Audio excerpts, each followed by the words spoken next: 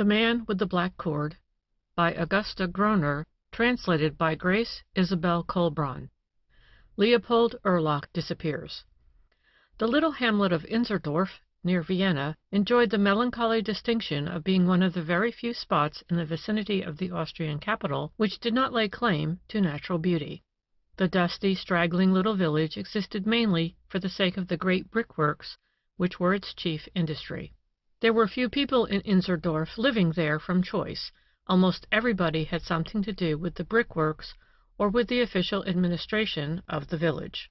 But here and there on the dreary expanse of open fields and moors lay the oasis of a private garden or small park, surrounding its dwelling-house, and in its turn hidden from the passers-by on the high roads by tall brick walls.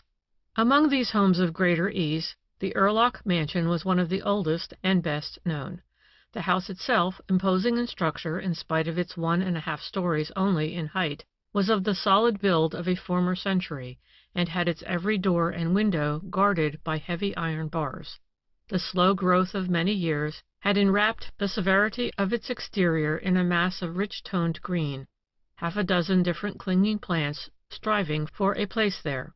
This rather unusual completeness of nature's encroachment gave the building the popular name of the greenhouse. Mr. Leopold Urlach, the owner of this attractive property, was neither popular nor gregarious. Few visitors passed the heavy gates in the high brick wall that enclosed the pleasant, well-kept garden with its wealth of flower-beds under spreading trees. On a bright September morning, warm even for the season, although following a night of storm, the greenhouse dozed in its customary quiet. The gardener moved silently about the grounds at his task of gathering up the leaves and twigs torn down by the night wind. Within the kitchen, Mrs. Theresa Tunner, Mr. Urlach's cook and housekeeper, stood at the table preparing her master's breakfast tray. Her movements were slow and heavy, and the expression of her worn and haggard face, which yet gave evidences of refinement beyond her station, was more than usually distraught and uneasy. She caught herself 2 or 3 times in little forgetfulnesses of the daily routine, even in such a simple matter as preparing the breakfast, and it took a visible effort for her to pull herself together. She was well aware of the fact that any carelessness coming to Mr. Urlach's notice might cost her her place, for this elderly bachelor was a very particular and exacting employer, and there were many changes in his household force. The few people who had occasion to observe it were rather surprised that a woman of so sensitive a nature as Mrs. Tunner could have endured his eccentricities for nearly 2 years. When the tray was finally ready and carried into the dining-room, Mrs. Tunner was relieved to find that Mr. Urlach was not already seated there, as was his usual custom. It gave her time to cast a last glance around and to see whether everything was in order. Then she returned to her own room, which lay between the kitchen and the dining-room, and through which she had to pass when going to and fro between these rooms. She left the door into the dining-room open that she might hear Mr. Urlach when he came out from his own bedchamber. Mrs. Tunner sank down into a chair, and her eyes, full of dreary despair, glanced abstractedly about the neat little apartment. Suddenly she started. A quick flush mounted to her faded cheeks, and she sprang from her seat. She had caught sight of a bright-colored piece of silk, a man's neck-muffler, which lay thrown over the arm of the sofa. She snatched it up and threw it into a cupboard drawer, looking about uneasily. Then she relaxed into troubled thought again, until suddenly the realization that Mr. Urlach had not yet entered the dining-room penetrated her consciousness. She glanced at the clock and saw that the tray had been standing on the table for 15 minutes. She rose, took the hot milk and the coffee back to the kitchen and put them on the stove. Then she went to her own room again, but a feeling of growing unease would not let her rest. Such a change in her employer's methodical habits was unprecedented. Mrs. Tunner walked slowly into the dining-room and stood there waiting and listening for some noise from her master's apartment. In the utter stillness of the heavy-walled house, her own breath seemed to stop, as she stood there with her hands pressed to her heart. Then, as if driven by some impulse she could not understand, the woman moved forward slowly until she found herself in the hall in front of the bedroom door. Here she knelt with her ear to the keyhole and listened again. Not a sound, no moving about, not even a breath, came from within. The kneeling woman rose suddenly to her feet and fell back against the door-jamb, her face ghastly pale, her lips parted in a gasping sob. Her heart stood still before the sudden horror that had seized it. She controlled herself with an effort and turned the doorknob resolutely. The door was locked on the inside, another most unusual thing. But in spite of its unusualness, this fact seemed to bring relief to Mrs. Tunner's mind. She moved quickly to the next door down the hall, which led into Mr. Urlock's study. This door also was locked on the inside, and again Mrs. Tunner felt a surge of relief roll over her troubled mind. But it was only momentary. The dread came back again, and she beat at the door, rattling the knob and calling her employer's name loudly. No sound came from within the closed rooms. "Oh, what is it? What is the matter? What has happened?" exclaimed the woman. She ran to the front door and found it locked as usual. The outer iron gate was also locked, and the keys of both doors were presumably in their usual place on the little table near Mr. Urlock's bed. The now thoroughly frightened woman hurried back to the dining room and through it and her own room to the kitchen. The straight broad hall that ran the length of the house was divided 2/3 of its length by a cross wall, so that it was necessary to go through the dining room to reach the kitchen and the back door. As she passed through her own room and also in the kitchen, Mrs. Tunner cast a glance of anxious scrutiny in every corner. Some hideous unspoken fear lay in her eyes, crushed down by a conscious effort of the will. She paused in the kitchen for a moment, and then went to the back door of the house and called to the gardener. Andreas Till, bending over a flower bed, looked up with a start as he heard the woman's voice. For in spite of Mrs. Tunner's effort to control herself, the words came in a tone of agony. "What's the matter?" cried Till, running up to the door. "Mr. Urlock, he hasn't come out of his room. I don't hear him moving about." "Well, what is there to be frightened about in that?" Come to his room." "Did you knock?" "Of course." "Well, come on. Let's see what the matter is." In spite of his bluster, the gardener felt the contagion of Mrs. Tunner's anxiety, and he followed her into the house with a grave face. They knocked and beat at the doors, shook the knobs and called loudly, but still there was no sound from within. Maybe he's gone out," murmured Mrs. Tunner between pale lips. "I've been up since dawn," answered Till. "He's not gone out since then. Anyway, I opened the little gate myself an hour ago, and it was bolted then. He couldn't have bolted it behind him." "But the great gate?" "The iron bar was in its place. The bar that locks it from the inside, you know." As the gardener spoke, he bent to look through the keyhole. He saw a pale glimmer of light within the darkened bedroom, and the stale odor of heated oil came to his nostrils. The little night light by the bedside was still burning. "The key is inside," said Till. "He hasn't left his room." The two looked at each other with an anxious question in their eyes. "I'm going to the factory to get a locksmith to open these doors. I'll ask them to telephone for the doctor, too." With these words the gardener started on a quick pace back into the kitchen. Mrs. Tunner followed, panting. "You needn't be so frightened," said Till when he saw her face in the bright light. "Old people like that can have a stroke easy, or go off into a fainting fit." Oh, let us pray that it's only a fainting fit," gasped Mrs. Tunner. The gardener shook his head, surprised at the agony in her voice. "Why, you're all shook up. You'd better go over to my house, or I'll send my wife here to you. Hello, who's that?" he exclaimed as the bell of the back door jangled over their heads. When the gardener had left the room, Mrs. Tunner sank into a chair, and dropping her arms on the table, she buried her face in them, sobbing convulsively. "Oh, thank God, she gasped between her sobs. "Both doors are locked from the inside. No one could get into his room. No one. It must be only that he is ill." When Till and his wife came in a few moments later, they were surprised at this evidence of emotion on the part of the usually silent, reserved woman. "Don't take on so," said the gardener. "We'll have the doctor here soon. Faulkner dropped in to see if there was any work for him after the storm, so I sent him over to the brick factory. He's younger and quicker than I am. He ought to find somebody there by this time, and we'll have those doors open in a jiffy." Then the three sat down to wait in a silence broken only by Mrs. Tunner's gasping breath and an occasional murmur of sympathy from little Mrs. Till. The brick factory was less than half a mile distant from the Urlock property, and in a short time the assistant gardener, Faulkner, came running up the garden path, followed by a locksmith. The group of frightened servants watched the operation of opening the door, and then peered anxiously into the dimly lighted room.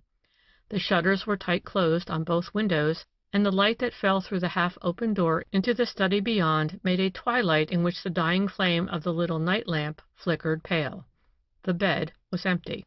The housekeeper hurried to the windows and threw open the shutters. Then she looked around her. Leopold Urlach was not in his bedroom. Till went through into the sitting-room, and in a moment his voice came to the listeners in a note of surprise and fear. "He's not here either." "Not there either?" repeated Mrs. Tunner, bewildered. The locksmith, a young man with an intelligent face, held back Mrs. Till and Wagner in the corridor. "You stay where you are," he said. "There's something wrong here, and you'd better keep out of it." "It's enough to drive one crazy," said Till, mopping his brow. Mrs. Tunner stood as if dazed, and the gardener had to fairly push her back into the corridor. "You go in and look," he said to the locksmith. "I can't find him. He's gone." "Then I don't see what good my looking can do. I've done all I can. I'm willing to give my testimony about the doors to the constable when he comes." "Oh, yes, we must send for the constable.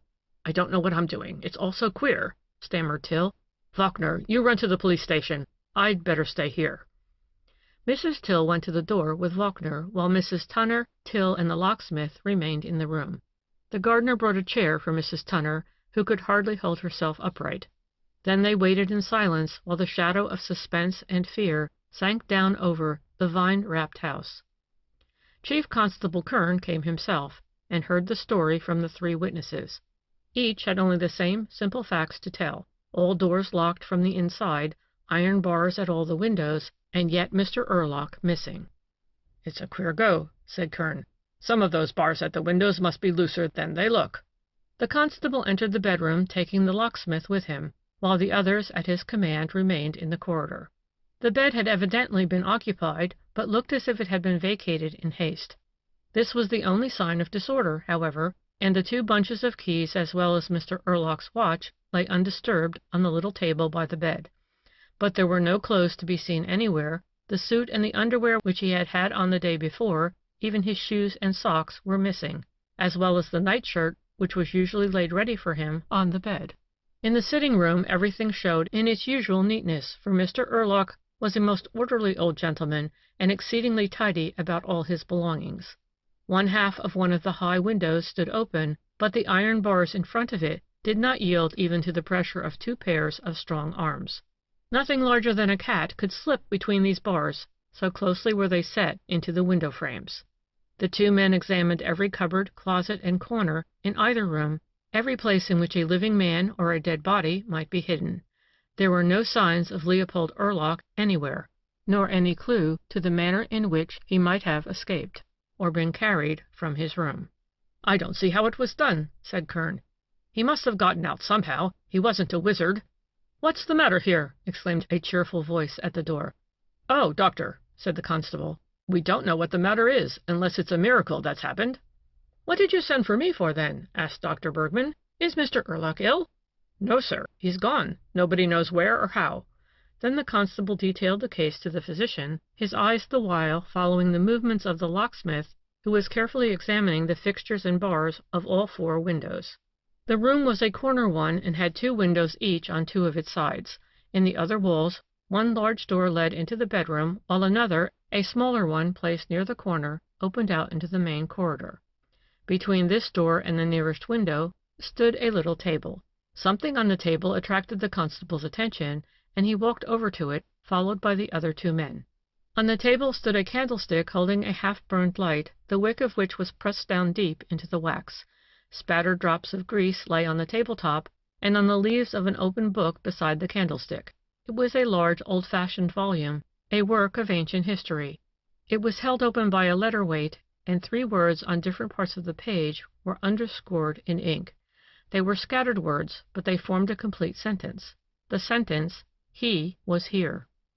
A few hours later the official police commission from Leasing, the county seat to which Inzersdorf belonged, had taken possession of the Urlach mansion, and was in official charge of the case.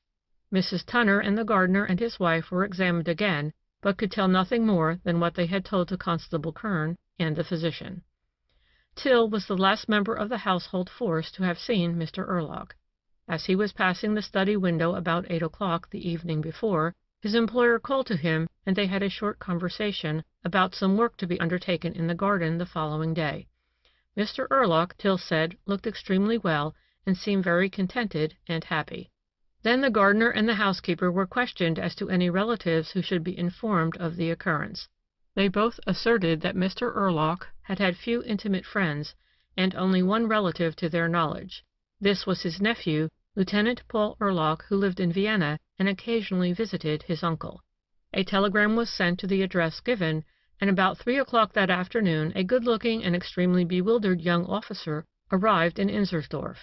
As he was the next of kin and only representative of the missing man, the police did not dare to undertake the opening of the safe without his presence. Lieutenant Paul Urlock had nothing to say that could throw any light on the mystery. If there was a secret passageway from the room, a passageway which might have been known to the owner of the house, or to whoever it was that had carried him off, his nephew knew nothing about it. He also had very little to say, likewise, from a lack of knowledge, about the missing man's financial standing. Paul Urlock was a frank, sincere nature, and had little in common with his crabbed and eccentric relative. The fact that he was his uncle's sole heir made their association doubly difficult to both. The elder man was of a petty and suspicious nature, and had his nephew given evidence of any affection or interest, Leopold Urlock would doubtless have thought it an intentional flattery. Paul felt this, and never came to see his uncle unless by special invitation.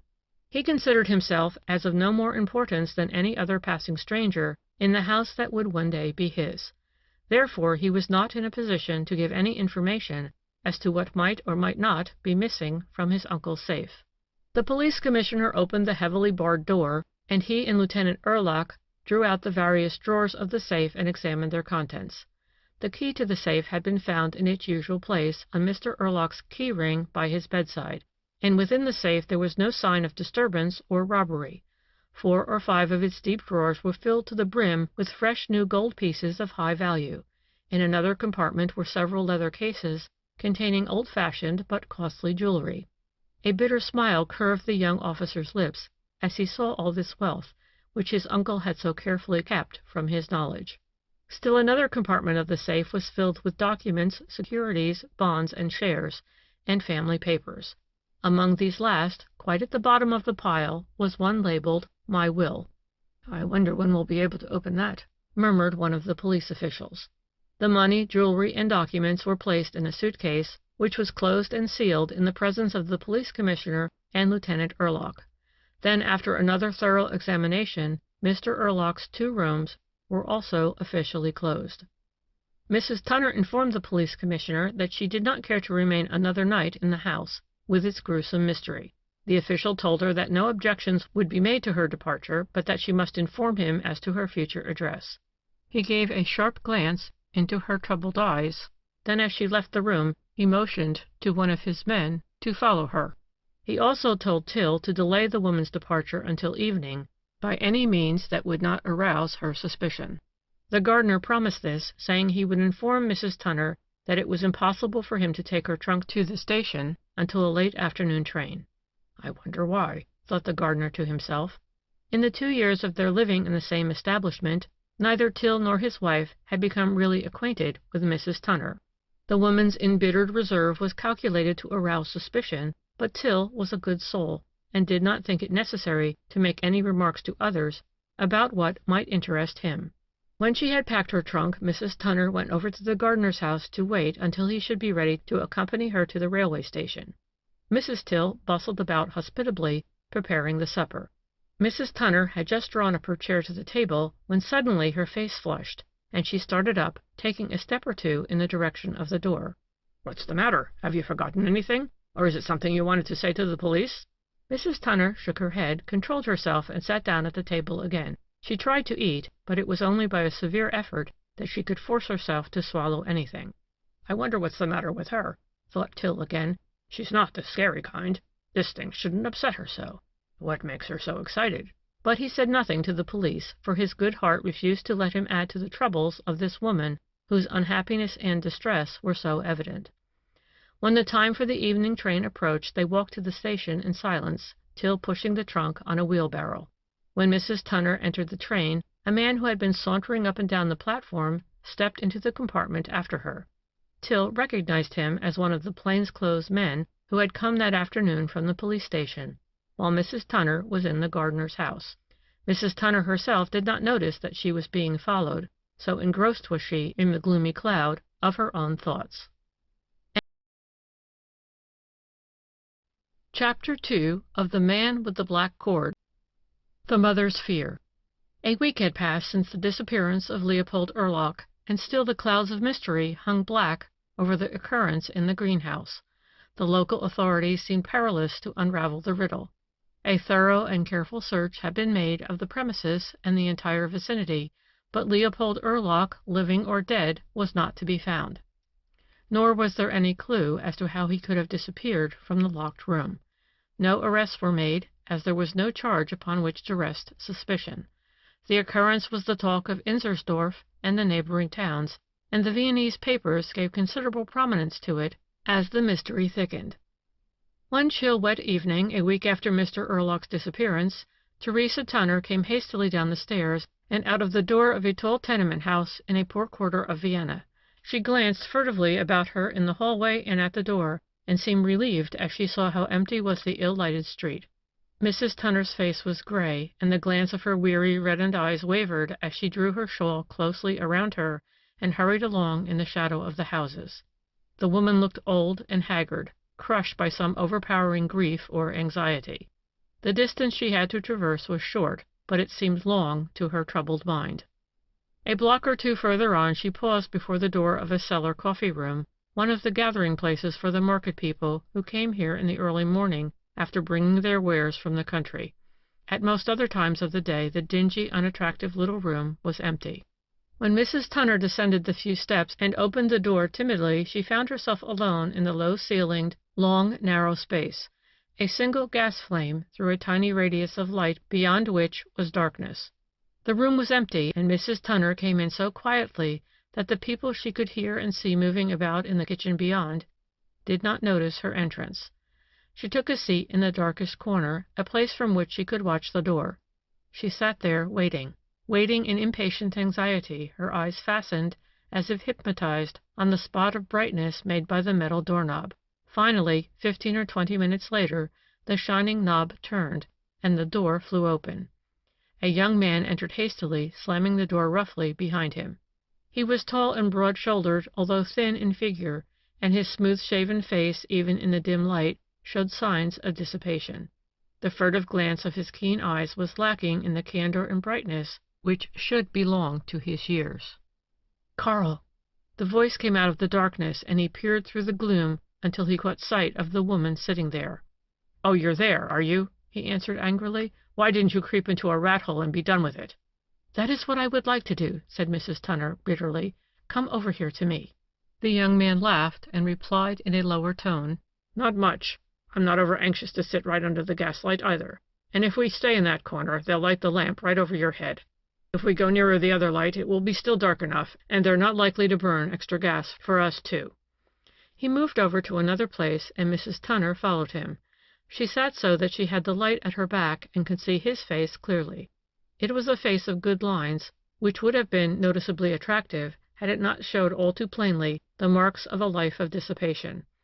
The woman's eyes seemed to drink in its every feature with a look of love that was like physical agony. In spite of the hollows drawn by years of sorrow and toil in her own face, there was enough resemblance between the two to mark them as mother and son. "Did you just come in, too?" he asked. "No, I've been here some time." "And no one saw you yet?" he continued. When she shook her head in reply, he drummed on the table with a knife, and the door at the end of the room opened. "Why, there's someone here!" exclaimed an astonished voice, as a young woman peered out from the kitchen. Karl Tunner ordered 2 coffees, and when the woman had returned to the kitchen, he addressed his mother again, in a low but impatient tone. "Did you bring the money?" Mrs. Tunner straightened up suddenly, the sadness in her face giving away to a look of determination mingled with burning anxiety. "Why are you going away now? Why do you have to go so suddenly? What is it that is driving you away? Just now? Now that—" She stopped and looked at him, her whole troubled soul in her eyes. Karl stared at her at first in astonishment, then his eyes dropped, and he moved his hand mechanically over the tablecloth. "Answer me," commanded Mrs. Tunner. The boy raised his head again with a look of defiance. I'm going away because I happen to want to, because I can't find anything to do here, because I have to go away, if you must know. Any more you'd like to ask?" "Karl!" "Yes, that's my name." "Then you have sunk as low as that?" "Pretty low, and it's your fault." "Mine? My fault?" "Whose else? Who's going to help me if not my own mother?" "Haven't I helped you many times?" "But your affection seems to have a limit. You said just now—" Karl Tunner broke off his speech as the woman came out of the kitchen with the tray. After serving them she started towards the next gaslight, but Karl motioned to her that it would not be necessary. The woman, who was quite pretty, smiled in answer to his impudent glance, and left them alone again. Karl put his spoon in his cup and began to pick off the skin formed by the hot milk as carefully as if he hadn't another thought in the world. His mother clenched her fists and almost hissed through her closed teeth. "What's the matter?" said Karl lazily. "Everything," she began, in a tone that was low but piteously hard. "Yes, you are right. There is a limit to my affection. I seem now to be able to see clearer than a mother usually does. I have always been able to see your faults, and I see them all the more clearly now. Try as I may, I can find no excuse for them. You have not inherited them, and I have done all I could to bring you up properly, to make an honest man of you. You have never heard me utter an untruth. You have never seen me idle or exacting, and yet you are a liar. You are lazy, seeking only your own pleasure, no matter at what price. No, don't interrupt me. If you don't want to drive me to despair, let me talk now. I sit here like a beggar woman, with my son who is no better than a tramp and a vagabond." "Mother!" he hissed. "It is the truth, my son," she exclaimed bitterly. "You, the grandson of a general, the son of a noble father, you are nothing but a tramp today, perhaps even worse, much worse." "Mother, what do you mean?" "What is it that you think me capable of, then?" Karl's voice shook with anger, in which there was a note of fear.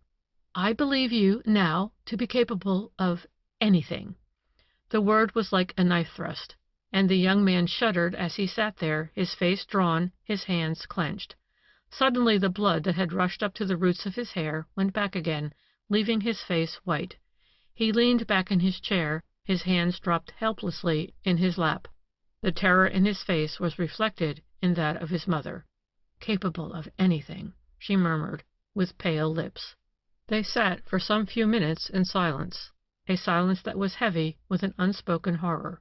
Finally the woman regained control of herself. "I believe you capable of anything," she said again. "Of course you know why I am no longer in the greenhouse, why I am now living in my former cook." Again she paused. "Now you might speak, and yet you will not," she continued, her lips trembling. "I can imagine why you sent that suspicious-looking messenger to ask me to meet you here. You didn't dare to write me.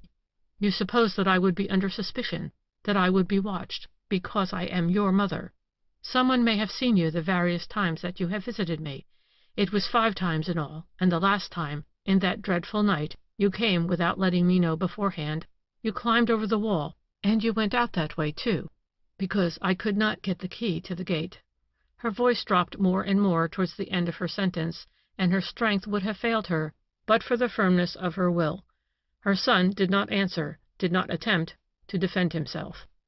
"It is only now that I am forced to believe you capable of anything," she began again, her voice growing harder. "Now that you tried to make me the instrument of your greed, of your criminal desires, now that you dared to demand of me that I should ask Erlach for money, and said that if he would not give it to me, you would get it from him. I do not know what it was you intended to do, to obtain money from a miser like Erlach. I did not ask you, I turned you from the door. When you had left me, I fainted. I do not know how long I remained in that condition, and I do not know what happened during that time. I realize only now that you are the sort of man who would force his way into a strange house to get what he wanted." She stopped and sat still, scarcely breathing. Still there was no answer from her son. "I must get out into the air. I am ill," she murmured. She put her hand into the pocket of her dress and laid a purse on the table. "Here are 500 crowns. You can get away with this. I have no more. I have helped you too often. In the purse is a slip with the address of Katie's sister. Write to this address when you have found some place where you are safe. Karl, I am going now. Haven't you a word for me?" Karl Tunner did not raise his head. He had neither a look nor a word for the mother who had sacrificed everything for him, for the mother who, brought up in a home of luxury, had worked for years in menial positions to support him in idleness.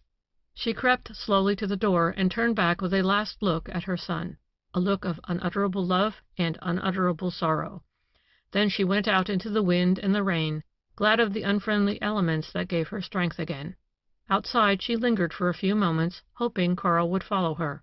When he did not come, she feared to attract attention by standing there, and walked on slowly until she came to the open door of a church.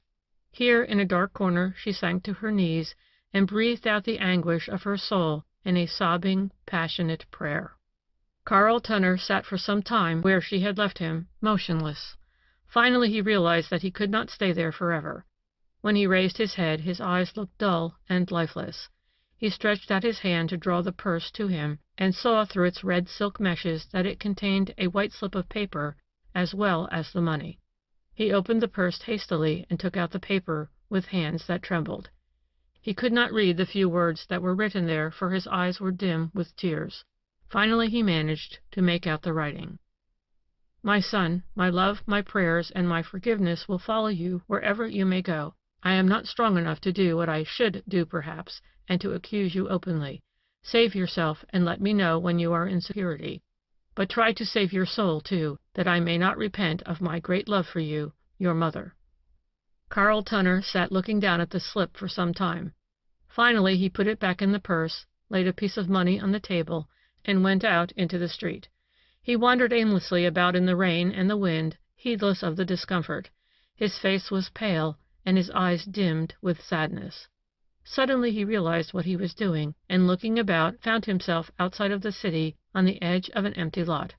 Ridiculous! How foolish of me! He murmured and turned brusquely. But in spite of himself, his step dragged again, and the same sentence that circled through his brain and had driven him out into the night stood clear as if in letters of fire before his inward vision again. He dropped down on a stone by the wayside and buried his face in his hands, groaning aloud. She believes me capable of anything, and oh God, it is true, it is true. Chapter 3 of The Man with the Black Cord. Joseph Muller takes up the Erlach case. 10 days after Leopold Erlach's mysterious disappearance, Dr. Franz Lehr, Commissioner of the Criminal Police in Vienna, sat in his office in earnest conversation with his good friend, Lieutenant Paul Erlach. The young lieutenant's attractive face looked worn and strained. After the usual first phrases, Dr. Lehr asked the question that had been on his mind since his friend entered the room. "You're not looking a bit well, Paul. Has your uncle's disappearance anything to do with it?" "I don't mind your asking that," replied Lieutenant Erlach with a bitter smile, "but I'm afraid there are a number of people thinking that same question without asking it. Here, read this letter, the second of the kind that I have received. This is what brings me to see you this morning, not only a desire to chat with you." "Well, I wondered," laughed Lehr, "but you really look as if this affair meant a lot to you. Now don't get angry, I mean it looks as if you were really greatly interested. And yet I understood that there was no particular love lost between yourself and your uncle." "Quite right." "Then what's the matter now? These letters? Anonymous letters?" "Naturally. Letters like this are not usually signed." Lehr opened the envelope that was handed him. A man's hand disguised. What is it he has to say? Debts, card. Debts, other. Debts, difficult father-in-law. And a missing uncle. That's a rather good combination. The uncle will be found sooner or later, dead of course, and no traces left by which anything could be discovered. Then the heir can come into possession of his fortune. Prost Mahlzeit, one who knows. "A rascal, and a cowardly one at that," said Lehr when he had read the letter. "When did you get this?" "This morning." "Will you leave it here with me?" the Commissioner asked. "And you haven't an idea who wrote it?" "Not an idea, not the faintest suspicion. But the clause about the father-in-law is news to me. I didn't know you were engaged. My heartiest congratulations." "Can't accept them, I'm sorry to say. I am not engaged yet. I haven't even spoken to her. Why should I? I don't want to bind her when I can't marry her. She shall be free." "But you love each other, and there's someone who knows it, and who isn't pleased at the fact." "Yes, I have thought of that already," said Paul. "It was a natural conclusion. It will be more difficult, but not too much so, possibly, to find out just who he is." "How am I going to do that?" "With the help of the lady you wish to marry." "Nellie? Nellie's her name, is it? It's a pretty name. I suppose the lady herself is equally attractive." Paul Ehrlich smiled up at his friend, a smile of happiness that was tinged with melancholy. "I shan't try to describe her. What's the good? What's the good of even thinking of her? It only saddens me." "What's the trouble?" "We can't either of us raise the money demanded by the law. Her father, he's retired now, was my superior officer, went bond for a friend and got caught. What's the use of talking about it? But to this matter, how can I drag Nellie into this? How can she help us?" "She can help us very much. I am taking for granted that this letter was written by a rival in love. What were the contents of the other letter you speak of?" "Just about the same as this." "Umph! The writer has very little imagination and few ideas." "It's postmarked Linz," said Ehrlich. The Commissioner laughed. "That shows how little you know about those things. A letter can be sent from anywhere through a third party. Under the circumstances, the fact that you are not yet engaged, I mean, the writer's knowledge of your interest in Miss Nellie, and hers in you, shows that he must be someone who is also interested in the young lady. She must know who her various admirers are. A woman always does. You ask her about it. It is the only way. Mercy, what's the matter? Why that deep sigh? Are you really so badly in debt?" The Commissioner bent over to look his friend in the eyes, a sincere sympathy in his own glance. The lieutenant shook his head. "That's a lie about the card debts," he said sadly. "I got out of that by going more deeply in debt to a moneylender. It's a burden, of course, but at least it's not a debt of honor. But how am I going to face Nellie and her father with a letter like this, casting doubt on my honor?" "Now that's ridiculous," said Lair calmly. "An anonymous letter hurts nobody, throws no slur on anybody but the writer. Your prospective father-in-law, if he's a man of sense, will tell you that also." "But there's another thing," said Paul. "How do I know that the suggestions in this letter are not being circulated as gossip among my acquaintances? How do I know that malicious hints are not being thrown out, even going so far as to accuse me of having a hand in the disappearance of my uncle?" "Yes, that's a more important side of it," said the Commissioner, holding out his hand to his friend. "Call on me if there is anything I can do for you in the matter. In fact, I was about to ask you to put the case into our hands, although from another reason." "What other reason?" "This anonymous writer appears to know so much about your uncle's disappearance that it might be he had a hand in it himself." "Oh!"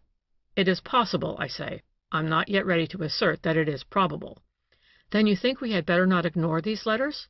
"We must not ignore anything that might in any way have to do with your uncle." "That's true. I'll be very glad if you will give me your advice in this matter. You see here what the man says.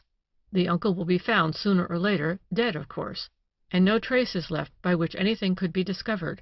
Then the heir can come into possession of his fortune." Lair interrupted hastily. "That is very important.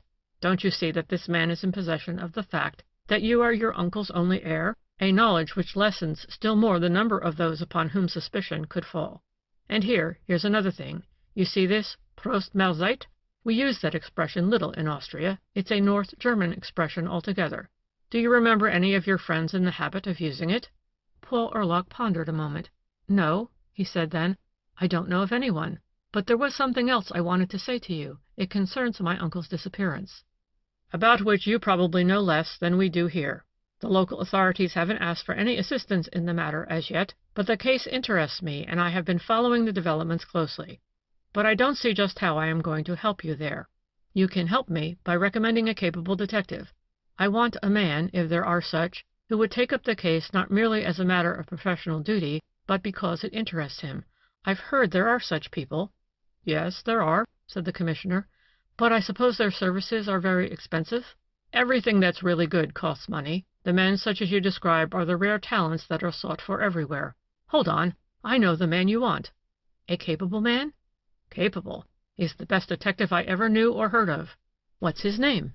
"His name is very unimportant. He has 100 names and 100 different disguises, and in every one of them he has done marvelous things. But the name he was born to is Joseph Muller." "A very ordinary-sounding name." "It suits the man's ordinarily quiet appearance. He left the force some time ago, but he is still busy as a private detective." "I don't suppose I could afford it," said Ehrlich sadly. "Anyway, I should have to suggest to him a rather peculiar method of payment." "What do you mean?" asked Lair. Ehrlich flushed hotly and looked embarrassed. You never thought of me as avaricious, did you?" Lair laughed. "The last person in the world. What's the trouble?" "And yet I can't seem to think of anything else these days except Uncle's money.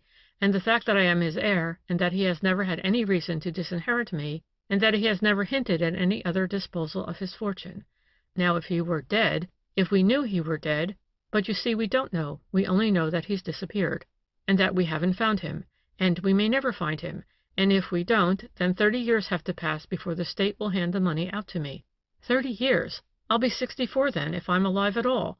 I keep thinking of this all the time, and I despise myself for doing so. There's no reason why you should, said the Commissioner. It's perfectly natural of you to feel that way. Anyone would in your position. I quite understand that it is a matter of the greatest importance for you to discover proofs of your uncle's death, if he is dead. And I think I know what you mean by the peculiar method of payment. You mean you want a detective who will undertake the case on his own risk, because if he discovers proofs of Leopold Urlach's death, you will then be in a position to pay him well. Am I not right? Perfectly, said the lieutenant with a faint smile, and I'd much rather you'd say it than I. You're ridiculously sensitive, continued the Commissioner, pressing a button on his desk.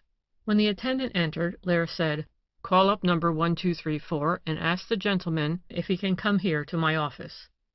You must telephone Muller pretty often if you know his number so well, said Paul Urlach. The Commissioner laughed and wrote out the numbers 1234 on a slip of paper. It's easy, you see, he said, then turned to the attendant, who re-entered. Mr. Muller will be here in 20 minutes, said the man. Lear nodded and turned to Urlach. Can you wait? I'll run across to the café to say a word to a friend who is waiting for me there, and I'll come right back. You'll find Muller a most original person, but you mustn't judge of other detectives from him. He's what you might call a white crow, a very remarkable man in every way. He is one of the really wise people in this world, those who understand everything and can forgive everything. He is almost a rich man now, and has a very comfortable little home. I visit him occasionally, and it is always a most enjoyable evening. The woman who has kept house for him for many years is a former thief, who has served a term in prison. His coachman and his gardener are also released convicts. They'd go through fire for him. He certainly must be an unusual man. He is indeed, a man of remarkable capability. We'll not find another like him on the official force. We hated to have him go, but he has one serious fault. That's interesting. What is it? His heart runs away with him. Why, what do you mean? I mean that when he has discovered the criminal, solved the problem that no one else could solve, then he's so sorry for this criminal that he helps him to escape. Why, that's delicious. Really, it's great. It does sound attractive. And after all, it's practical, too, for there are several times when he has saved the innocent family of a criminal from shame and disgrace, because some of those he warned have taken the matter into their own hands and played the executioner themselves, thereby saving time and money for the state as well. I certainly am curious to meet such a man, said Urlach. I'll run down now and be right back. As he stormed up the stairs on his return, Lieutenant Urlach almost ran down a man, slowly and quietly, going the same way. I beg your pardon, he exclaimed hastily, without turning, and disappeared into the Commissioner's room. Isn't he here yet? He asked. He's too punctual to be here yet. There's still 15 seconds' time. There he is at the door. As I told you, he is very punctual. The door opened, and on the threshold stood the middle-aged gentleman whom the lieutenant had collided with on the stairs. Good morning, Commissioner, he said in a gentle, pleasant voice. Dr. Lear greeted Muller cordially and introduced the two men. The detective placed his hat carefully on the table and settled himself comfortably in the chair which Lear had placed for him. Then he said, Well, gentlemen, I am ready. What can I do for you? The impressionable lieutenant felt a wave of sympathy and confidence fill his heart at the calm, steady glance of the older man's quiet gray eyes. In spite of the simplicity of Muller's bearing, there was an authority about it that seemed to invite reliance on his capabilities. The young officer began at once. First of all, Mr. Muller, I must explain to you that I am a poor man and not in a position to pay for detective work. Muller finished the sentence calmly. Suppose we talk about the case, sir, and leave the unimportant details until later. But it isn't unimportant for me, this matter of putting myself under obligation to anyone, continued the young officer gravely. Before I dare take advantage of your valuable services, I wish to have it clearly stated that it is only possible for me to pay for them when, and if, my uncle's death is proven. If he is not dead, it will only be possible for me to pay you slowly in installments, after I have worked off other debts previously contracted. I feel that I must explain this first before taking up any more of your time." Erlach leaned back in his chair with a deep breath. Muller smiled pleasantly. "Well, now you have explained it, Lieutenant, and I understand perfectly. Now let's talk about the important matters. What opinion have you formed about your uncle's disappearance?" "Then you've been following the case in the papers, and haven't come to any conclusion yourself yet?" The detective shrugged his shoulders. "Neither have I," continued Erlach eagerly. "Although of course it is easier for me to overlook this case than it would be for you, as you know neither the person nor the neighborhood in question." A scarcely perceptible smile hovered on Muller's lips, a smile noticed only by the police commissioner, whose eyes gleamed in response. Dr. Lair took out his cigar case. "This looks to me as if it were going to be a lengthy conference," he said. "Suppose we have a cigar." "My uncle was a bachelor," continued Erlach. "The newspapers mentioned this point also, but what they did not mention was the fact that no woman has ever been concerned in his life at all. I am telling you this now, that you may not waste time in the usual search for the woman in the case." Muller bowed lightly, and the young officer kept on with his report. "My uncle had no vices and very few secrets in his life. He was 65 years old when his mysterious disappearance occurred, and his life had been so absolutely commonplace that this happening is quite incomprehensible. As to his servants, the gardener Till and his wife, and his housekeeper, Mrs. Tunner, were the only ones there at the moment. The Tills had been with him for 14 years, Mrs. Tunner had been in Uncle's service only 2 years, but she had proved herself faithful and willing, and had given many evidences of the fact that she was not in the least greedy for money." "May I ask how you know all this about the servants?" put in Muller. "I understand that you were not on any terms of intimacy with your uncle." Erlach sighed deeply. "It wasn't easy to get on with him," he answered. "He was distrustful and believed no good of anybody. If I showed friendliness or affection for him, he would have taken it for toadyism, and yet he was continually accusing me of ingratitude and coldness of heart because I did not bother myself more about him. I don't see exactly how I could have done it.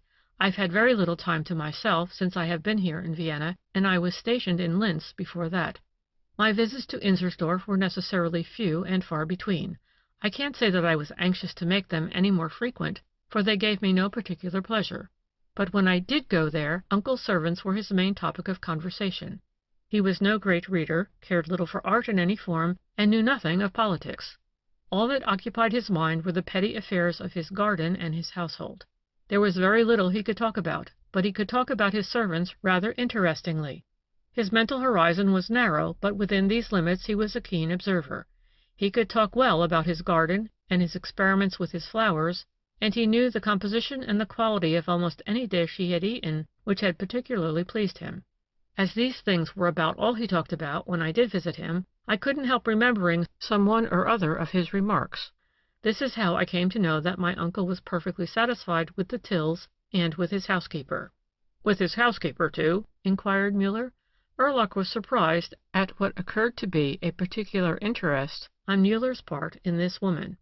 Like the gardener Till, the young officer had noticed Mrs. Tunner's look of anxiety and trouble. He had always respected her quiet reserve and faithfulness to duty, and like Till also, he did not wish through anything he might say to bring more worry and trouble to this woman. He cut in hastily now.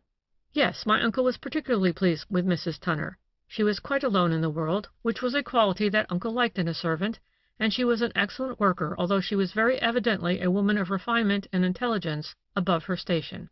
She was the most economical housekeeper uncle had ever had, and when he was sick she took the best care of him. He told me several times that he had never been so comfortable. It does not seem to me in the least possible or necessary to connect this woman in any way with my uncle's disappearance, although I know that the local authorities have considered it a possibility." "One must not neglect any possibility in a case like this. Perhaps even the possibility that I might have something to do with it?" exclaimed the lieutenant in a tone of irritation. "Even that possibility must be taken into consideration." "Sir!" "We are merely talking of all the possibilities which might be concerned in this still unexplained case," replied Muller quietly. "You have told me much of importance, Lieutenant, but even you have not been able to shed any light upon the most incomprehensible part of this mystery." "You mean the locking of the doors on the inside?" "Yes, and then when one considers the way the house is built—" "What do you know about the way the house is built?" interrupted Erlach, in surprise which was increased by the detective's answer. "I obtained a plan of the house a few days ago." For when 4 or 5 days had passed and nothing had been discovered in this case, the matter began to interest me." The lieutenant gave an exclamation of astonishment, and the police commissioner smiled as he said to himself, "That was a real Muller trick." The detective turned to him now. "You'll be interested to see the scene of the mystery, Dr. Lair," he said. "I have the plan in my pocket here. Let's have a look at it." The commissioner laid down his cigar and bent over the paper. The young officer sat still in surprise at this man who had already taken up an investigation of the case, even before he was engaged for it.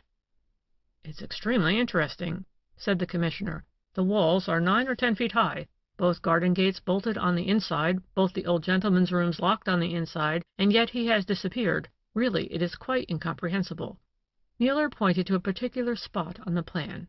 "Right here, at that spot of the brick wall which lies opposite the gardener's house and the stable, somebody has climbed either in or out recently." "How do you know that?" exclaimed Erlach. "I have been examining that spot." "You were there?" The detective smiled at this unnecessary question. "It must have been a young man, or if not young, still very active." "Who told you that?"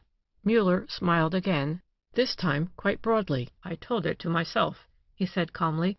"I'm no longer young, but I'm still quite active, and I climbed over the same place myself." "You were in the garden, too?" "Yes, I was there for 4 hours. Quite time enough to get wet to my skin, for it was raining hard. But I was rather glad of the rain, because it gave me the assurance that there would be nobody else prowling around in the deserted estate. No one saw me go out, either, for I did not leave until it was quite dark." "Did you go into the house, too?"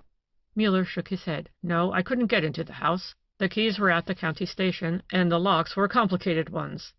The detective halted with a laugh, and the commissioner, laughing also, completed the sentence. "So you couldn't open the doors with your own instruments?" "Exactly.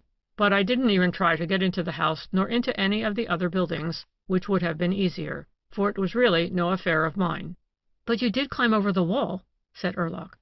"Exactly. I thought I might take that much interest in the matter. And I didn't even do that until I was quite convinced that someone else had done the same thing a short time before." "You're quite sure of that? And did you discover anything more?" "No, nothing more. There was no one anywhere about the place." A clock in the next room struck 11. Muller rose.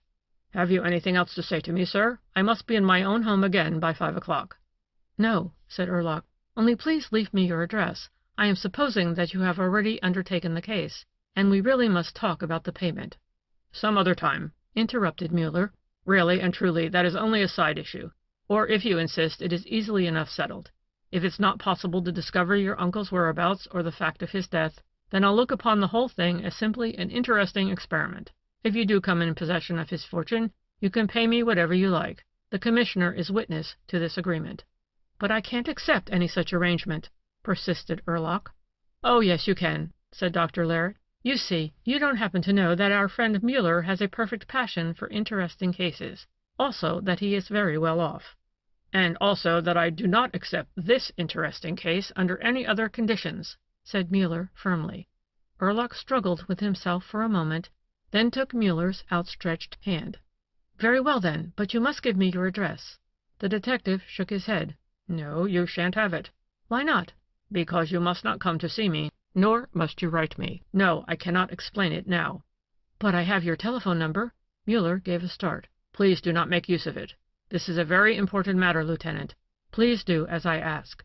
You may spoil an important line of investigation if you will not. You can send me news through the commissioner, or meet me here or at any place except my house, at any time you wish. Also, you can leave your address with me." When he had taken the officer's card, Muller turned to Dr. Lair. "And now I have to thank you, sir, for helping me to get the official charge of this most interesting case." The commissioner smiled. "I suppose you'll never lose passion for your work, will you?" he said. "When will you begin your investigations?" asked Erlach. "At once.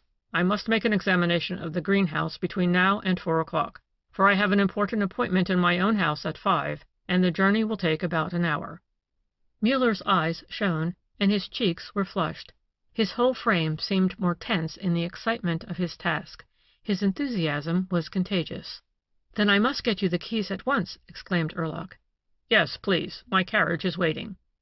As the little brougham drove rapidly through the streets, the two men inside sat in silence. Muller was no great talker, particularly not in the beginning of a case, and the young officer had not yet recovered from his bewilderment at finding the investigations, which he had thought to start, already in full swing. It lacked still some minutes of 1 o'clock when the carriage stopped at the courthouse in Leasing, but it was nearly half an hour before Muller could come into possession of the keys. Then he drove the lieutenant to the railway station and returned to his carriage. "Now, Heberlein," he said to his coachman, "drive me to the place where you waited for me 3 days ago." Again the carriage rolled along the high roads to Inzersdorf, past meadowland and ploughed fields, then again along a stretch of dreary wasteland which was known as the Black Moor. They turned off at a little dip in the road, down a grass-grown lane to a spot that was hidden from the main street by a heavy high willow thicket. Muller dismounted here and set out across the open land, above which floated a heavy mist. Several paths, some of them almost roads, led across this dreary stretch of country. Muller already knew the various directions of these roads. He knew also that 2 stately gardens, protected by their high walls, broke the monotony of this damp expanse of moorland. There were a few little streamlets flowing across it, hardly worthy the name, and yet wide enough to need a bridge. Muller crossed one of these bridges now, it was scarcely more than a plank, and took the path to the left. About 100 paces further he found himself in an avenue framed on either side by tall old beech trees. The avenue was not long and ended at a high green-painted iron gate in a brick wall. This was one of the entrances to the Urlach property. During his walk over the moor, Muller had been looking around him cautiously, and was satisfied that there was no one within sight. Nothing broke the silence of the dreary spot as he stood listening at the gate. He opened it and went in, remaining inside for 2 hours. When he came out he knew little more than he did before, but he had made one discovery. In the drawer of a cupboard in Mrs. Tunner's room, a drawer which was filled with old newspapers, he had found a man's silk muffler. It was a piece of cheap, brightly colored silk, of the sort affected by young dandies of the lower class. He had found it thrust in hastily under the papers. This attracted his attention, for everything else in the room showed him that Mrs. Tunner was an extremely neat and tidy person. She must have put the muffler in its place at a moment when she was in haste or greatly flustered about something, for otherwise she would not have been likely to keep the piece of silk in a drawer with newspapers. The last paper which had been put in the drawer bore the date of the 8th of September. The issue of September 9th lay in Urlach's room, and Urlach had disappeared on the night of September 9th. If nothing had happened in the house, Mrs. Tunner would probably have read the issue of the 9th on the 10th of September and would have placed it in the drawer. But on the morning of September 10th all was in confusion in the greenhouse. Mrs. Tunner's own room was in order, but the dining room and Urlach's apartments were in the same condition that they had been from the moment of the discovery. Muller knew that Mrs. Tunner had not been alone in the house after the discovery until the time when she had left it in the afternoon. He knew also that she had returned to her own room only to pack her trunk, and that this had been done in the presence of a constable. She had therefore not had time to take the muffler from the drawer in which she had thrust it, nor had she had time to put the muffler in the drawer, for she had taken only a few most necessary things with her. Now this muffler must have been put into the drawer on the morning of the 10th of September, before the arrival of the police commissioner, and there must have been some reason for the woman's desire to hide it. It had very likely been left in her room during the night of the 9th to the 10th of September, for Muller had discovered another proof that at some time during that night Mrs. Tunner had had a visitor in the kitchen. A tea service for 2 people, with remains of a light repast, was thrust in a heap on a corner of the kitchen table. The dishes used were the heavier kitchenware, quite different from the fine porcelain kept for Mr. Urlach. It was clear that Mrs. Tunner had had a visitor at some time in the evening after the hour when she had served her master's supper, for all the dishes used for this meal were clean and in their accustomed places. Muller was almost certain that he knew who it was that had visited Mrs. Tunner on that critical evening, and yet as he walked back over the Black Moor he felt that he knew little more about the mystery than he did before, but Muller had learned to be patient. He reached his own home a few minutes before 5 o'clock. It was a comfortable little old-fashioned house set in a garden, with hedge and wall protecting it from passers on the main street of the suburb. "Has the new cook arrived?" asked Muller of the young man who opened the door for him. "And has Mrs. Groner left?" "Yes, sir," said the young man, taking Muller's hat. "Send the woman up to me at once," said the detective, mounting the half-flight to his sitting-room. He stood at the window looking aimlessly out into the garden. The gleam in his eyes showed satisfaction with just a hint of curiosity. There was a knock on the door, and as he answered it, the old detective turned slowly round.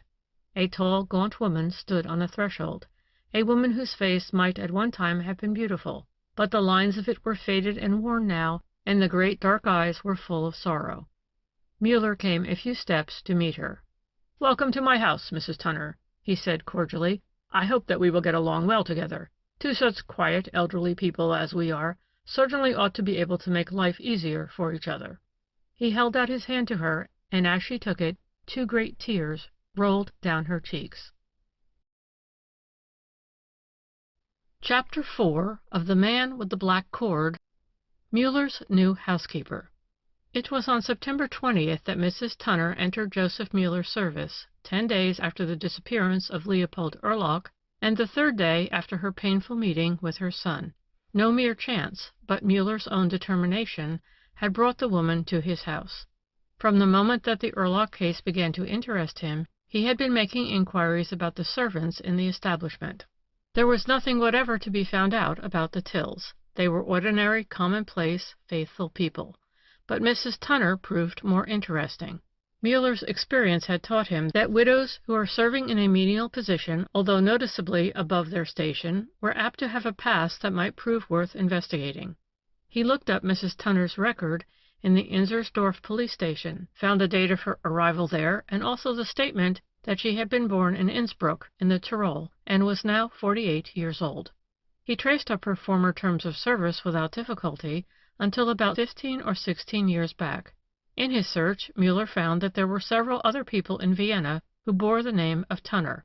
Only one of these people interested him. This was a man by the name of Karl Tunner, who was 27 years old, and who was also recorded as having been born in Innsbruck. This young man had wandered about the country a good deal, according to the record, and had had various professions.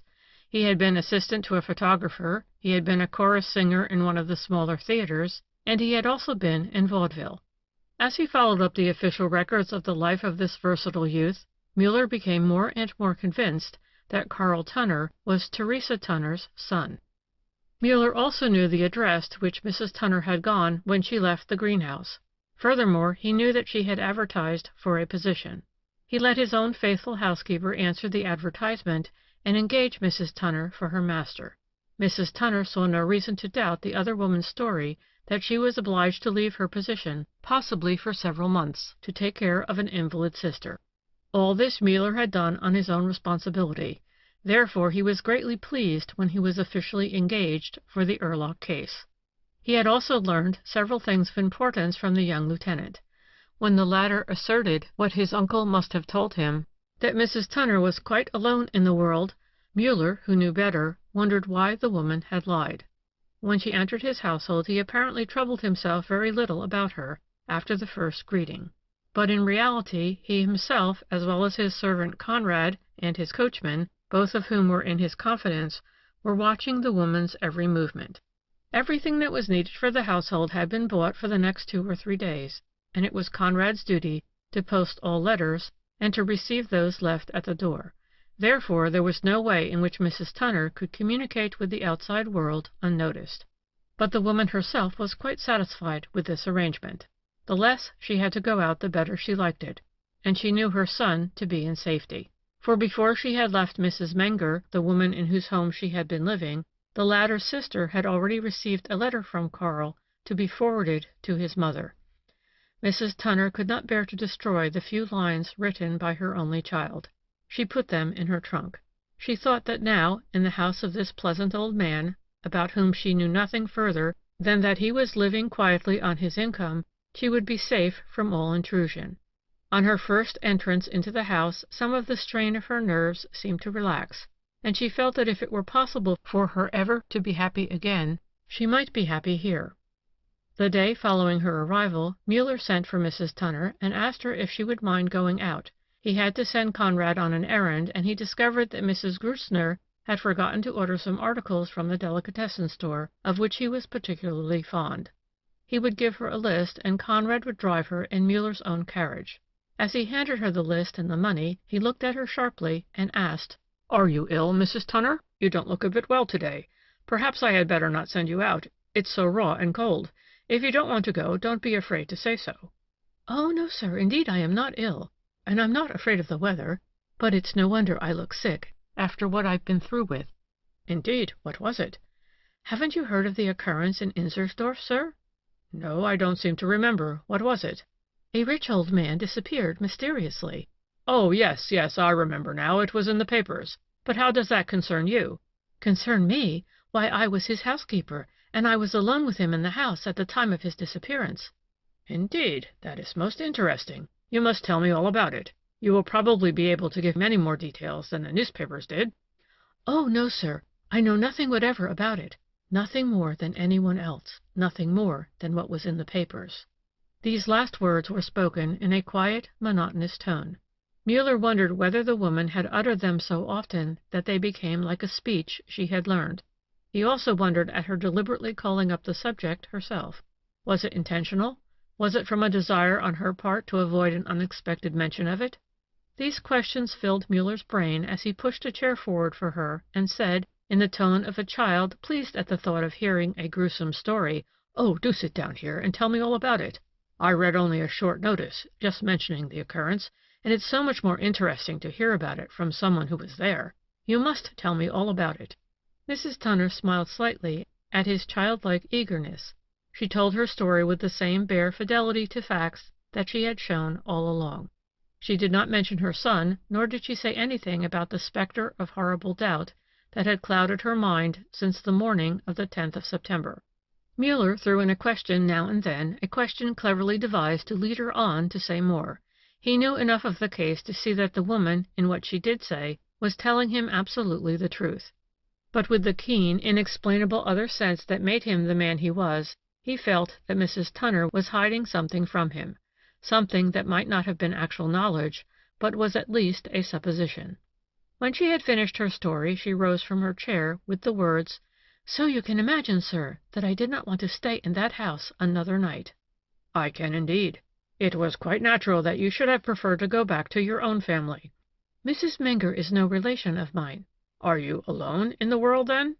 The question came quite naturally from Muller's lips. The woman hesitated a second or two too long. Then she said, "I have a son." "Indeed, and he is not with you here?" "No, I do not know where he is. I have had no news from him for some time. He is at sea. He is a sailor." The words came very slowly, heavily. Muller could see how hard it was for this woman to lie. He felt sorry for her. "That was very interesting. The carriage will be ready at 3 o'clock." Mrs. Tunner bowed, took up the coffee cups, and left the room. The detective looked after her, his face very grave. "Why did she lie to me? Anybody could see she was lying." Muller's face was very sad, for the woman had already aroused his full sympathy. Conrad and the new housekeeper drove off at 3 o'clock, and Muller went downstairs into Mrs. Tunner's room. He was now entirely alone in the house, and the little room looked out only on the garden. He drew the curtains and lit his tiny lantern, for it was a gloomy day and already almost dark. Then the detective started in on the examination of the belongings of his new housekeeper. There was little to be found in the cupboard and closet of the room. A few pieces of clothing only, neat and clean, but much mended, lay packed away in the drawers. Muller wondered why this woman, who had been through many years of service in well-paid positions, should be so poor, should have so little money to spend on herself. She must have had some use for her salary which deprived her of any advantage from it. Then Muller turned to the trunk. The lock was simple, and he could open it easily. It was only half full. A large package done up in white paper lay on top. Muller opened the package and found himself looking down at a handsome white satin gown cut in a style of several decades back, the costly stuff already yellowing from disuse. A white veil lay with the gown in the package, and a faded myrtle wreath. Muller's eyes grew dim with sympathy as he carefully rewrapped the package. Below it in the trunk were 3 smaller boxes. In the first he found a pair of baby shoes, worn and faded. Also a folded school composition book of the primary grade, on which stood in a stiff, childish hand the name Carl Tunner. In the second box was the uniform cap of a general of infantry, and a death certificate written by an Innsbruck priest to the effect that General Anton Maltner, Chevalier von Rauch, had died on the 26th of July, 1879. In the third box, which Muller opened after carefully closing the other two, were photographs, bundles of letters, and family papers. He sat down to the examination of this box, and it took him more than an hour.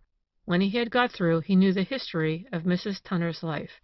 He knew that she had been brought up in luxury, in a high social position, that she was the daughter of a general and wife of a man of means, but that death and reverses had left her alone in the world to bring up her son by her own efforts.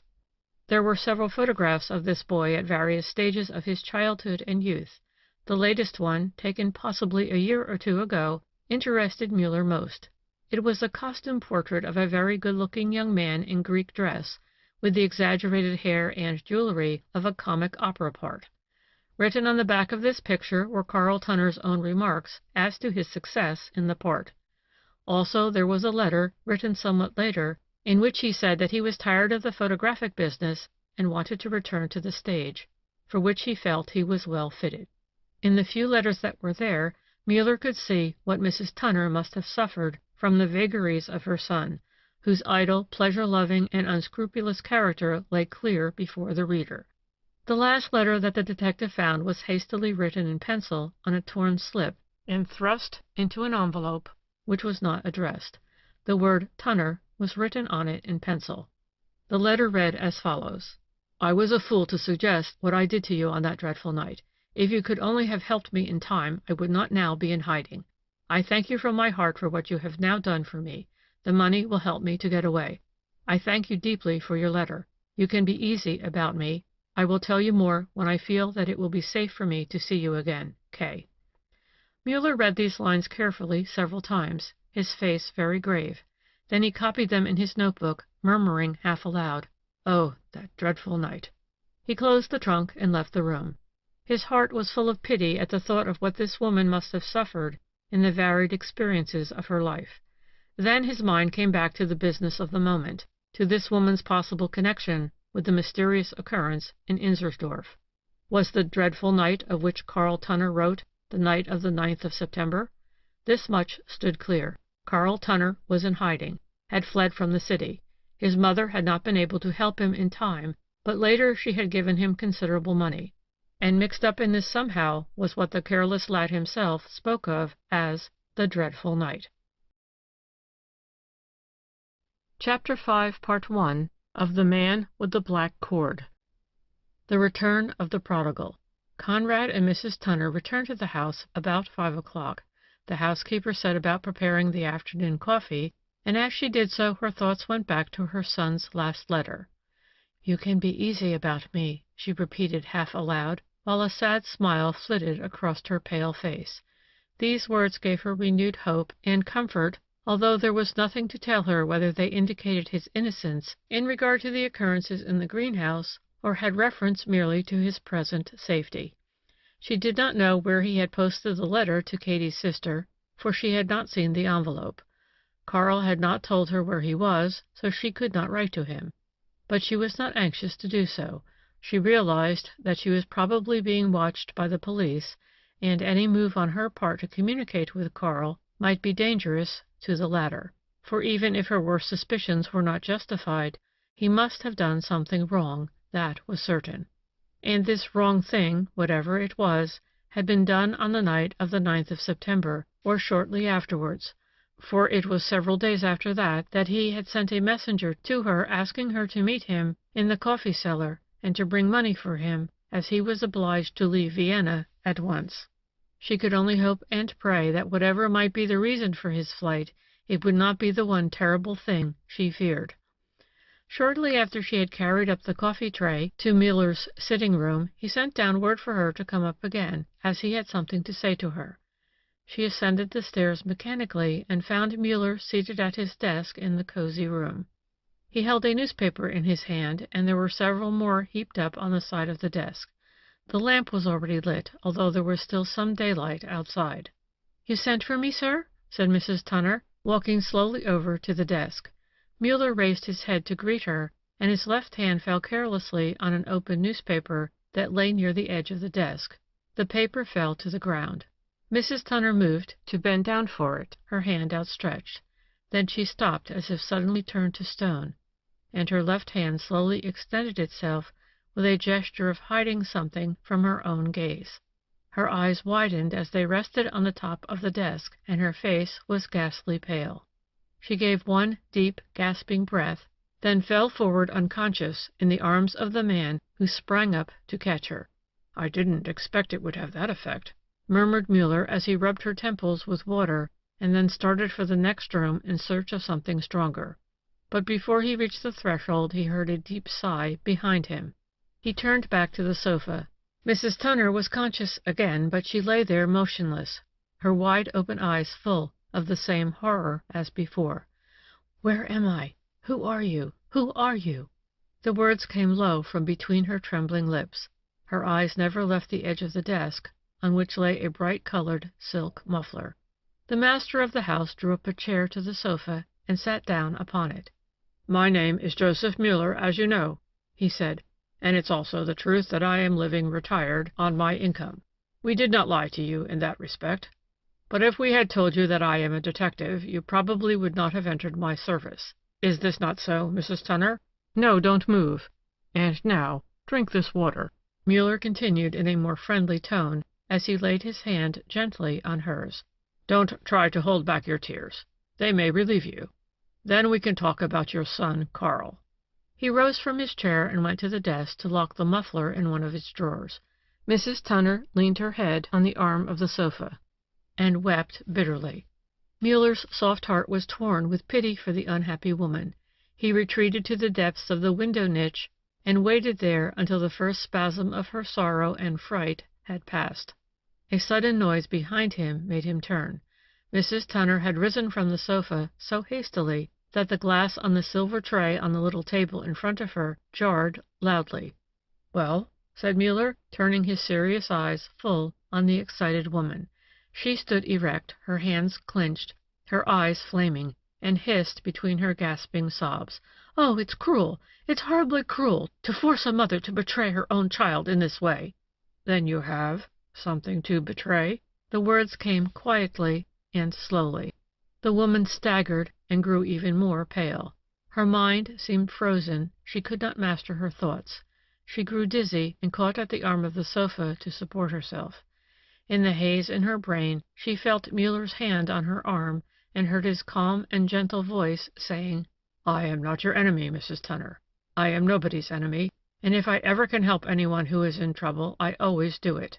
I have such deep sympathy for the fear, the shame, the despair of the captured criminal, that I am often obliged to help him to relieve the pressure of my own feelings. Therefore you need not be afraid of me, and it will be better for yourself as well as for your son if you tell me the truth." While speaking he had pressed Mrs. Tunner gently down onto the sofa again. She looked at him, still with the hanging horror in her eyes, and breathed low, I don't know the truth." "You do not?" "I do not know what happened in that dreadful night. I know nothing about it." Muller's voice was cooler as he asked quickly, at a random shot, "You do not even know that your son climbed the wall to come to you that evening?" Mrs. Tunner pressed her lips tight together, and her eyes dropped. Finally she said, "Yes, I know that one thing, but that does not prove anything." She spoke with a pause between each word, as if fighting for strength. "One thing it proves," replied Muller, "and that is that your Karl came to you secretly on the very night of the mysterious occurrence in the greenhouse." "Why shouldn't a son visit his mother?" stammered the terrified woman. "A son does not usually climb walls to get to his mother," replied the detective, "although this is an unusual case, and therefore—" "Oh, my God! If only I could do something to explain it!" cut in Mrs. Tunner. "You fixed some supper for your son," continued Muller. "Yes, I did. He was cold and hungry. I gave him an old woolen vest that Mr. Urlock had done with. That was why he forgot his muffler." Mrs. Tunner's voice was firmer now and just a little defiant. "Those are unimportant details," said Muller with a smile. "The main point is, why did he come to you in such secrecy that night? The cold supper and the old vest you gave him would hardly be the reason for his climbing the wall. He wanted something more, Mrs. Tunner. You surely must know that sooner or later we will find out why your son came to you that evening. It will be much better for you to tell me now yourself." "But suppose I will not tell you," murmured the unhappy woman. Muller bent forward and lowered his voice. "Then you know what my duty demands, if you will not speak." "What? What is your duty?" she asked, shivering. "It is my duty to tell the authorities that your son was in the Urlock house that night, and that you know of it." "Well, then? What will happen then?" "You will be arrested at once." "Why?" "You ask?" Mrs. Tunner covered her face with her hands and sat for a few moments in silence. Finally she spoke. "If I tell you all that I know, the only thing I know, must you then go to the authorities?" "No, for then I could take the responsibility about being silent for a while yet. I will then know by your own confession that your son was in the greenhouse that night, and no one else need know it for a while. And as yet I am the only person who knows it." You alone know it?" murmured Mrs. Tunner, slipping to her knees and holding out her hands, clasped in pleading. "And you will not say anything? Oh, I know you will not. And you won't force me to speak? Your heart is so good. You are too kind, too noble, to force a despairing mother to give up her only child in this way." "Then you will not speak?" No, I can't. "Very well, then I must do without your assistance." "Assistance? Did you really believe—" "I believe that you would talk to me freely. I believe that you yourself really do not know what happened that night, and therefore I cannot think that you, his mother, would believe the worst of your son." "But I do not." "You must, or else you would talk freely with me. You would do everything you can to clear him from this suspicion." "But I have cast no suspicion on him." "Yes, you have. You are doing it through your silence. You surely ought to know better than anyone else what might be expected of your son. You need not talk if you do not want to. I will follow up your son, and I will find him, for I usually find those I seek. You can go now if you want to. You can even leave my house if you desire it. You are not a prisoner here. But I warn you that as soon as you do go, it is my duty to tell the authorities, to let them know that you believe the worst of your son, that you know where he is, and that you will probably find some means to help him to a further flight, as you have already helped him to leave Vienna." "You know that too?" breathed Mrs. Tunner. "Yes, I know it. He thanks you for it himself." "You know that too?" she repeated, dazed. "Then you have—" "I opened your trunk. Yes, I did it. It was my duty, for I have been officially engaged to investigate the matter of Mr. Urlock's disappearance." "And what did you find out from my trunk?" the woman queried again, in a tone of bitter contempt. "Only that you are a woman whose life has seen terrible reverses and great struggle and sorrow," replied Muller gravely. "Also that you have the misfortune to be the mother of a good-for-nothing son, who has already caused you great trouble and anxiety. But and that is the difference between us, I cannot yet believe the very worst of your son." "You can't? You can't? You don't believe, then, that he—" Her eyes softened, the tension in her face relaxed. "I did not find any evidence in his letters that he has passed beyond the stage of mere recklessness and selfish carelessness to a state of mind that would lead to murder. That does not come easily even to a man who has sunk quite low, and I think that your son can still be saved." Mrs. Tunner sobbed aloud. She caught Muller's hand and pressed a passionate kiss on it. "Why, what are you doing?" he exclaimed, drawing away his hand. "Only what any mother would do, any mother whom a stranger must teach to trust her own son. Oh, how could I have ever thought it?" "I can understand," said the old detective gently. "You are a serious-minded woman, and your son's life thus far has been a terrible cross to you. When he came to you in that dreadful night, as he calls it, he may have come in great need, and you could not help him. He had to help himself somehow. In what way we do not know, but we know it must have been a wrong way. Into what it may have led him, what may have happened with or without his own will and intention, I do not know. You do not seem to know it either. But we both know that whatever it was, it drove him to flight. All that I ask of you now is to tell me what it was that he had wanted of you, according to his own letter. Your love for him is so strong that it leads you to exaggerate his faults, just as a great love leads some mothers to underestimate the lack in their children. I stand outside of the question altogether, and I think that I see more clearly than you do." "Oh, I thank you for those words," sobbed the woman. "Yes, I can talk to you now, but only to you, for what I have to say may mean great danger for my boy. Karl came to me that evening to tell me that he had been in Vienna for several weeks, and that he had been trying in vain to find work. He told me that he had scarcely eaten anything for 2 days, and that he would have had to sleep in the parks had not a friend taken him in." Mrs. Tunner stopped and sank back again on the sofa, shivering. Muller went into the next room and returned with a glass of wine which he offered her. She drank it and then continued her story in a hopeless, monotonous voice. "He asked me to help him, to give him money. All I had in the house was 4 crowns, which I had saved from my last salary. The rest, as usual, I had sent on the 1st of the month to Mrs. Menger, my former cook. She put it in the savings bank for me. Karl was not satisfied with the little I could give him. He was greatly excited, and told me that a good position had been offered him, which he would lose if he couldn't raise a bond of 100 crowns at once. I had never seen him quite so upset before. It seemed to drive him nearly crazy when I told him that I couldn't possibly get the money under 3 or 4 days. You see, Mrs. Menger would have to give notice at the savings bank and then call for the money a day or 2 later." "How could Mrs. Menger get your money?" asked Muller. "She's taking care of it for me," replied Mrs. Tunner with a sad smile. "4 years ago, at the insistence of this good, faithful soul, I began to lay aside something for my old age.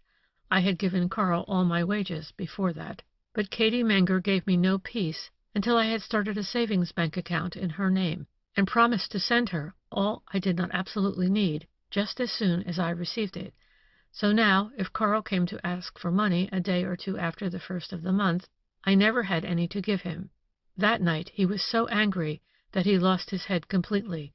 He made a demand of me which I dismissed indignantly at once. It was so dreadful." "What was it?" "He demanded that I should ask Mr. Urlock for the money." "Well, that was nervy. Did he want you to drag the poor old man out of bed and force the money from him? Rather inconsiderate of him." "That was Karl's way," sighed Mrs. Tunner. "He never considered anyone else when he wanted anything. Even as a baby he expected to have his own will, always, at any cost." "This time, too?" Mrs. Tunner grew still paler at the question. "I don't know," she answered slowly, "for when Karl insisted and finally at my refusal declared that he would go in to see Mr. Urlock himself, if I was too much of a coward to do it, I lost my patience too, and sprang between him and the door, locking it. It was a terrible moment for me, for I almost hated my son then, but I was not yet afraid of him. I pushed him away, and I pointed to the other door, the door into the garden, and told him to go, ordered him to leave the house at once. He did so without another word for me. His face was pale and his step unsteady. When he had gone, I rushed to the door to call him back. That is, I wanted to rush to the door, but instead I fell in a faint. I do not know how long I lay there. I awoke to find myself on the kitchen floor, and it was some little while before I could remember what had happened. I ran to the back door and called his name out into the night, but the howling of the wind drowned my voice. I dragged myself back into the hall, locked the door, and went to bed. It was long before I could get to sleep, as you might well imagine. I awoke again at 5 o'clock. At 8 o'clock I discovered that Mr. Urlock was missing, and since then I have not known a quiet moment. Now I have told you all." The unfortunate woman fell back again into the sofa corner, her hands clasped in her lap. "Take some more of this wine," said Muller, "and now tell me something more. You say you do not know how long your faint lasted. Was there nothing to give you an idea of the time?" "No, nothing. I did not even look at the clock before I crept into bed." "And now tell me something of your last interview with your son." When she had obeyed his behest and somewhat controlled the stress of her emotion, Muller ordered his carriage, and they drove together to Mrs. Menger's flat.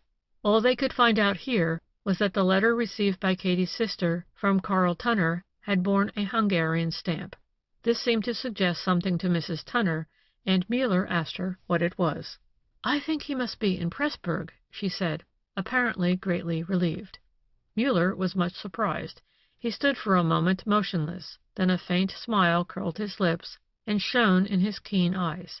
He told Mrs. Menger to come to his house whenever she had any news that would interest Mrs. Tunner. Then he led the latter downstairs again to the waiting carriage. As they drove through the streets, Muller saw that his companion was much easier in her mind. The tension in her face relaxed, and the ghost of a smile appeared now and then on her pale lips. It was a long drive, and neither spoke until they were nearly home. Then Muller said gently, "What were you thinking of all this time, Mrs. Tunner?" She turned to him, her smile grown brighter, a look of hope in her eyes. "I am thinking of the crisis that this will mean for Karl, the crisis he must pass through if he is ever to be saved."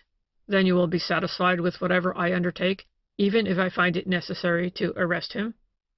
"Yes, I am willing that you should do even that. It will be good for him. I no longer believe the worst of him, and if he has committed some minor fault, it is right and just that he should atone for it. It may be what he needs to make a decent man of him." "I think he can be saved," said Muller. "I begin to believe it, now that you think he is in Pressburg." "What has that got to do with it?" "It has a good deal to do with it. Do you believe that a man who has the worst to fear would go only as far as Pressburg?" "Oh." "What made you think of this city at once?" "Because his best friend lives there, a young man who is not much better than Karl," sighed the mother. "Bela von Lankewitz considers himself an artist, and therefore justified in living a reckless life. Karl mentioned recently that he is now engaged at the Pressburg Theater. His mother lives there. She too has been a widow for many years." "I'll go there myself today." "But if you don't find him there," said Mrs. Tunner hastily, "please don't think that it is my fault. The Hungarian stamp reminded me of Lankewitz. I know of no other friends of my son's there, nothing else that would take him into Hungary." "I understand that," said Muller. "I'll take the responsibility." They drove the rest of the way in silence. Chapter 5, Part 2 of The Man with the Black Cord. The Return of the Prodigal Son continued.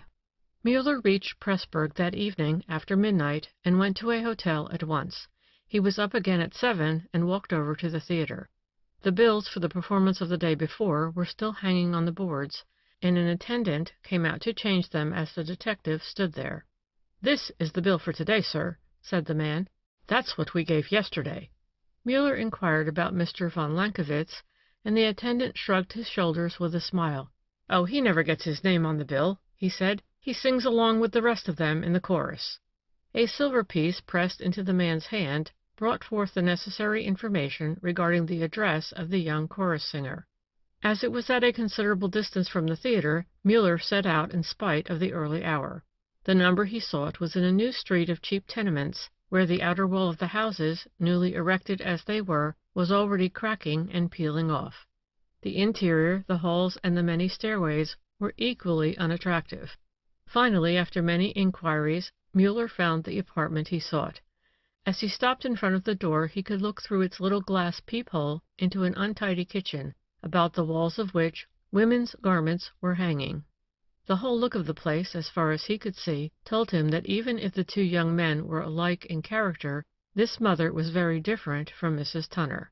On the door were two visiting cards decorated with a crest of arms and a crown. On the one card stood the name Henrietta Amalie Lankewitz, des Zauber et Erdofelde.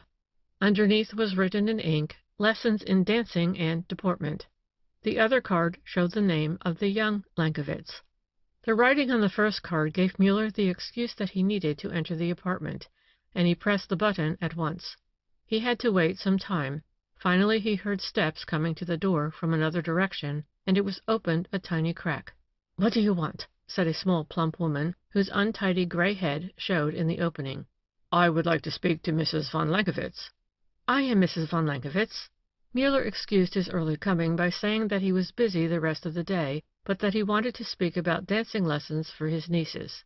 This won the confidence of the woman on the other side of the door, and she asked him to come in. Inside, in an untidy room, he saw that she was at least 60, short and fat. Her face, swollen and puffy, was already thickly powdered, although her hair had not yet been combed. She wore a torn and faded dressing gown, and the whole look of the woman was unattractive in the extreme. But Muller controlled his first feeling of repulsion, and soon discovered that the poor old creature was half crazy and quite harmless in her foolish vanity. His kindness and gentle flattery won her heart, and she told him all he wanted to know. Her son had a friend staying with him, she said, a nervous young man who seemed to be uneasy all the time, who only came Sunday evening, and was now going away again that very day. At the present moment the young gentlemen were out on an excursion, just where the old lady did not know. She did know, however, that the friend, who had been introduced to her as Karl Tunner, intended to leave Pressburg by the 6 o'clock train. When Muller had learned all this, he took his farewell, promising that Mrs. von Lankewitz should hear from him the very next day regarding the lessons. The detective was glad to escape into the pure air outside, and as he had nothing to do, he spent the rest of the day in the charming surroundings of the city. An hour before train time he went to the station, took his ticket, ordered a compartment reserved for him, and then strolled about, apparently careless, but in reality watching every young man who passed him. He was quite calm and collected. There was not a sign of excitement about him. The experienced detective had by this time made up his mind that Leopold Erlach had been murdered and his body hidden somewhere. But since the last evening he no longer considered Karl Tunner as the possible criminal, for in his mind a crime such as he now believed to have been committed needed careful, cold-blooded preparation and a nerve and self-control of which this young vagabond would hardly be in possession. It would have been quite impossible for him to have carried out the crime unless his mother were in league with him, and this, Muller now knew, was not the case. With his knowledge of human nature, he realized the honesty and uprightness of the woman's character. The boy was a good-for-nothing. He was lazy, he might be a thief, possibly, but he could not be a murderer, not yet, at least. Muller was honest with himself also, and he indulged in a quiet laugh at his own expense just now. Before he took the train for Pressburg the evening of the day previous, he had known perfectly well that Karl Tunner had nothing to do with the murder, and yet he devoted 24 hours to finding the young scapegrace and bringing him home to his mother. And he did it for no other reason than the fact that he felt sorry for this mother, and that she at least seemed worth a little time and money spent in the rescue of her boy.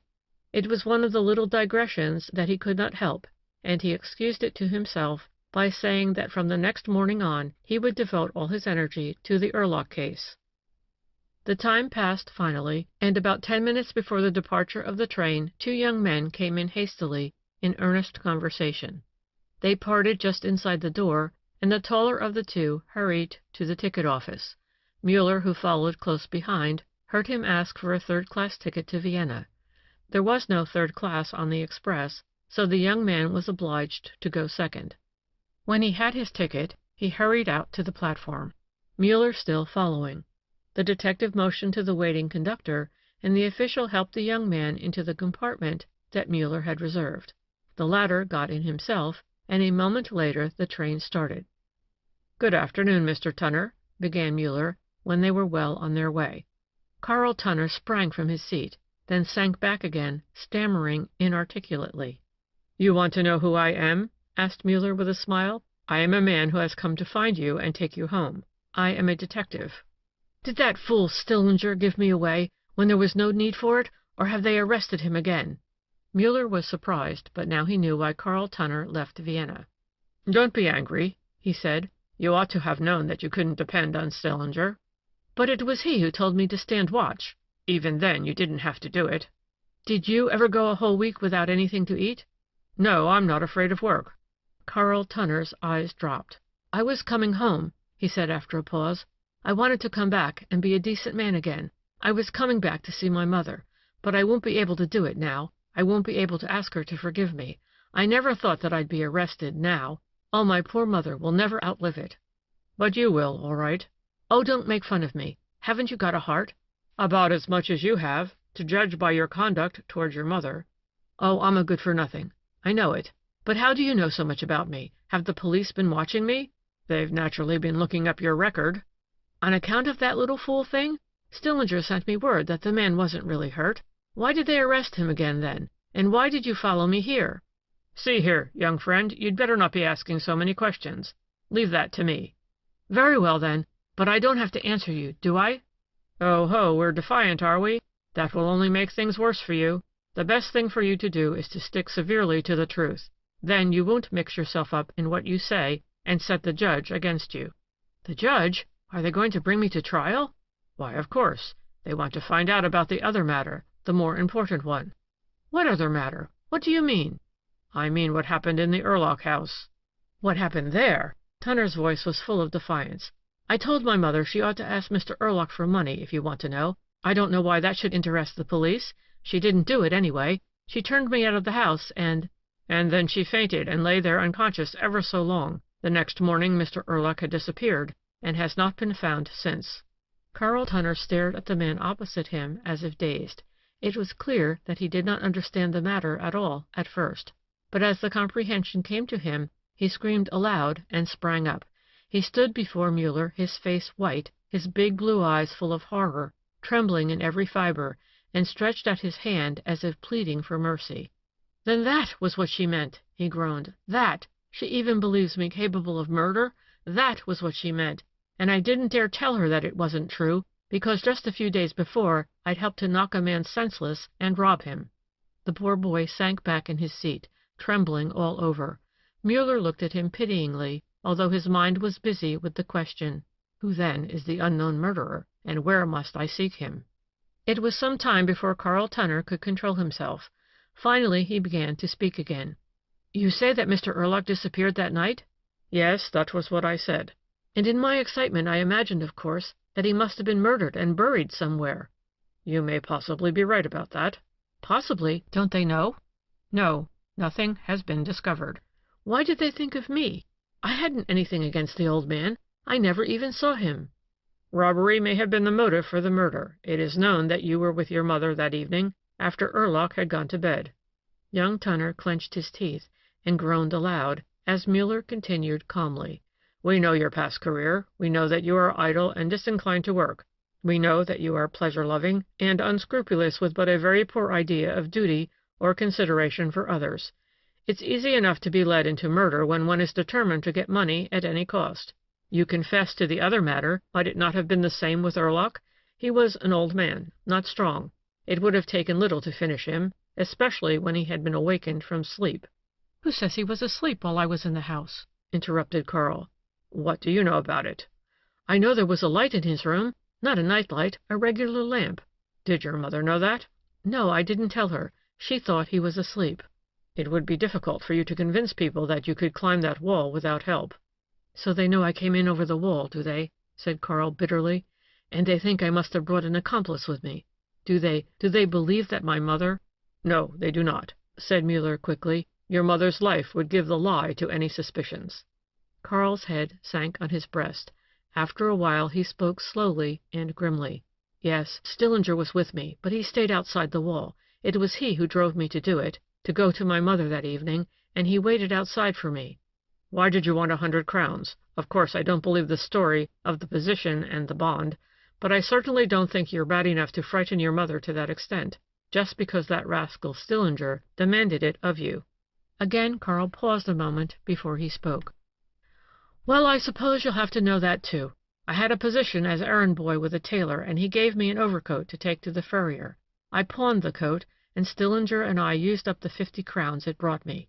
Of course, it was found out. On the 8th of September it was. The tailor found the pawn ticket and told me he'd give me 2 days to return the money. I was living with Stillinger then, and of course I told him the story. He said to go to my mother about it."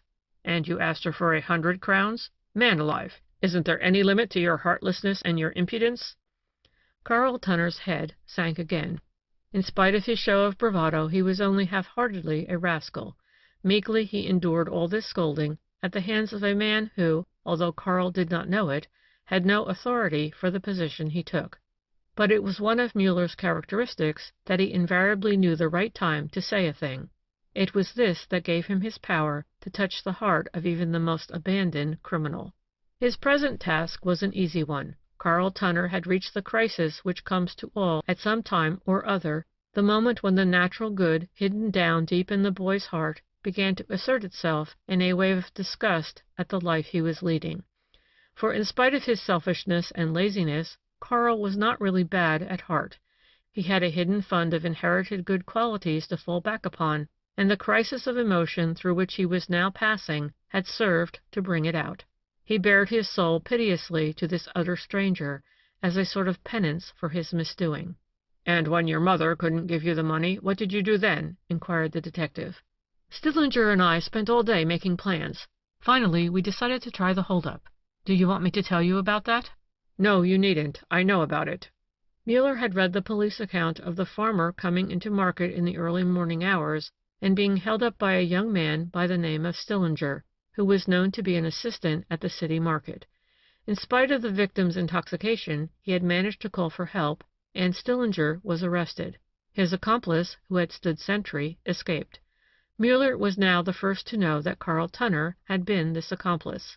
The victim of the hold-up had not been injured at all, and the prisoner protested that it was a misunderstanding. Therefore he was released after 2 or 3 days. Muller continued his questioning. "How did you know that your mother had left Inzersdorf?" "She wrote to me." "But she told you nothing about Mr. Erlach's disappearance? And you didn't see it in the papers?" "I don't often get a chance to read a paper, and since I've had so much trouble, I haven't taken any interest in anything. I look over the advertisements in the Crown Gazette. That is, I've done so since the 12th of September. "Oh, I see," smiled Muller. "That was how you knew it was safe for you to come back. An arrangement with Stillinger, eh?" "Sure. He let me know it was all right, and I wanted to come back to give my mother the rest of the money. To tell her everything." "And to promise her you'd turn over a new leaf?" The detective's tone was slightly sarcastic. Carl looked at him pleadingly and answered. "I really want to do it this time. Will I be allowed to see my mother? Soon? Real soon?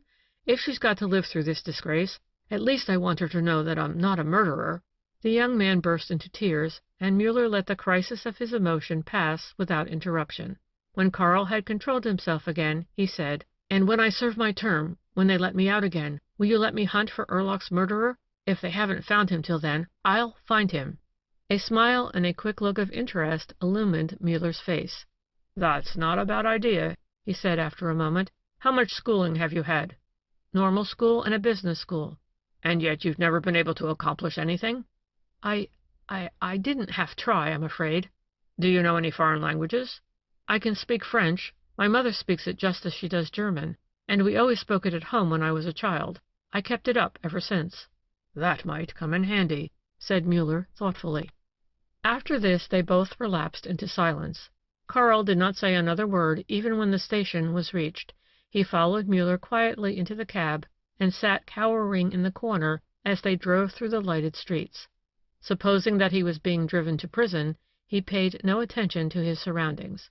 Mechanically he alighted when the carriage stopped, and followed the detective into the house and into a room on the ground floor.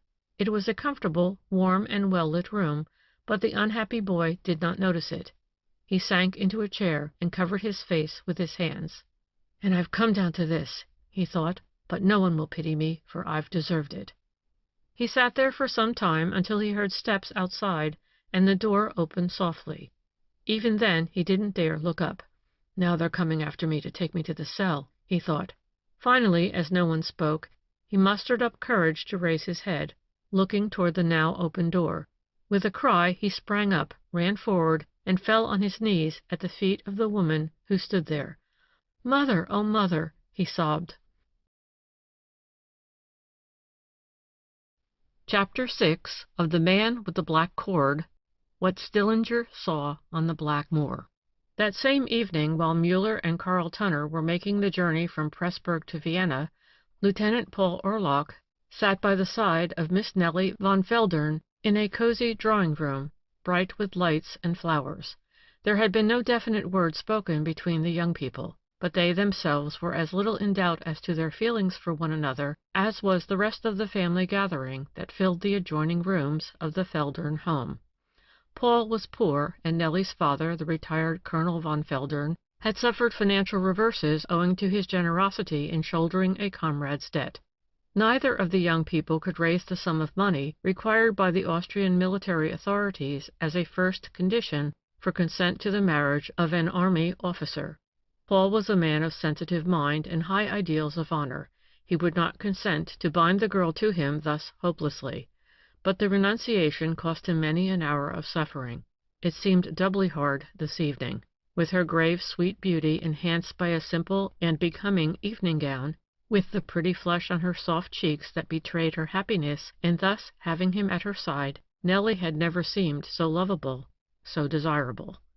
Apart from the one absorbing topic of his affection for her, there was something else in Paul's mind that night, something he wanted to speak to Nellie about. But he could not find courage to broach the subject. When they had sat silent for some time, Nellie said, "You asked me to leave the others and come in here because you had something to say to me. What is it?" "It's difficult for me to say it," said Paul, "but the matter is important, very important for me." "Don't be afraid to talk," said Nellie gently. "You know I'm always glad to hear anything you have to say." Without answering, Paul handed her the anonymous letter. She read it, then turned to him in surprise. "Is this what was worrying you?" she asked. "I don't understand. And why did you want me to read it?" Nellie's voice trembled, the lids drooped over her eyes, and the color came and went on her soft cheeks. "It doesn't worry me as much as it did at first," said the young officer. "I can think about it more calmly now, and it is you, just you, who must read this letter, Miss Nellie. This about the father-in-law, don't you understand? It means your father." "Oh." "At least I am forced to think it does, because yours is the only house to which I have come with any frequency at all. But believe me, Miss Nellie, never with any word or hint have I suggested that I might be so fortunate." Paul stopped, unable to find the words in his eagerness. The girl looked at him gravely. "You need not tell me this. I know it. I trust you." "Thank you, thank you. And now may I bother you with a few questions?" "Certainly." "Does this handwriting remind you of any you might have seen at any time?" He handed her the letter again. She looked at it carefully. "It's a disguised hand, I suppose. It doesn't seem to remind me of anyone." "It must have been written by someone who knows you, and who envies me the happiness which he believes, without any justification, to be mine. It must have been written by someone who hates me because he loves you." "A nice sort of love, that." "Every man loves as his nature is." "This man loves more like a villain, then, if you do not mistake the motive of this letter." "I cannot understand any other motive for it." "Well, then," said Nellie, settling back in her sofa corner, "let us go at the matter in a business-like way. Now, the number of those who might have written such a letter from such a motive is not as great as you seem to think. In Linz, for instance, there were only 2 suitors. One was Captain von Slem, and the other was a lawyer, Mr. Stoger. They're both happily married now, you know, and therefore need not come in for consideration." "No, indeed, I know both these men. They are not capable of an action of this sort. But can't you remember someone else? Someone who might never have come sufficiently into the horizon of your life to be called an official suitor, but someone who loved you, at a distance, for instance?" "I hate to ask all these things, Miss Nellie, but my friend Commissioner Lair and the detective who is in charge of the case concerning my uncle believe that this letter might have something to do with it, and they are very anxious to find some clue to the writer." "Why, certainly. I don't exactly see how this letter could have anything to do with your uncle's disappearance, but I'll gladly do all I can to help you. Now, for instance, at the present moment, I don't have to think very far. I don't know of anybody at all." "Now, Miss Nellie, why, I could name 2 besides my own self. One of them is in the other room now. There he stands talking to your father, and probably wishing me in the farthest corner of the earth." Nellie laughed brightly. "You mean Mr. Cress? Oh, he's such a decent sort, even if he has a red beard. You surely don't think that he—" "Certainly not. No more do I think it of my comrade Loren, who's now up in the mountains of Hungary. But there must be someone else. A man doesn't need to have said anything to a woman, and yet somehow she understands that he is in love with her. Can't you remember any such secret admirer?" "Oh, yes, there is someone. He sends me flowers anonymously." "Indeed?" "And poems, too." "Have you any of them?" asked Paul eagerly. "No, I'm sorry now." "What happened to them?" "I burned them. I didn't like the tone of them. It was too passionate. It wasn't nice. Altogether I received about 6 or 7 of these bunches of flowers, each time with a poem. I sent the flowers to the hospital. I read only 2 of the poems. The others I burned without reading them." "That's too bad. Did that happen in Linz, too?" No, that began in Mauer, you know, the little village outside Vienna, where we lived for nearly a year. 2 years ago, then. And you never heard any more from this admirer?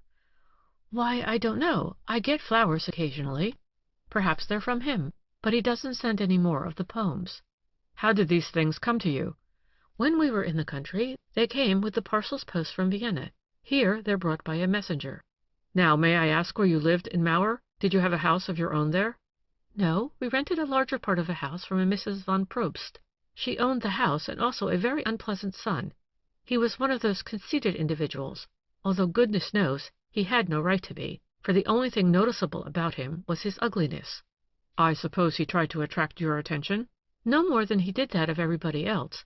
But I shouldn't talk so about him. The poor fellow can't help being ugly. In spite of his conceit, he was not very aggressive, and they said that he was honest and very capable, too. And you can't remember anything else? Nothing at all that would give us a clue to the writer of this letter? No, nothing at all. Then you've engaged a detective about your uncle? Yes, a very good one, they tell me. And yet nothing's been discovered? No word of your uncle? Or of his death? No, nothing. This detective has only just taken up the case, you know. I am sure no one could wish to have light brought into this mystery more than I do. Paul sighed deeply, and an answering sigh came from the girl beside him. Then they both blushed, and did not dare to look at each other for the moment, for the same thought had passed through the mind of each, the thought of what definite news of Leopold Erlach's death would mean to them. Nellie bent her head deeper over the fragrant mass of violets that filled the glass bowl on the table. They were Paul's gift, while the great bunch of glowing roses that stood near had been brought by Mr. Kress, the rich merchant who now stood in the other room, talking to the colonel, but glancing impatiently towards the corner where the young couple sat. There was a heavy silence between the two, full of unspoken emotion. Finally Paul said slowly and gravely, "Miss Nellie, you're working too hard at your studies. You are so pale. I don't half believe that you have the strength to stand the strain of teaching. If I dare give you any advice at all, it will be to prefer those roses. It is now the 13th day since my uncle's disappearance, and there has been no sign of him, living or dead. If it cannot be proven that he is alive or dead, we know what that means. Why, Miss Nellie, Nellie, what are you doing?" Nellie had arisen from her seat, taken the vase with the roses, and carried it away to set on a cabinet at the other end of the room. Then she came back to the sofa. "What are you doing? What have you done?" he asked again. "The only thing I could do," said the girl gently, her cheeks a soft rose as he bent to kiss her hand. "I prefer violets." The morning after his return from Pressburg, Muller made an early call on Johann Stillinger, Karl's accomplice of the attempted robbery. He had the address from the police and walked into the young man's room without much ceremony. "You are Johann Stillinger?" the detective said. "And who are you?" asked the man who sat at the table, a true type of bully of the tenement districts. "I'm a police agent." Stillinger said nothing for a moment. He'd had so much to do with the police recently that he judged silence to be his best policy. He continued to drink his morning coffee as if the matter didn't concern him at all, but it did not escape Muller's notice that the spoon shook in his hand. The detective sat down on the only other chair in the bare little room and began comfortably. "Don't let your coffee get cold. I just want you to tell me a little more about that holdup last week. Now, Karl Tunner—" Stillinger jumped up, dropping his spoon on the floor. "Has that fool been talking, that damn idiot?" he screamed. "Just wait till I settle him, when I get out again." "Do be quiet. You'll alarm the whole house, and besides, nobody's locked you up yet." "What do you mean by that?" "Merely a hint that I haven't come to arrest you. In fact, I haven't any warrant to do it." Johann Stillinger looked at his visitor in surprise. "Then what did you come for?" he asked, sitting down again. "I'll tell you." "Hurry up about it." "I'll take my own time, please. First of all, I have a suggestion. Suppose you take a position with the street cleaning department." Stillinger shook his head and asked ironically, "Now where'd you get that idea?" "It's not such a bad idea. They're not likely to take you on again at the market. And I suppose you haven't learned any trade, or you wouldn't have been in that work. It won't be easy for you to get work by your own efforts now, and I don't suppose you're particularly anxious to come down in the world any more than you have. Am I right about this?" "Guess you might be. I ain't hankering after having anything more to do with the police." "Well, then, you've got to work if you want to avoid the police, and you can have a position at street cleaning if you want it." But see here, there's something queer about this, that you're so anxious to help me. Where's the hook? I want you to do something for me, and I don't want you to do it without payment. I can't get you a position at court, but I can arrange for your employment in the street cleaning department. I'm willing to do that for what I want of you. I don't see any particular good in putting you in prison again, although you did get free a little too easy this time. You might as well have a try at leading a decent life. Therefore, I'm not troubling my conscience about keeping silent on what that damned idiot told you, interrupted Stillinger angrily. Muller pushed him back in the chair again. Go easy now. Tunner told me the truth about the matter without any intention to injure you at all. I'll explain to you later how it was. Now I have a question. Did you spend a part of the night of the 9th of September in the neighborhood of Inzersdorf? Yes, well, suppose I did. What were you doing out there? I went out with Carl. He was going to his mother. What did he want, at that hour of night? He wanted money. He had to have it next morning. If he didn't get the 50 crowns, they'd lock him up. But he asked for 100. Oh, you know that, do you? Then what do you ask me about it? Muller looked straight at the man, and the bully's eyes sank. It was you who got him to do that, said the detective calmly, and you went with him to be sure he wouldn't turn back at the last moment. Yes, that's true. Carl's a weak sort of chap. He's sure the kind that turns back at the last minute. I shouldn't call a man a coward merely because he hasn't the courage to do an evil thing.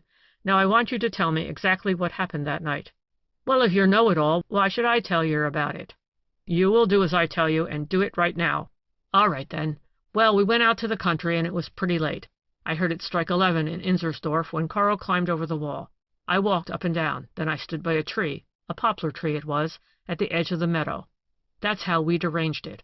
I waited and waited, and it was the longest time before I heard anything movin'. Nothin' but just the wind. Then I hear something movin' in the avenue, under the row of trees that goes out from the garden to the high road. But there was such a mist on the moor that the moon didn't help yer to see much. All I knew was that what was moving under the trees wasn't comin' from the same place where Carl climbed over the wall. So I thinks she saved him the trouble and opened the gate for him. Then I calls to him 2 or 3 times, 'cause I thinks he's forgotten where he was to meet. He was goin' in the opposite direction from my tree. When I shouted, there wasn't a sound in the avenue. I called again, but there was nothin' happened. Then I hears the dry leaves in the avenue making a noise, as if somebody was walking very quick, and I calls again.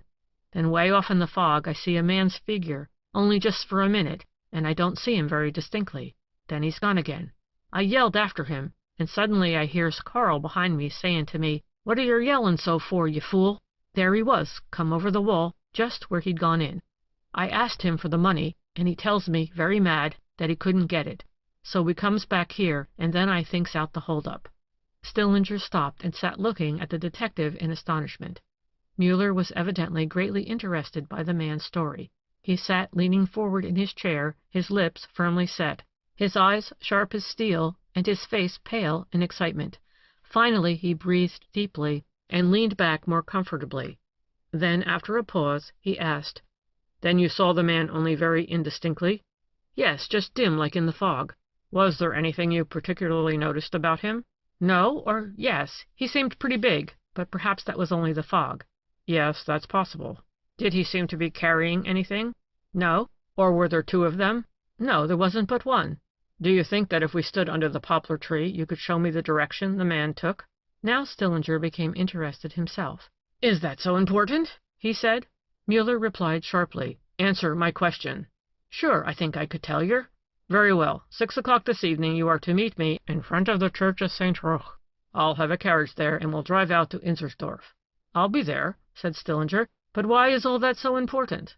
Muller stood up and took his hat. "I suppose you never read the papers," he said.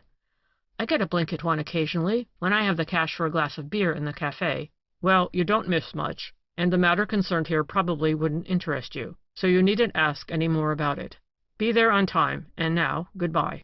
The detective was already at the door when Stillinger called to him. "But you want me to do something for you. You ain't getting me a position for nothing?" Muller laughed. "You've done it already, or nearly so." "What?" "You told me a story which I think will be of great value to me." "Is that all?" asked the man, astonished. "And then you'll take a drive with me this evening." "And you're going to get me a place for that?" "Yes, and a chance to be a decent man. You're in luck, young friend, but I don't know as I'm doing it so much for you As for all those to whom you might be dangerous, if you keep on as you are now." Another nod, and Muller was outside the door. He had gone to see Stillinger simply so as not to reproach himself for having neglected any possible clue. Since Carl Tunner told him that Stillinger had waited outside the greenhouse that evening, Muller knew it would be wise to find the man and question him, for he might have seen something during his vigil. But, experienced detective as he was, Muller never imagined he was going to get as much out of this visit as he really did. Stillinger had undoubtedly seen either Erlach's murderer or Erlach himself, probably the former, for unless the old gentleman had suddenly lost his senses, it was not at all likely that he should have voluntarily gone into hiding and remained absent so long. But if the figure seen through the fog was Erlach's murderer, where was the old man himself? According to Stillinger's report, the man he had seen had not been carrying a burden, and he had been quite certain that there were not two of them. Therefore, it could not be a case of kidnapping, as Muller had thought might be possible. The mystery deepened the more he went into it, and Muller's interest grew with the growing difficulty of the case. His carriage stopped in front of the church at exactly 6 o'clock, and he found Stillinger waiting for him. They drove out into the country at a sharp pace, and reached the poplar tree by the wayside just as twilight was falling. Muller let his wagon wait for him at some little distance. The poplar tree lay about 50 paces from the garden wall, and about an equal distance from the end of the avenue of trees. "Over there's where I see him disappear," said Stillinger, pointing towards the southwest, where another avenue of very old trees cut off the horizon line. "Was it lighter then than it is now?" asked Muller. "You said the moon was shining?" Stillinger shook his head. "Yes, but there was a fog. If you want to know how far you could see that night, you'll have to wait a bit." "All right, we'll wait a bit." The black moor on the edge of which the two watchers stood was a low-lying, almost treeless waste, already veiled in twilight and in the fluttering ragged ends of mist that rose from it in spots. In the direction to which Stillinger pointed there were several roads, leading various ways. "Did the man change his direction after you called to him?" asked the detective. Stillinger did not think that this was the case. Then they stood in silence for some time, till finally the younger man said, "There now, this is about what it was like that night. Yer couldn't scarce see the trees in the avenue one from another. So yer see, I couldn't get more than just a squint of him. I'll go over there, and then you can see how it was." He ran out into the gloom. Muller watched him disappearing into the avenue of trees, heard the leaves rustle under his feet, and saw him come out again at the other end. Stillinger ran on for some few yards in the direction in which he had pointed, and Muller could see him most of the time. But he knew that on the night in question there had been very much more of a fog, and the air was not nearly as clear. This rendered it much more difficult to estimate the distance and size of any object. Muller returned to Vienna with Stillinger, leaving the latter at the church where he had found him. "Go to the main office of the street cleaning department tomorrow morning at 7 o'clock, were the detective's parting words. "They know that you are coming, and your position is assured." And the young man, who now drops out of the story, did really enter the service of the street cleaning department, and led a more or less decent life. This was just one of the many good things that Muller did, so quietly and unassumingly that few people heard of them. Chapter 7 of The Man with the Black Cord. Mr. Robert Hartmann comes to Inzersdorf. The great brick factory, the chief reason for existence of the little village of Inzersdorf, lay about half an hour distant by foot from the official center of the town. Near the factory was the large and attractive dwelling house in which Richard Plön, general manager of the works, lived with his family. Tall, heavy-foliaged trees and wide stretches of lawn separated the comfortable home from its utilitarian but unattractive surroundings. The main high road leading to the south lay along one side of the garden. On this road, in front of the main entrance to the manager's garden, a well-appointed carriage halted one rainy evening. A young man who sat beside the coachman on the box sprang out and rang the bell at the gate. The servant who opened bowed deeply before the gentleman in the wagon. "Too bad you should come in such weather, sir," he said. "Shall I take your trunk?" "Please do. And Carl, you take the handbags. No, leave me the umbrella myself." Following the two servants up the path through the heavy rain, the stranger entered the main door of the house, greeted most cordially by Manager Plön. "I am Manager Plune," said the latter. "Welcome to my home." "My name is Hartman, Robert Hartman," answered the elderly gentleman, who had just arrived.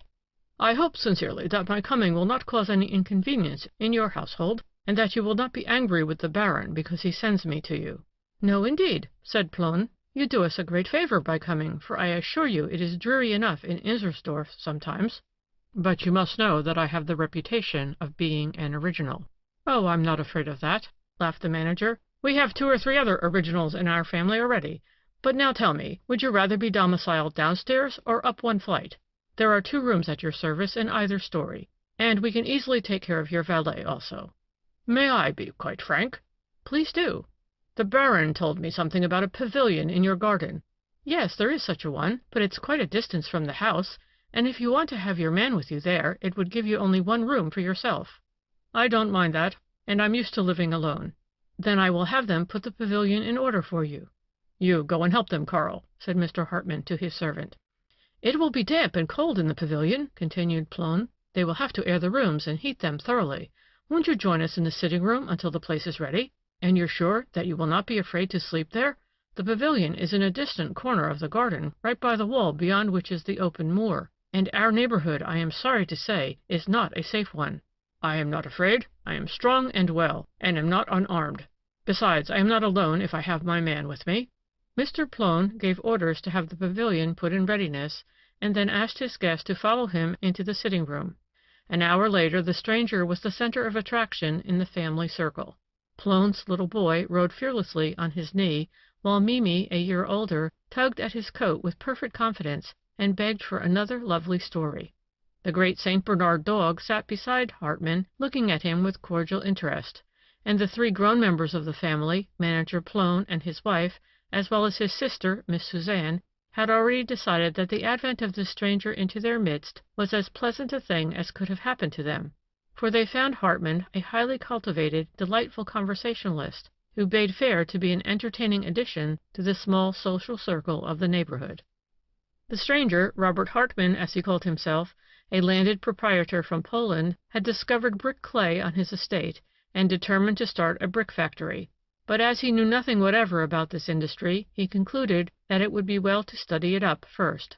His friend, Baron von Stein, in Vienna, had suggested to Hartman that he might live in Inzersdorf for 2 or 3 weeks, and study the brick-making there. The Baron wrote to the manager about this, and the latter had at once invited his employer's friend to be his guest for an indefinite length of time. The Baron had hinted that any courtesy offered to Hartman would be considered as a favor to himself, and Plone was only too glad to oblige his chief. The servants had been told to make everything as comfortable as possible for him, and the family were now greatly pleased to find their unknown guest so delightful a person. About an hour after Hartman's arrival the pavilion was ready for him, and his host accompanied him through the garden. The little house itself was a comfortable structure built of bricks, raised up on a foundation of the height of half a story, and containing 1 large room and 1 smaller one. The windows were protected by iron bars, and the door was a heavy one ornamented with iron. The rooms were comfortably, even handsomely furnished, for the Plones used it for extra guests who came unexpectedly when the main house was full. "Why, how pretty this is!" exclaimed Hartman as he opened the door of the main room. The heavy curtains shut out the storm, and the bright fire, as well as the shaded electrics, gave an inviting glow of warmth and light. Hartman looked about him with great pleasure, and set about making himself comfortable, after having promised his host to return to the house punctually at 7 o'clock for the evening meal. When left alone with his servant, the guest opened each of the windows in turn, examining the lay of the land outside. Then he helped the valet dispose of the contents of his trunks and bags, and finally lay down on the sofa and lit himself a pipe. At the stroke of 7 he was again in the main house, and found 4 other guests there beside himself. 2 of the 3 other men were introduced to him as officials of the factory, Gebhardt the cashier, and Bauer the head bookkeeper. The 3rd guest was named by Plone as Dr. Maximoff, my future brother-in-law. With Maximoff, who was a tall, fine-looking Russian, was a charming little girl of 5 years old, his daughter. As they sat at table, Hartman, apparently engaged in doing all justice to the abundant repast, was the while looking carefully around him and taking stock of the others of the party. Instinctively from the first, he took a dislike to Bauer, the bookkeeper. He chided himself inwardly for this, saying that the poor man could not help his unattractive appearance, his coarse, irregular features, immense mouth, and ugly yellow teeth. Nor was he probably altogether to blame for his very clumsy and awkward manners.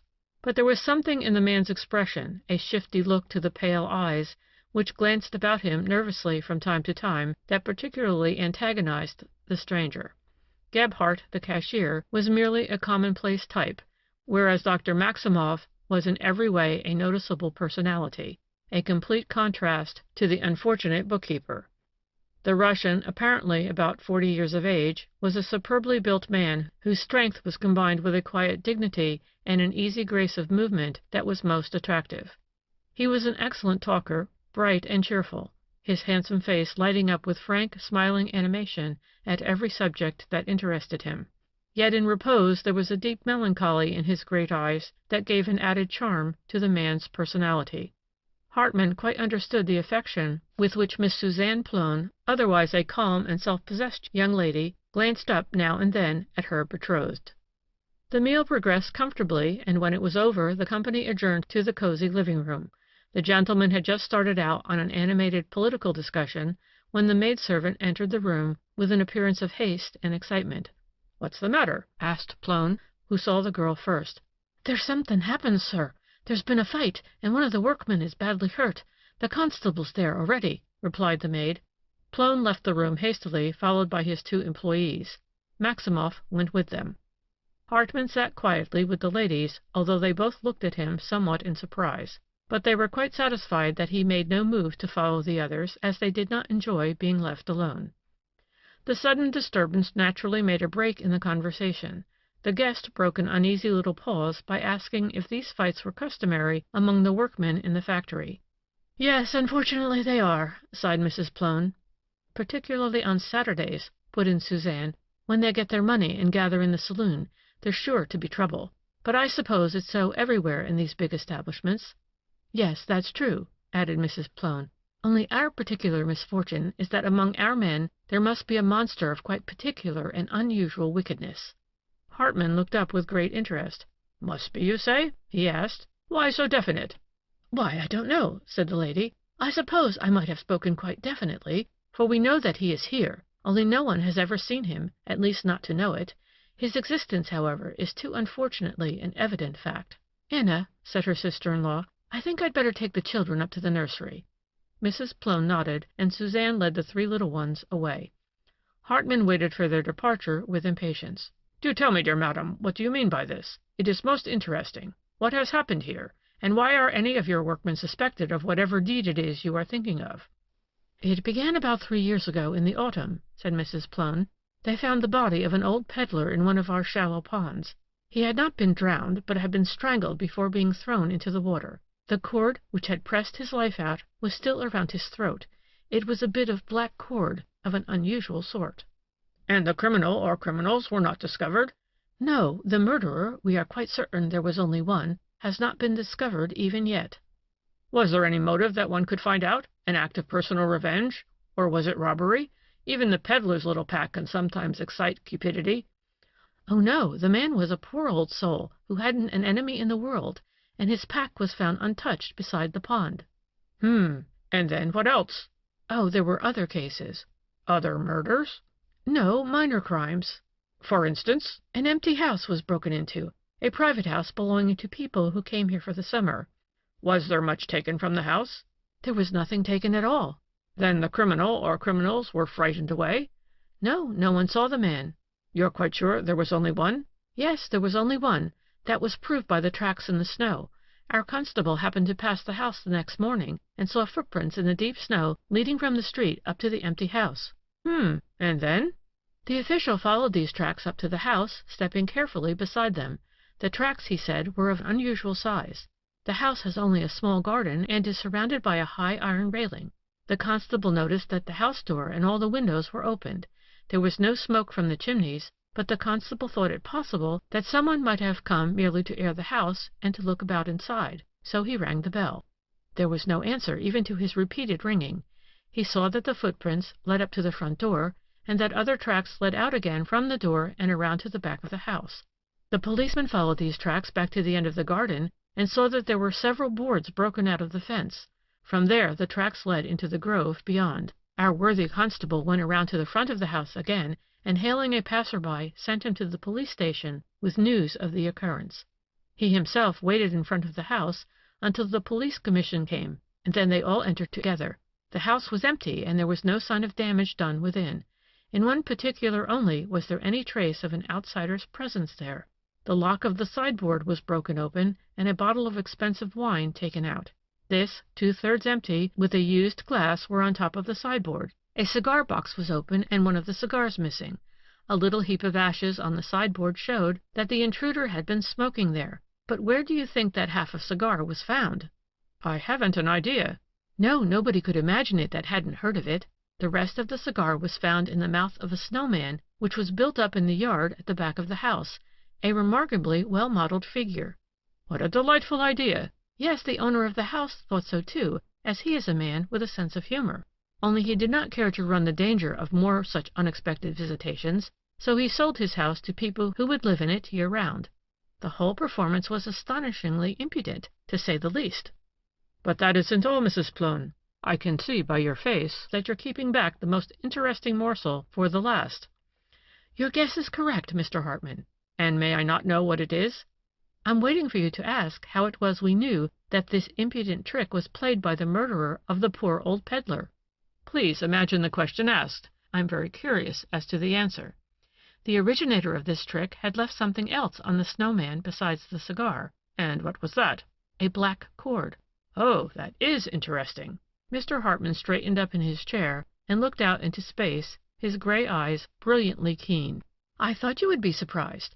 It certainly is a piece of astonishing cynicism, this leaving the black cord around the neck of the innocent snowman in the very same manner that it was found about the neck of the unfortunate peddler, said Mrs. Plone. Hartman passed his hand over his forehead. In this case it took the place of a visiting card. His voice had a peculiarly hard tone as he spoke. Yes, of course, there was no other reason for it this time, but it's strange this unknown monster should have been so ready to let us know that he was still in the neighborhood after such a murder. Yes, that was quite unnecessary, wasn't it? Put in Miss Suzanne, who had just returned. Did you tell Mr. Hartman about the attack on the cattle dealer? No, I left that for you. That happened since you've been here. Oh, then Miss Plone hasn't lived here always? Asked the guest with polite interest. No, I've only been here since my mother's death, which happened about a year ago, and this other incident occurred just after my arrival. Then you tell Mr. Hartman about it, laughed Mrs. Plone. That is, if you're sure you will not feel creepy when you get back to your lonely abode, she added, turning to her guest, for it happened just outside our wall, about opposite the pavilion. That makes it all the more interesting, said Hartman with a smile, which cloaked the tense lines of his face. Now I really must hear the story. You may have noticed that a lane goes out past our wall at the end of the garden. It goes through a sort of cut right there, for the ground is higher on the other side and the bushes are thick. It was just such a rainy evening as this one when a cattle dealer of Inzersdorf walked past here alone, on his way to the more distant of our 2 railway stations. It was a rather thoughtless thing for the man to do, for he was known to have made a big deal at the market that day, and might suppose, therefore, to have considerable money with him. As he approached the cut in the lane, the cattle dealer had the feeling that someone was following him on the other side of the bushes. He stopped and listened. It was already too dark to see anything. He thought he saw a figure behind the bushes, but when he went over to look, it was gone. The man took his revolver in his hand and went on his way. Suddenly his hat was torn from his head, and something struck his face like a whiplash, drawing a long cut in his cheek.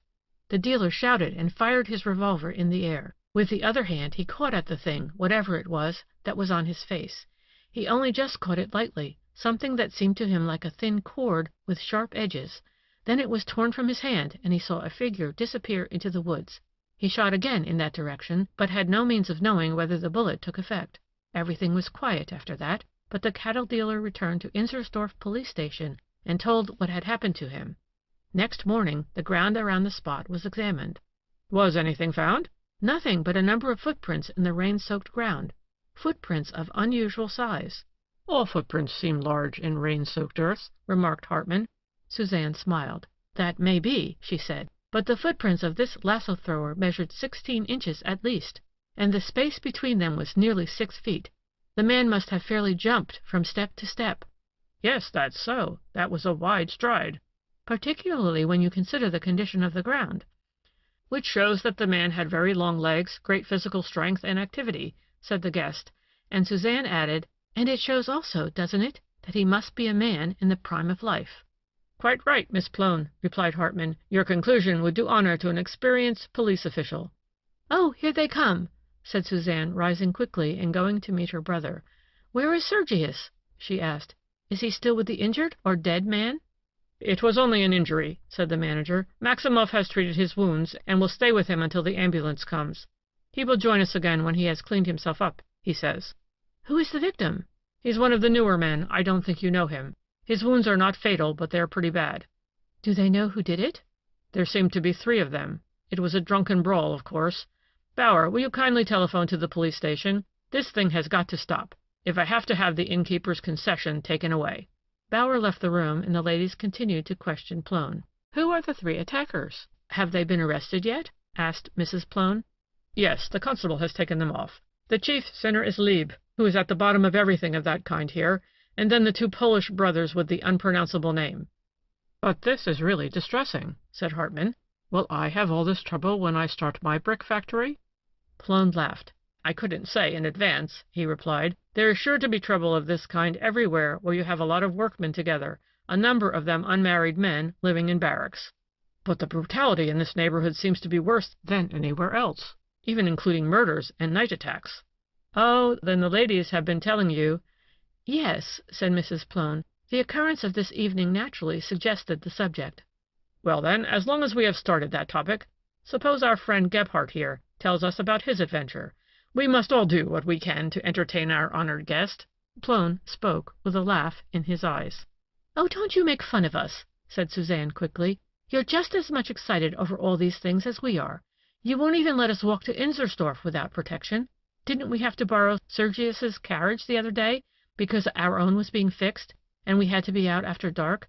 No, indeed, this unknown monster, as Anna calls him, worries you just as much as he does us." "Who is it that worries you?" said Maximoff, entering the room just then. "We were talking about the unknown criminal who must be living here among our workmen," said Mrs. Plone. "But why are you so sure that the man must be one of your workmen?" asked Hartman, and Maximoff, who took a seat beside Suzanne, added, "Yes, that's true, Anna. I've often intended to ask you why you are so sure that it is one of your men." The hostess shrugged her shoulders. "I really don't know why I should be so sure about it," she confessed, "but the whole neighborhood seems to think so, and I fell in with the general opinion. Besides, the police authorities know every one of the permanent inhabitants of our village, and there is nobody among them who could come under suspicion. But these workmen come from nobody knows where, stay with us for a little while, and then pass on. There is no way of controlling them, or even of getting to really know them." "But don't you know," said Dr. Maximoff gravely, "that sometimes the most dangerous criminals can be found in the class of people whom we invite to our dinner table?" "Here, here," cut in Plone. "Don't let's start a discussion. We want our guest to hear Gebhardt's story." The cashier told him how he had been attacked one evening as he was leaving the village inn, rather late, on his way to his own rooms, which were in the office building. The incident happened last spring, and he still carried traces of it. "You can see here," he said, pushing back his left sleeve. "Here is where some heavy, blunt instrument struck my arm. It split the bone and tore a tendon, but my assailant did not get off undamaged. Since our neighborhood has become so unsafe, I carry a leaded cane when I go out at night, and I struck out with this when the man jumped at me, suddenly from behind a bush. He screamed, and I knew that I must have hurt him. I must have hit his shoulder or breast. He sprang back into the bushes, and although I tried to follow him, he had soon disappeared in the darkness. Next morning all our men were at their posts, but of course it was impossible to have a physical examination made of over 200 working men, so that I could not tell whether any one of them was suffering from a broken rib or collarbone. However, since then I agree with Mrs. Plone that this unknown criminal must be one of our factory hands. I know that I am not a favorite with them, although I do not know why they should hate me enough to want to kill me, and yet there must be someone who feels that way towards me, someone who belongs to our establishment, for he found his way into my room the day after the attack." "He came to your room!" exclaimed Hartman, astonished. Yes, he came right into my room, in my absence, of course. Then how did you know he was there? I knew it from something he left behind him, a noose made of an odd sort of black cord. Oh! You can imagine that the discovery did not please me very much. It seemed like a threat, and I have not gone out unarmed since then. Then you are sure that your assailant was the unknown murderer? It looks that way. Hartman turned to the manager. And you haven't the faintest idea, sir, which one of your men it could be who keeps the entire neighborhood in such fear and anxiety? No, not the faintest idea, was the answer. I have had a capable detective living and working among my men for 6 months now. He found that several of them were under suspicion for crimes committed elsewhere, but he found nothing that would identify the man with the black cord. But now, enough of this unpleasant subject for tonight. Do you care to join us at our usual game of cards? The game lasted for an hour or so, then Maximov's carriage was called, and he and his little girl left the house. Hartman bade his host good evening, and took his way down to his lonely pavilion, accompanied by the manager and a servant. Karl opened the door to receive them, and held it open to light the way for the return to the house. "Have they taken good care of you?" said Hartman when he was left alone with his valet. "Oh, yes, very nicely. They even brought my supper out here for me when I asked for it." "That's good. But from tomorrow on I have arranged with the manager that you are to eat in the factory mess room, or else in the village inn. You are to mix in with the working men and pay particular attention to men of unusual size." "Pay particular attention to big men? All right, sir." Karl's face showed great interest, but he did not dare to ask any further questions. "And now you can go to bed," said Hartman, "and remember it is only you who must clean my clothes and shoes. The others must not see them at all." Karl bowed and left the room. When alone, Hartman began to undress. When he had taken off his coat and vest and his boots, his figure was much shorter and less ample, and when he had finally laid off a costly diamond ring and a handsome scarf pin, Joseph Muller stood there in all his own unobtrusive humbleness. He slipped on a dressing gown, turned off the electric light, and parting the curtains of one of the windows, he looked out into the darkness. When his eyes had grown accustomed to the gloom, he could see the level outlines of the moor stretching away into the distance beyond the bushes on the other side of the road, and to the right a few groups of trees and some of the outbuildings of the factory completed the skyline. "What a pity," he thought. "What a great pity that I didn't hear about this man with the black cord before tonight. My 2 years in the South lost me several interesting things, but I suppose I needed the rest. No, I don't agree with my charming hostess as to the fact that this black cord man is one of the working men. The sense of humor shown in the airing of the villa and the building of the snow figure is not usual among men of that class. And then this unheard of recklessness in so impudently leaving his traces behind him from case to case. I suppose I will be able to see one of these bits of cord.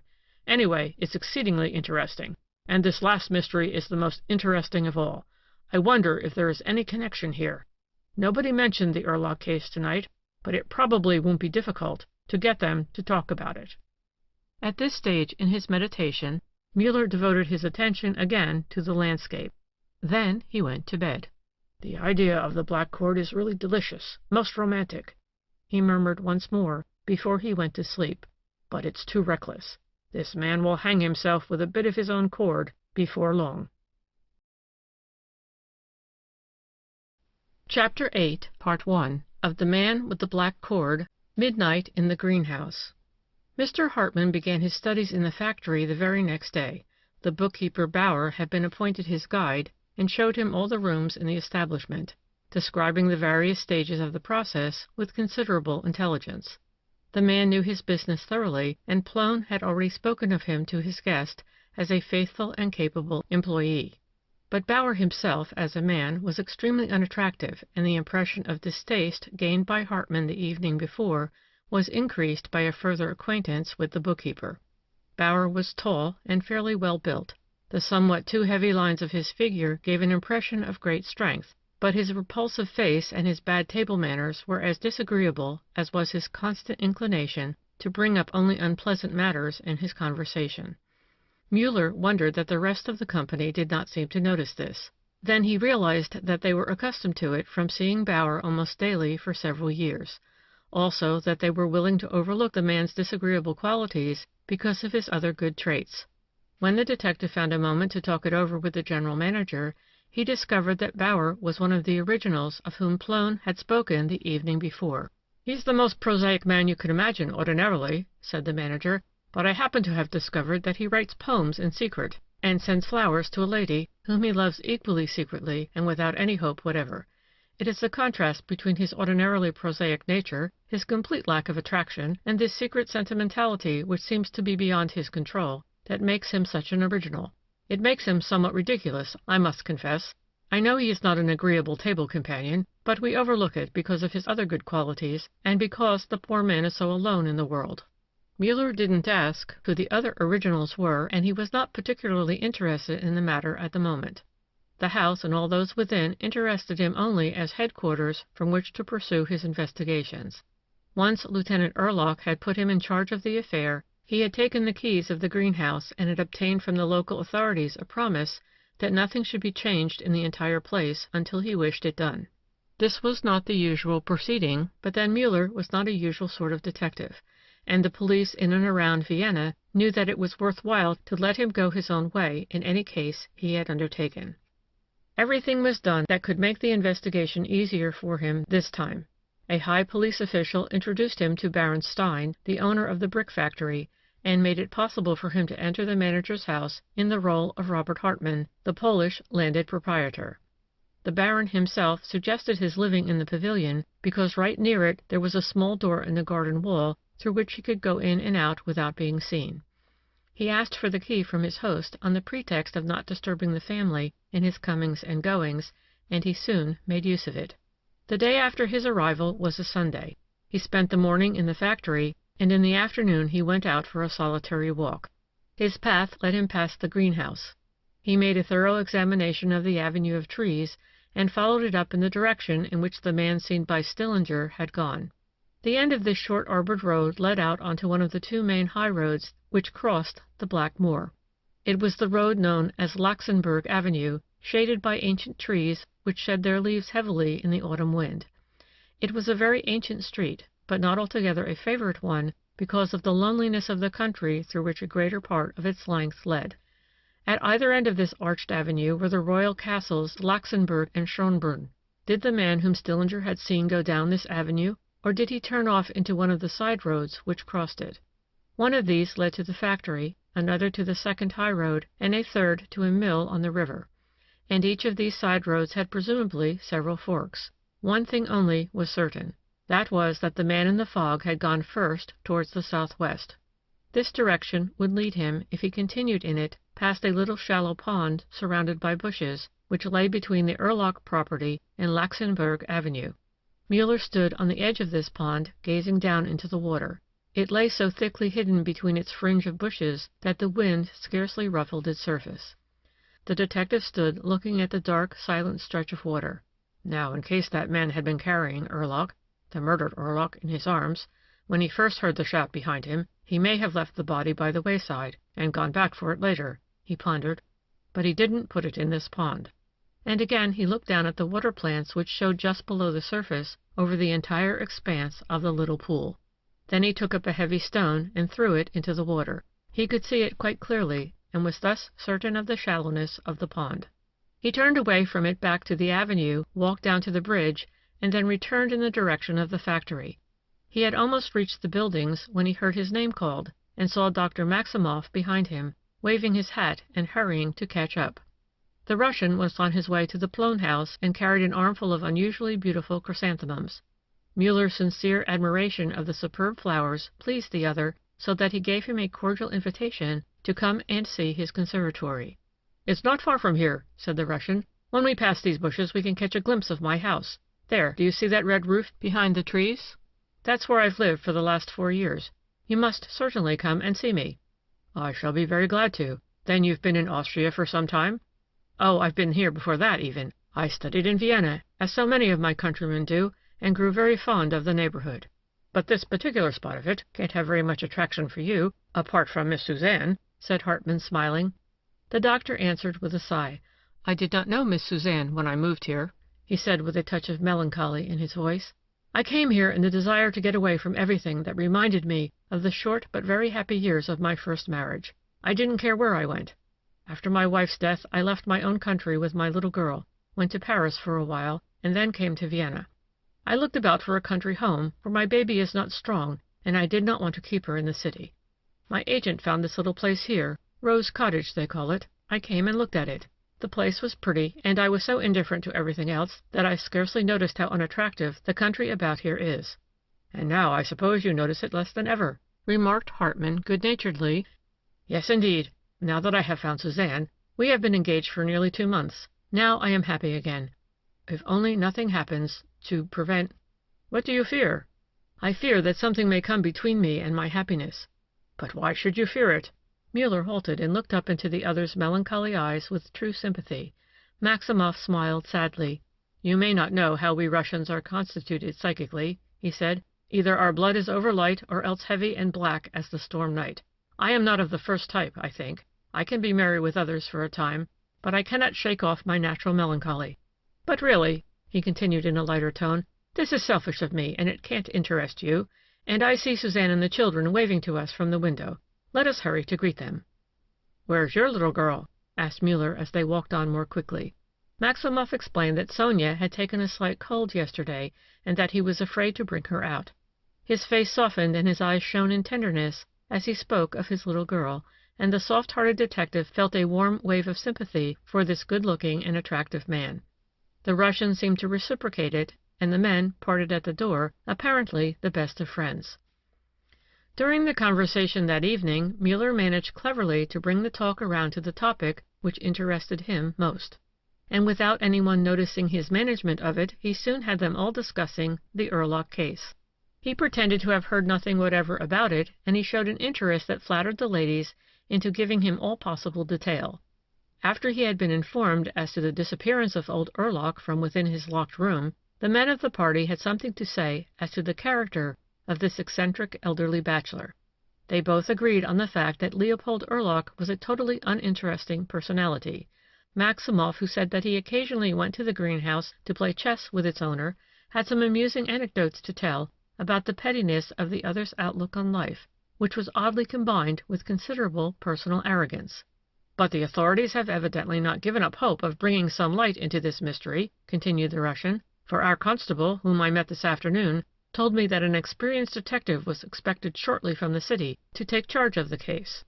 That's a good idea, said Mrs. Plone. It struck me they were giving it up very quickly. But when no one else has discovered anything after 2 weeks of research, I don't see how a new detective is going to help, remarked Suzanne. No, if there was any clue to be found at first, all traces of it are probably gone by this time. And the criminal himself has had quite sufficient time to cover all his tracks, said Hartman, who was playing with the little boy on his knee.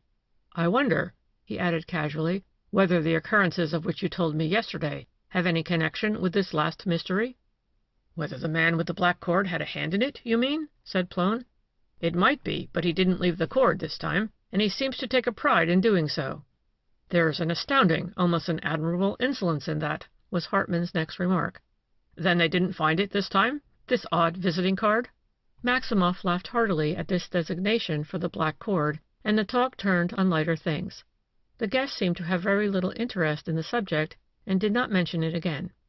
Saying that he was tired, he left the company earlier than usual, reaching his own little habitation before 9 o'clock. At about 10 o'clock that night, a key was turned carefully in the great gate leading to Urlach's property. Muller entered and closed the door behind him with the same caution. Then he opened the house doors and closed them again by the light of his electric lantern. He went quickly from room to room, crossing through into the kitchen and the back hall. He examined the rear door and found it firmly closed and locked. Then he went through the rooms on the other side of the hall, back into the main corridor, out of which Urlach's bedroom and sitting room opened.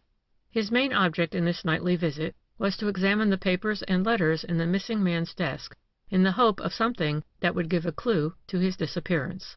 When he entered the sitting room, he closed the window shutters carefully. Then he examined equally carefully the little table on which the open book and the candlestick stood. But what he saw there gave him no particular ideas, awoke no illuminating train of thought. He turned away from the table with a shake of the head, and carefully locked the doors of both rooms on the inside. He smiled at himself as he did it. It seemed such an unnecessary caution in a house that was so carefully closed at its entrances, and besides, as the event that had happened there proved, there was some way of getting in and out of this room otherwise than through the doors and windows. Then Muller sat down at the desk and began to examine the bundles of letters and papers in all of its drawers. Those papers, the age of which were shown in their yellowing edges, he laid carefully back in their place. His time and his interest were given to the more recent correspondence, which was very scanty. There were a few letters from Paul Ehrlich, written in a formal style. Not a single letter contained a request for money, nor a word of thanks for any gift. In spite of his financial difficulties, the young officer had never asked his uncle for help, and the latter had never volunteered assistance. There were a few business letters and some bills, and 2 or 3 in a woman's hand, which were signed Eva, your grateful Eva. Aha, there is someone, and a woman at that, who has a reason to be grateful to this old egoist, thought Muller, as he read through Eva's letters. There were just 13 of them, but they told him little. This Eva was evidently a person of education, but the letters were so very formal, stiff, and cold that they threw no further light on her mentality. The contents of all were exactly alike. She wrote each time to acknowledge the receipt of some gift and to express her thanks for it. But she did not mention clearly in any letter what this gift was, and there was something forced and reluctant about her thanks. The last drawer that Muller opened contained notebooks carefully ordered, each one of them dated with the beginning and end of the period over which the memoranda extended. Muller began to read the 2 upper ones of the pile. There were figures for every day, even for the smallest expenditures. The last book contained memoranda beginning with the 1st of March and ending with the 9th of September, and on the 1st of each month below the item noted as wages for Mrs. Tunner came another 20 crowns for E. The old gentleman, for some reason unknown to anyone else, had sent 20 crowns every month to this Eva, whose cool letter of thanks might mean either a cold heart or a very youthful mind unused to expressing its thoughts. Muller found this matter rather interesting, but he soon came to something that was even more so. In an older book, one which bore the dates of June 1st to the end of December of a year back, Mr. Ehrlich had made up a summary of his entire fortune, which was invested in stocks and bonds. Muller carried in his pocket a copy of the official list of what had been found in the safe. He took it out now and compared Ehrlich's own list with the one made by the police on the 10th of September. There was something wrong there, something decidedly wrong. Papers to the value of at least 20,000 crowns were missing from his safe, and in none of the notebooks of a later date was there any memoranda of the change in investment or any other disposal of the sum. And yet Ehrlich had written down every half-pound of butter, every bag of salt that came into his house. Muller leaned forward, resting his head in his hands, while he pondered deeply on this matter. Suddenly he started. He thought he had heard the closing of a door, and yet he realized it might have been only the creaking of a bough outside, or a turn of a rusty weathercock. The detective rose softly from his seat and listened. Then he put out his left hand to catch the lantern and took his revolver with the right. There was no mistake possible now. Someone was moving in the hall. Muller had left the key in the inside of the sitting-room door, a key on a ring from which hung several others. The detective's eyes watched the flickering of light which these keys threw out in the faint gleam of his lantern. Then he moved forward slowly and listened again. Someone was moving out in the hall. It was so quiet within the heavy-walled old house that even the gentlest sound could be plainly heard. Muller had reached the study door by this time, and again he stood, listening. The corridor was about 15 yards long, 3 rooms opening on it from either side. The door to Ehrlich's bedroom was the center door on that side of the house. Whoever it was outside there, creeping so softly through the hall, was now standing in front of that bedroom door. A hand turned the knob. Muller took his revolver in his left hand, while with his right he quickly turned the key and swung the study door open. But the hanging bunch of keys rattled betrayingly, and he who stood outside had quick ears. As the detective pulled the door open, a tall figure glided past him towards the front of the house. "Stop right there or I'll shoot," called Muller, but the man did not stop. He flung open the front glass door and dashed down the 5 steps leading to the ground. Muller was equally quick in pursuit, and fired as he ran. But the man gave no sign of having been hit, and did not lessen his pace in the slightest. The sharp light of 2 electric beams threw his quick-moving shadow along the ground, for he carried a lantern also. Muller fired a second time, but just as he did so, the man ahead of him made a quick dive around the corner of the house. As Muller followed him in this direction, something hard struck him on the head and dazed him for a moment. But he was not injured and took up his pursuit in a second or two. The slight pause, however, was sufficient to enable the other to dash through the garden door and disappear in the blackness outside. Chapter 8, Part 2, of The Man with the Black Cord, Midnight in the Greenhouse, continued. The detective stood by the gate peering out in all directions, but the night was absolutely dark, and the blackness was impenetrable beyond the ray of his lantern. He closed the door with the key which he found on the outside, and then put it in his pocket. On his way back to the house he found the object that had hit him on the head. It was a little lantern of unusually fine and costly workmanship. He took this in too. Both the front doors had been unlocked from the outside.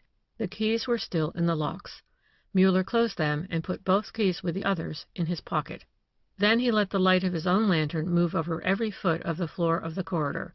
He saw several new footprints there, the wet earth still clinging to some of them. He recognized his own footprints, and beside them were enormous tracks that he had not seen there before. Muller drew a deep breath. His eyes shone with the gleam that came into them when he was on the trail. But he did not stay in the hall. He went back into the study, locked it carefully, and from there passed on into the bedroom. The first thing he did here was to fasten a tablecloth up over one window and a bedspread over the other. He was not at all anxious that anybody from outside should see him through a possible crack in the shutters, for he knew that his life wasn't worth much after what had happened, and then, besides, he wished to be left to work undisturbed. He took his seat on a comfortable armchair near the door that led to the corridor, and pulled a little flask from his pocket. After a hearty drink, he rubbed a lump that was growing on his head, and then lit a cigar.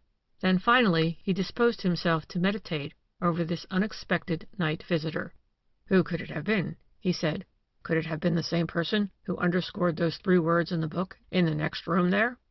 Those words, "he was here," had not seemed to mean anything to the local authorities, and Muller himself had been unable to find no fitting explanation for them until he heard the story of the man with the black cord. Even then it meant no clue which led to anything. Who had underscored these words? Erlach himself when he saw his life threatened? Or his murderer? But why should Erlach do such a thing?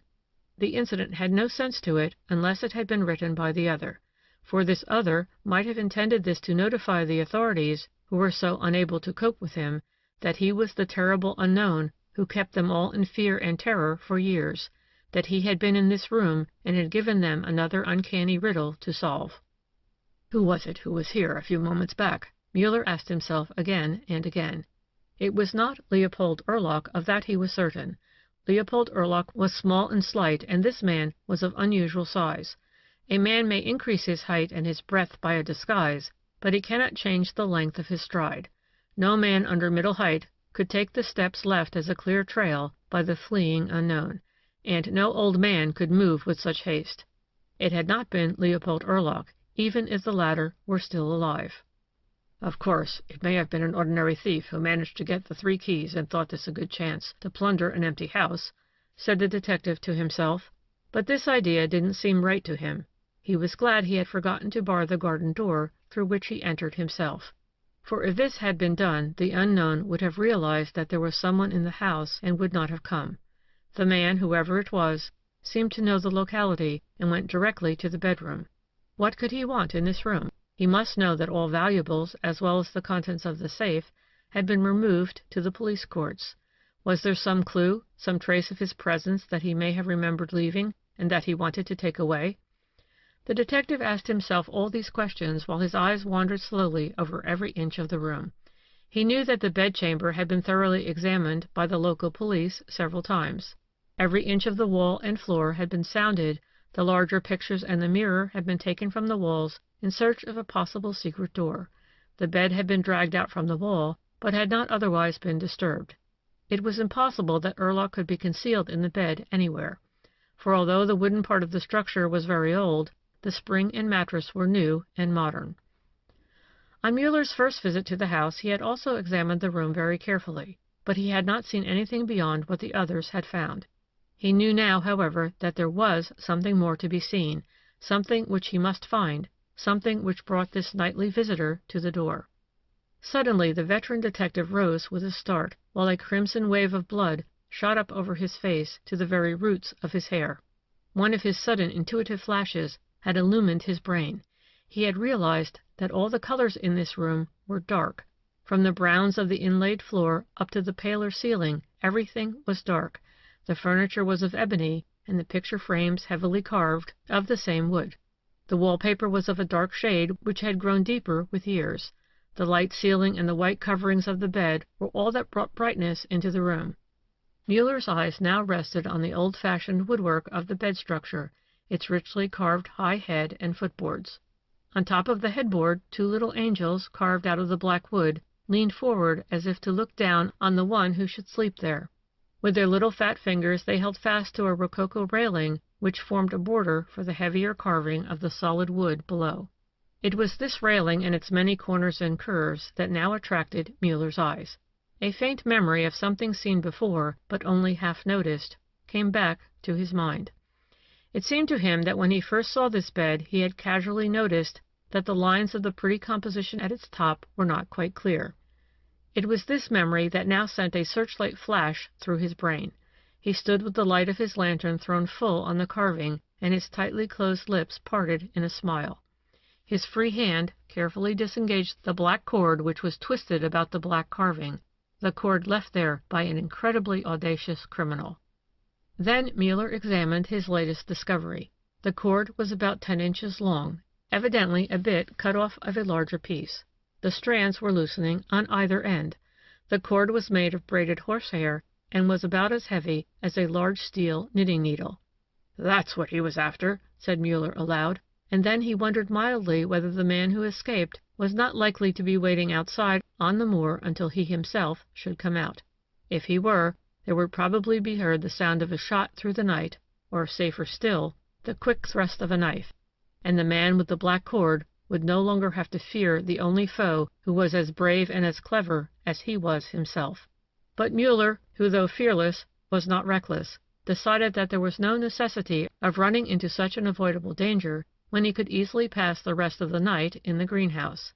He looked at his watch and found it to be just 12 o'clock. Having nothing else to do, the detective turned to another examination of the bed.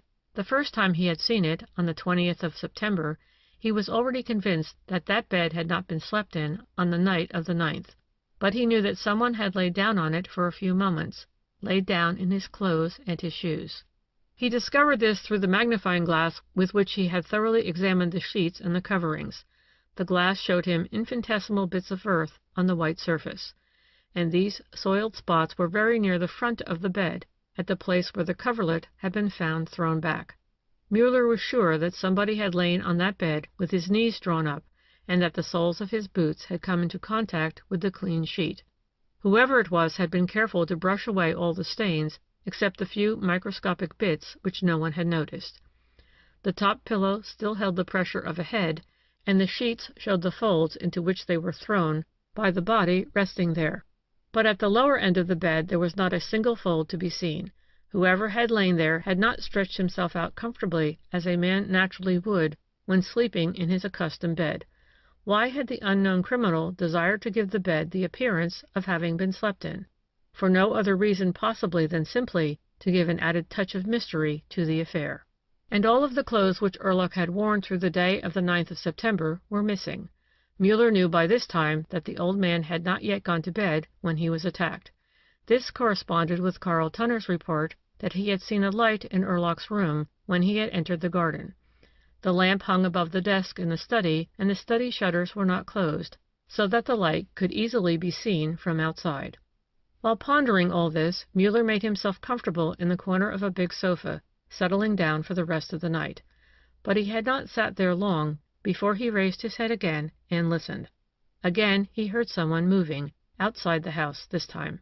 He stood up, closed his lantern, took his revolver, and moved softly out into the corridor.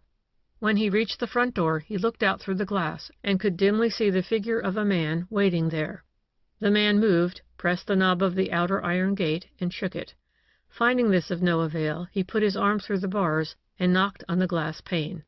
Then Muller knew who it was, and turned the light of his lantern full on the face outside as he opened the door. "What are you doing here?" he asked in surprise, as Carl Tunner slipped hastily through the opening. "Thank goodness you're all right," murmured Carl, wiping his face. "I thought sure he'd shot you." "Who had?" "The man I met as I ran up here." "Where did you meet him?" "About 100 paces outside the gate, at the end of the avenue. He suddenly jumped out from behind a tree and ran off over the moor." "Did you call after him?" "Yes. 'Stop, you rascal!' I cried. You see, I heard the shots and saw him running away." "Did you climb over the wall again?" asked Muller when they were back in the bedroom and he was gathering up the trophies of his evening's work. Carl nodded an affirmative. "You didn't call my name, did you?" "Oh, no." "Well, we can go now. Even if he should come back, he won't dare to attack two of us."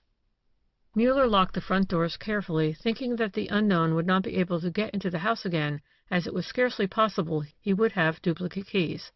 Then the detective opened his lantern and let it move over the ground in front of the door and up the path. There were a number of tracks to be seen in the soft earth. Muller recognized his own footprints and Carl's, and beside them the traces of an enormous foot at astonishingly wide intervals.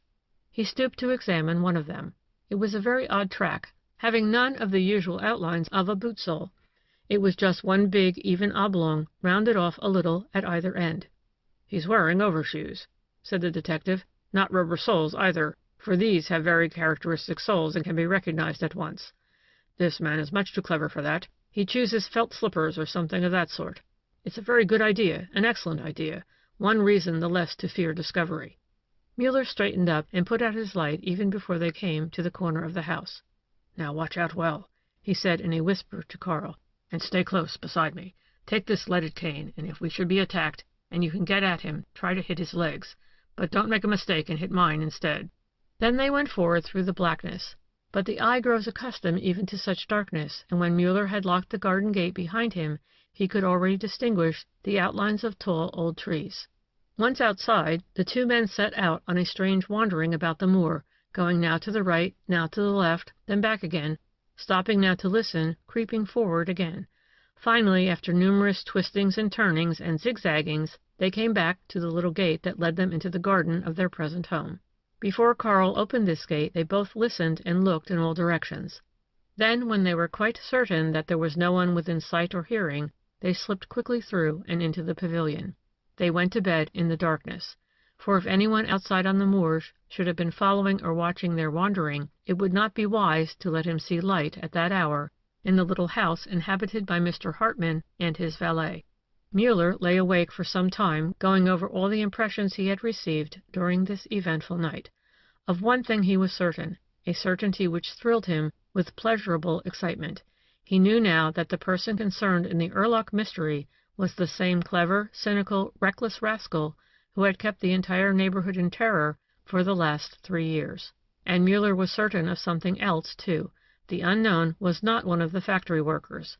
The peculiar style and evident costliness of the little lantern that had come into his possession in so unpleasant a manner was a proof that the man who had thrown it at him did not belong to the working class. And as the unknown, fleeing before him, had opened the front door of the house, the light of Muller's lantern fell on his hand. All the detective could see was that the hand was covered by a glove of soft, reddish-brown leather. He could get no correct impression as to the size or structure of the hand itself. "Anyway, it's not the custom among factory workers to wear kid gloves. In fact, it's not a usual thing for criminals accustomed to such nightly excursions to wear gloves anyway," said Muller to himself. Then suddenly he sat up in bed. Although he was already growing old, the veteran detective was young in heart and spirit, and he never lost acuteness of the shock when one of his flashing thoughts came to him. This was one. Does this superintelligent, this quite extraordinarily clever villain always wear gloves when he is doing something whereby the impression of the skin of his fingers might leave a fatal clue? He must be familiar with criminal proceedings, and know how important that point is. But in spite of his sleepless night, Muller was up early the next morning. Carl was awake still earlier, and stood ready with the heavy wadded vest and coat which gave his slender employer Mr. Hartmann's comfortable embonpoint. When Muller had finished dressing, he said to Carl, "You know what you are to do today?" Tunner bowed. "Yes, Mr. Muller." Mr. Muller? Repeated the detective sharply. Mr. Hartman, sir, the young man answered with a smile. Muller's glance was still sharp. My dear young man, it is no laughing matter that we are engaged on here. You may have noticed that last night, when you proved yourself worthy of my confidence. Both you and I must be very careful in everything we say and do, for we are here on very serious business, and it would be well for you to look a little more seriously at life if you ever want to make anything worth while of your existence. And now, once more, do you know what you are to do? Yes, sir, said Carl, now quite grave. I am to clean off all traces of the nightly expedition, to lock up the clothes you wore last night, and then to look about the neighborhood and talk with people about the occurrences in the greenhouse. I am to take dinner at the inn in Inzersdorf, and need not return here, today at least, until about 4 o'clock. Good. And one more thing. I am not so much interested, not as much as I was yesterday, in very large men or in men of the working class. I thought so, said Carl quickly. Muller looked up quickly. Why did you think that? Because the man who shot at you yesterday— Muller started to interrupt, then concluded that he wouldn't. Carl needn't know everything. Is not an ordinary working man. And why do you think that? From the way he spoke. You heard him speak? Yes, as he ran past me I heard him say, not very loud though, devilish adventure this. That was all I heard. And you didn't tell me that before now. I thought you were an intelligent man. Should I have told you right away? Yes, of course. That's most important. You are to tell me everything you see or hear at once. You are to tell me if you hear a fly hum, and think it could be of any use to me in my work. Muller's sentence ended in a smile, in which Carl joined. And one more thing, continued the detective. You are to take an interest in men's gloves of dark reddish-brown leather, and you must still watch men of over-middle height who wear long cloaks with hoods. Carl repeated every sentence until he was sure that he understood, and then in answer to Muller's question, replied that he had quite enough money for the day's expedition. Very well, then. You need not be too careful of the money. But don't go ahead too fast. It may be necessary that you should invite the one or the other to have a glass with you. Most people talk more easily when drinking. And be careful to emphasize the fact that you know nothing more of me than that I am the landed proprietor Hartman from Poland, that I am here to study brickmaking, and that you entered my service in Vienna. Thank fortune, that's the truth, said Carl warmly. Muller answered with a friendly smile. That's all right, he said cordially. Keep straight, and that will be enough to show your gratitude for the little I've done for you, and for your mother's great love. Muller left the garden through the little door, and as he walked along his thoughts were still busy with the unknown. So he talks High German, does he? I was right then, he is no working man. A devilish adventure, you say, my friend? It may be that it will prove devilish for you. It was a lucky thing he had no idea who it was that was after him, for if he discovers me before I discover him, my life will hang on a thread, or on a black cord, rather. Muller walked along with his eyes on the ground. Suddenly he stopped and bent to examine the moist earth. He was at the corner of the wall where the lane led into a wider street. The soft ground was covered with tracks of wagon wheels, horses' hooves, and human footprints. Among them was a trail of enormous feet of unusual shape. Muller recognized them as the same footprints he had seen that night in the Urlock garden. So he followed us after all, murmured the detective, and the discovery did not contribute to his ease of mind. Chapter 9 of The Man with the Black Cord. Muller visits Eva Geringer. Muller's intention was to utilize this day in searching for Eva. He went to his own house first to ask Mrs. Tunner whether she knew anything that would aid him in this matter, as well as in the mystery of the missing 20,000 crowns. It certainly was strange that the miserly old man who, as Dr. Maximoff said, wept in emotion at his own generosity when he gave a beggar a copper piece, should have sent this Eva 20 crowns every month. His heart had opened to her, it seemed. Muller wanted to see this Eva personally, to find out whether the larger sum, the 20,000 crowns, might have found their way to her also. Even the most miserly of elderly bachelors are generous sometimes, or have to be when it is a case of preserving their reputation. Mrs. Tunner was overjoyed to see her employer. He set her mind at rest at once by a good report as to her son's welfare and present conduct. Then he proceeded to the matter in hand. Do you know anything about a woman by the name of Eva, who stood in some relation to Urlock? No. And do you not know that he sent money away the first of every month? I didn't know it happened every month. But once, about a year ago, I had to go to the post office with it myself and make out the money order. Do you remember the name? No, I scarcely even looked at it and forgot it immediately. Mr. Urlock was sick, which gave me a great deal more work than usual, and just at that time I was particularly worried about Karl. I hadn't head for anything except my most necessary duties. Too bad. Do you remember what month it was? Yes, I remember that. It was in October. Well, it will be easy to find the address at the Inzersdorf post office. Don't worry about cooking dinner for me. I'm going right out again. Oh, I just thought of something, said Mrs. Tunner. Muller had already started to leave the room, but he turned back and sat down again, looking inquiringly at her. Mr. Urlock was quite well again before Christmas and asked me to go to the city with him one day, began the woman. He said he wanted new underwear and he was afraid to buy it alone for fear he would be cheated. And from something that happened, I believe he had a secret errand, which was the main reason for his going to the city. Tell me, it may be of importance. The first thing I noticed was that he didn't take his own carriage to go to the city as usual. We went in the train instead and took a cab at the station. He left me at the store where I was to buy the underwear and told me that he had some errands in a distant part of the city. He would be back in an hour, and I was to wait for him in front of the shop. I finished my errand in about 20 minutes, and as the day was pleasant I took a little walk down the street. A block or two beyond I passed a bar-room, out of which a boy was bringing a glass of beer for a driver whose turnout stood in front of the door. By merest chance I glanced that way and recognized the cab and driver as the same that had brought us from the station, and with which Mr. Urlock had driven into the city. I was alarmed at this, and asked the cabman whether anything had happened to the gentleman. I thought Mr. Urlock might have been taken ill and gone in somewhere. But the cabman, who was already in a jovial mood, laughed at my question and answered, "Oh, no, he didn't want to go across the city at all. As soon as you'd gone into the shop, he told me to drive to 5 Linden Street, and sent me up 3 flights with a package, while he stayed down and watched the horse. The package was for a lady up there." The man remembered the name and told it to me. The first name, I think, was Eva. The second, I know, was Geringer. "Why are you so sure of that?" "Because I have relatives of the same name. That was why I remembered." "Eva Geringer, number 5 Linden Street, 3rd floor." Muller wrote it down in his notebook. "Let us hope it's the same Eva. Now tell me more. What happened after that?" "I waited in front of the shop, and Mr. Urlock arrived on time, walking from the direction in which he had driven off before. He said he had just dismissed his cab, as he thought the little walk would do him good. So we went on foot for a little way, and then Mr. Urlock looked at his watch and said we would have to take a cab or we would miss the train. As we drove to the station, he was most unusually talkative, telling me all sorts of things he had done in the quarter of the town in which he was supposed to have been. I wondered at all this secrecy, because he was certainly his own master to do whatever he liked." "Was it a large package?" asked Muller. Mrs. Tunner did not think it was, because she had not noticed her companion carrying anything.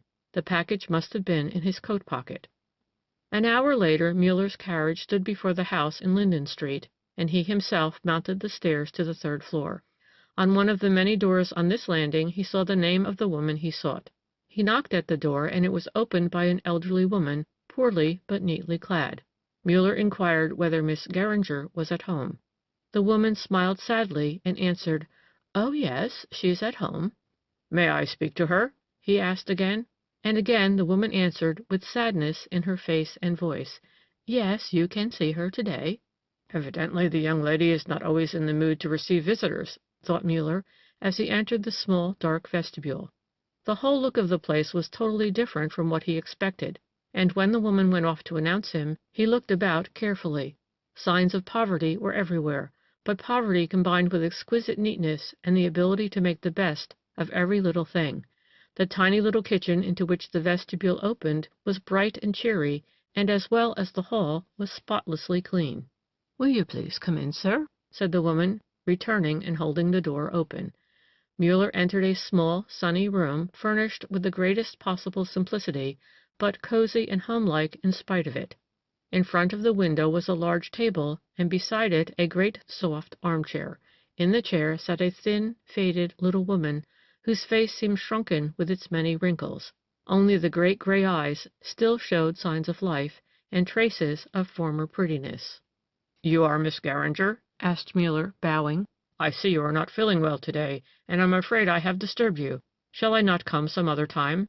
"I have not been well for 30 years, sir, answered the lady, with a gentle smile in which was a hint of roguishness, "and I hardly think you will care to wait until I am well again. So if there's anything that you have to say to me, Mr. My name is Muller. Then will you please take a seat, Mr. Muller, and tell me what it is?" The other woman brought up a second chair to the table, and Muller sat down in it. On the table were heaps of materials and instruments for making artificial flowers. Miss Geringer laid aside the rose she had just finished, and folded her delicately shaped hands wearily in her lap. The other woman left the room. Muller was still dazed from the unexpected adventure. The Eva he had thought to find was something very different. Without knowing why, he had half expected to see a pretty young woman, possibly of doubtful reputation, and now he found himself sitting opposite an elderly invalid of the utmost respectability. He pulled himself together, readjusted himself to his surroundings, and explained the reason for his visit. He introduced himself as a friend of Leopold Erlach, and asked permission to put several important questions to the lady. The mention of Erlach's name threw Miss Geringer into considerable excitement. "Oh, don't they know anything about him yet?" she exclaimed, clasping her hands. "Is he dead? Has he been murdered?" "You know, then?" asked Muller. She nodded. "I saw it in the papers a kind neighbor brought me," she said. "I know that Mr. Erlach, has disappeared most inexplicably from his house, or has been taken away from there." "Leo, that sounds rather intimate," thought Muller, and quite different from the formality of her letters. But what he said aloud was, "Mr. Erlach has not yet been found, but this conversation is fatiguing you. Is there anything I can do for you?" "No, thank you," she murmured, straightening up again in her cushions. "I must try and control myself. You think there is anything I can tell you about Mr. Erlach?" "Yes, I think there is." "You mean something that has to do with his disappearance?" "Possibly. From letters that were found in his desk, we discovered that he corresponded with you." "They found my letters? Only my letters of thanks? Or should he still have kept the others?" A delicate rose flush illumined the faded cheeks, and a soft smile curved the pale lips. Muller saw during this smile that the fragile invalid still had very beautiful teeth. He answered gently, "The only letters that were found were those dated during the past year. There were a number of bundles of older letters there, but they were not examined." Miss Geringer's face was pale and still as before. "He sent me 20 crowns each month since August of the previous year," she said softly. "It was an alms, but it came with a few kind words each time, and I was obliged to accept it, for I can do very little work now, and we would have gone hungry many a day but for that." Her voice trembled, and she put her hand to her eyes. Then she continued in growing excitement. "My sister sews for a large shop, and rents the best room in our flat.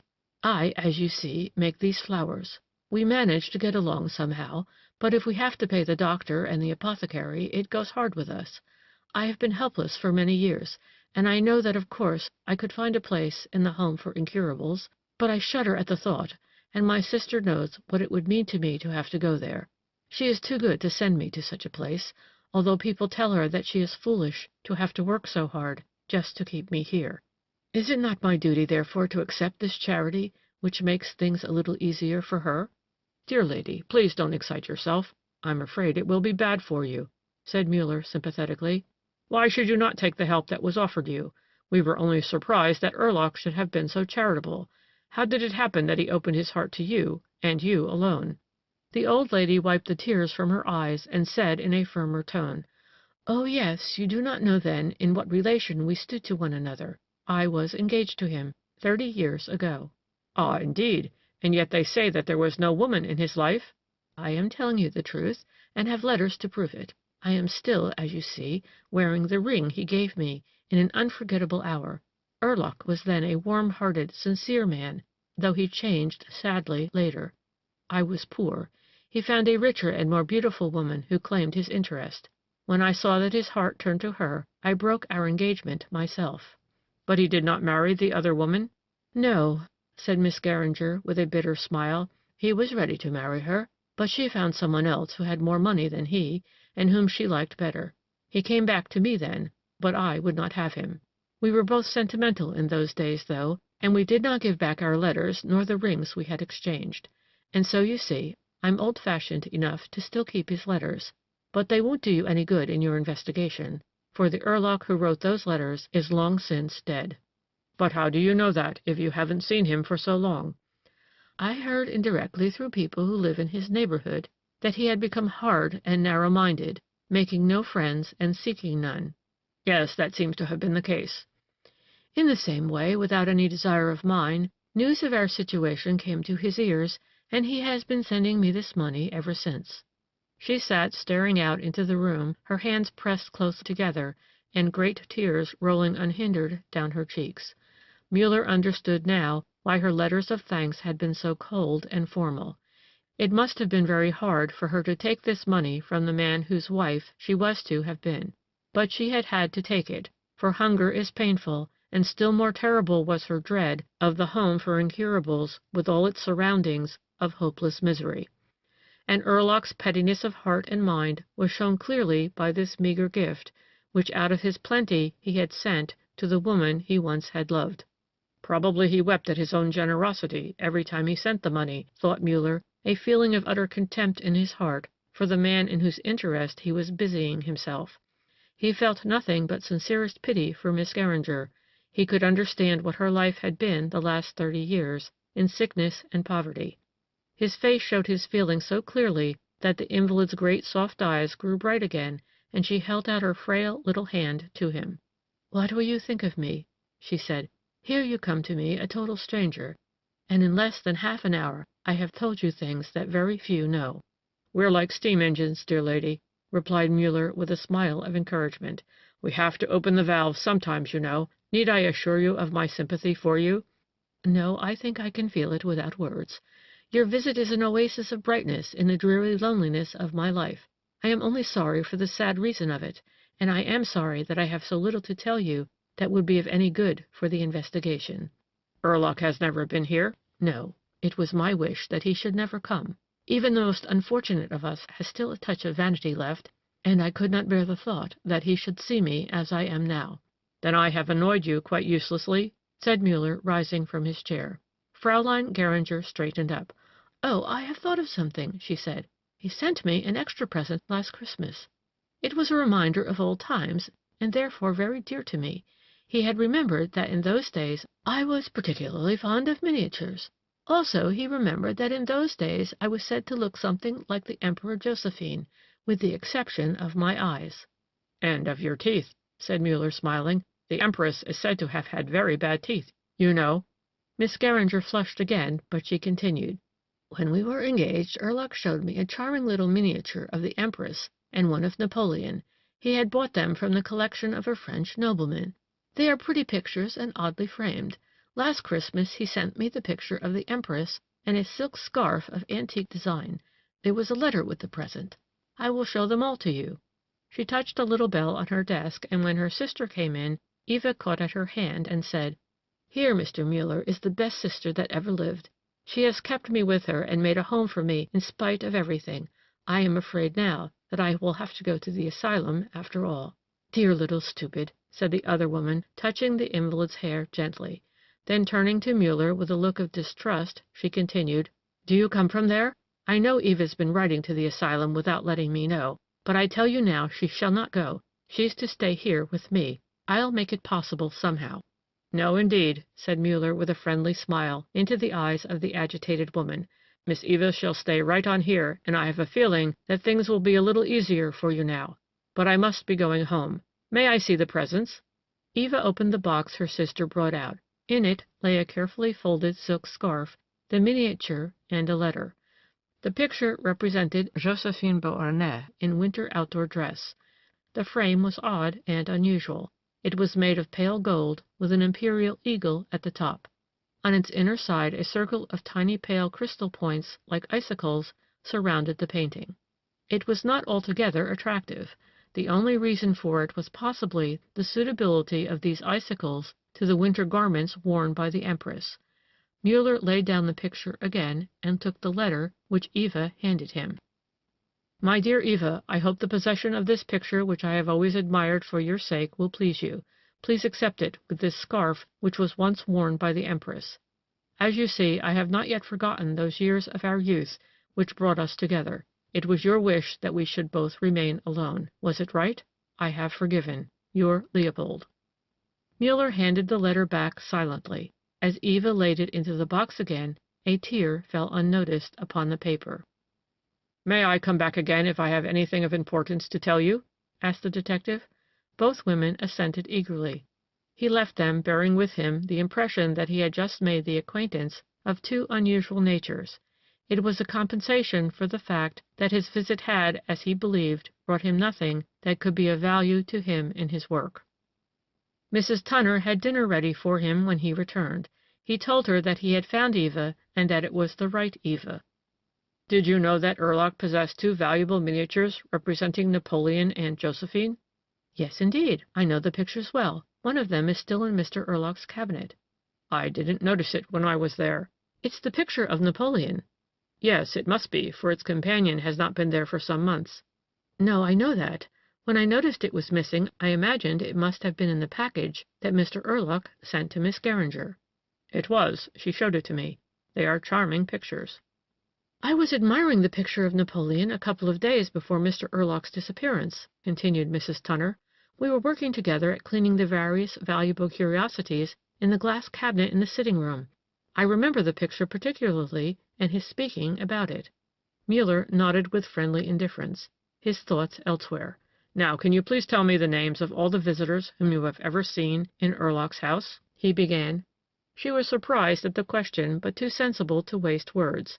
She thought a moment and mentioned several names, all of which he wrote down in his book after asking various questions about each. From what she told him, Muller saw that Erlach had lived very quietly, and that few friends or acquaintances came to his house. He had heard this also from the missing man's nephew, from the gardener Till, and from Plön.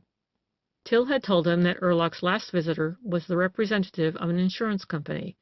The man had not entered the house, however, for Erlach spoke to him in the garden only for a few moments, and then Till had shown him out again. This was on the 6th of September. Mrs. Tunner, who had been indoors at the time, knew nothing of this last visitor. The latest person to enter the house before the disappearance, as far as she knew, was Dr. Maximoff. The Russian had been there on the 2nd or 3rd of September in the afternoon, and had played chess with Mr. Erlach. The following day Erlach returned the visit and spent the afternoon at Rose Cottage. Chapter 10 of The Man with the Black Cord, Columbus and the Egg. Muller returned to Inzersdorf about 5 o'clock that afternoon. He did a number of errands in Vienna, and among other things that he brought back with him was something to ensure his own safety. Years before, business had taken him to Marseille, and in an antiquary shop there he had found a sleeveless vest of fine steel mesh. It was a close metal net of finest workmanship and covered the entire torso. Twice, when out on dangerous errands, Muller had worn this vest as protection under his coat, and it had served him well. From the moment that he had seen the huge footprints in the soft earth outside the garden wall, so near to his own habitation, he had thought of this vest. For he knew by the traces that the man he had surprised in the greenhouse was on his trail, might possibly know who he was. The enormous footprints told him also that the nightly visitor to the Erlach mansion was the unknown who had committed the other crimes in the neighborhood, was the man with the black cord. The same huge footprints were found in the opened villa and around the spot where the more serious attack on the cattle dealer had taken place. This man was worth considering as a serious opponent. The veteran detective was sure of that, although he was not given to taking seriously any hint of danger to himself. Muller felt also that it lay in his own interest to push the matter through as quickly as possible. But it was not easy, for he still did not know in which direction to make the advance. He still did not know where to look for the man of whom he had already made an enemy. His own position was a dangerous one, and Carl Tunner was in danger too, for if this unscrupulous rascal realized that Mr. Hartmann was a detective, he might easily imagine Mr. Hartmann's servant to be of the same calling. Muller decided that he would send Carl away to a safer place. "Anything new?" he asked the young man as the latter came to take his hat and overcoat. Tunner shrugged his shoulders. "I don't know whether something I saw today when I went out is still unknown to you," he began. "You mean the big footprints outside the wall?" asked Muller. "Yes, but I thought you'd probably seen them yourself." "And did you think anything else?" "Well, I thought, sir, that you had better take double care not to meet this man again. He might shoot with better luck next time. You're right, partly right. But I may as well tell you it wasn't he who fired. It was I. Unfortunately, I didn't hit him. It was courageous in you to come to my help, although I'm afraid it rather interfered with the result of my investigation. Oh dear, why didn't I stay where I was? Said Carl. I'm afraid I only put you into greater danger. Oh, no, I'm not so sure about that, said Muller kindly. Only I'm sorry that I shall have to send you away now, because I might have found you useful for many things. Carl's eyes opened wide in alarm. You're going to send me away? Oh, why? Oh, please forgive me for my stupidity. Don't send me away. I won't go. I'll stay somewhere near you, for it's my fault that you are in danger now. And how about you? Do you think this murderer will spare you either, now that he knows you belong to me? Carl's face paled. The thought had not occurred to him. Then he said, in a lower tone, Is that the reason you're sending me away? Muller nodded. The young man's fine eyes flashed fire. I shan't go, he cried. I'm not afraid, and if anything did happen, what would it matter about me? Muller held out his hand. Very well, then, we'll fight together, he said. But you must not go unarmed now. Do you know how to use a revolver? Oh, yes. Muller opened his trunk, took out a pistol, and handed it to Carl with a box of ammunition. It's a 6-shooter and every chamber loaded, he said. Of course you understand that you're only to use it in extreme need. And now that's settled. But you look as if you wanted to ask a question. Well, what is it? Muller sat down comfortably, lit a cigar, and offered Carl one.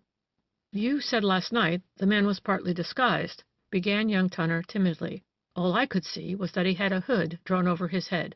Quite right, but you only saw him in the darkness. I saw him for a moment in the light of my lantern. His cloak was brownish. I don't know how long it was, because the light fell upon the upper part of his body only. The hood was stiff, much higher than they usually are, and fitted so close to the head that there wasn't a wrinkle in it. I did not see his face, but I knew from the look of the hood at the back that it must close altogether or partially in front. He is masked, therefore, and his hood is responsible for part of his unusual height. That's the reason why I told you that you need not bother about very tall men any more. His hood had one other peculiarity also. What is it? Please tell me. It was cut out over the ears. The man must be able to hear well. It may possibly have left his mouth free also. Or did his voice sound muffled? I don't think so, but I couldn't really tell. You couldn't? Oh, well, you'll learn in time. We can't expect to know everything all at once. Now tell me, what were you doing with yourself today? Carl's report was explicit, but contained very little of value. He had been talking with the people of the village about the various mysterious occurrences, but what he had heard were garbled, incoherent accounts. He met the gardener Till and invited him to drink. Fortunately, Till had never seen Carl, for the young man's few visits to his mother had taken place after nightfall, and she herself always let him in and out. He had quite a conversation with the gardener, chiefly about Mr. Urlock and his disappearance, but as far as he could see there was nothing of value in what he had heard. He didn't tell me anything new, concluded Carl. The man was most interested in the doors that were locked from the inside, and in the 3 underscored words in the book. Oh, yes, and he mentioned the fact that the candle had spattered so and was surprised that it hadn't set anything on fire, because there was a heavy wind that night, and the burning candle was near the open window. Why, what's the matter, Mr. Muller? Mr. Hartman, I mean, said Carl hastily. Muller had jumped up from his chair and was pacing the room with long strides.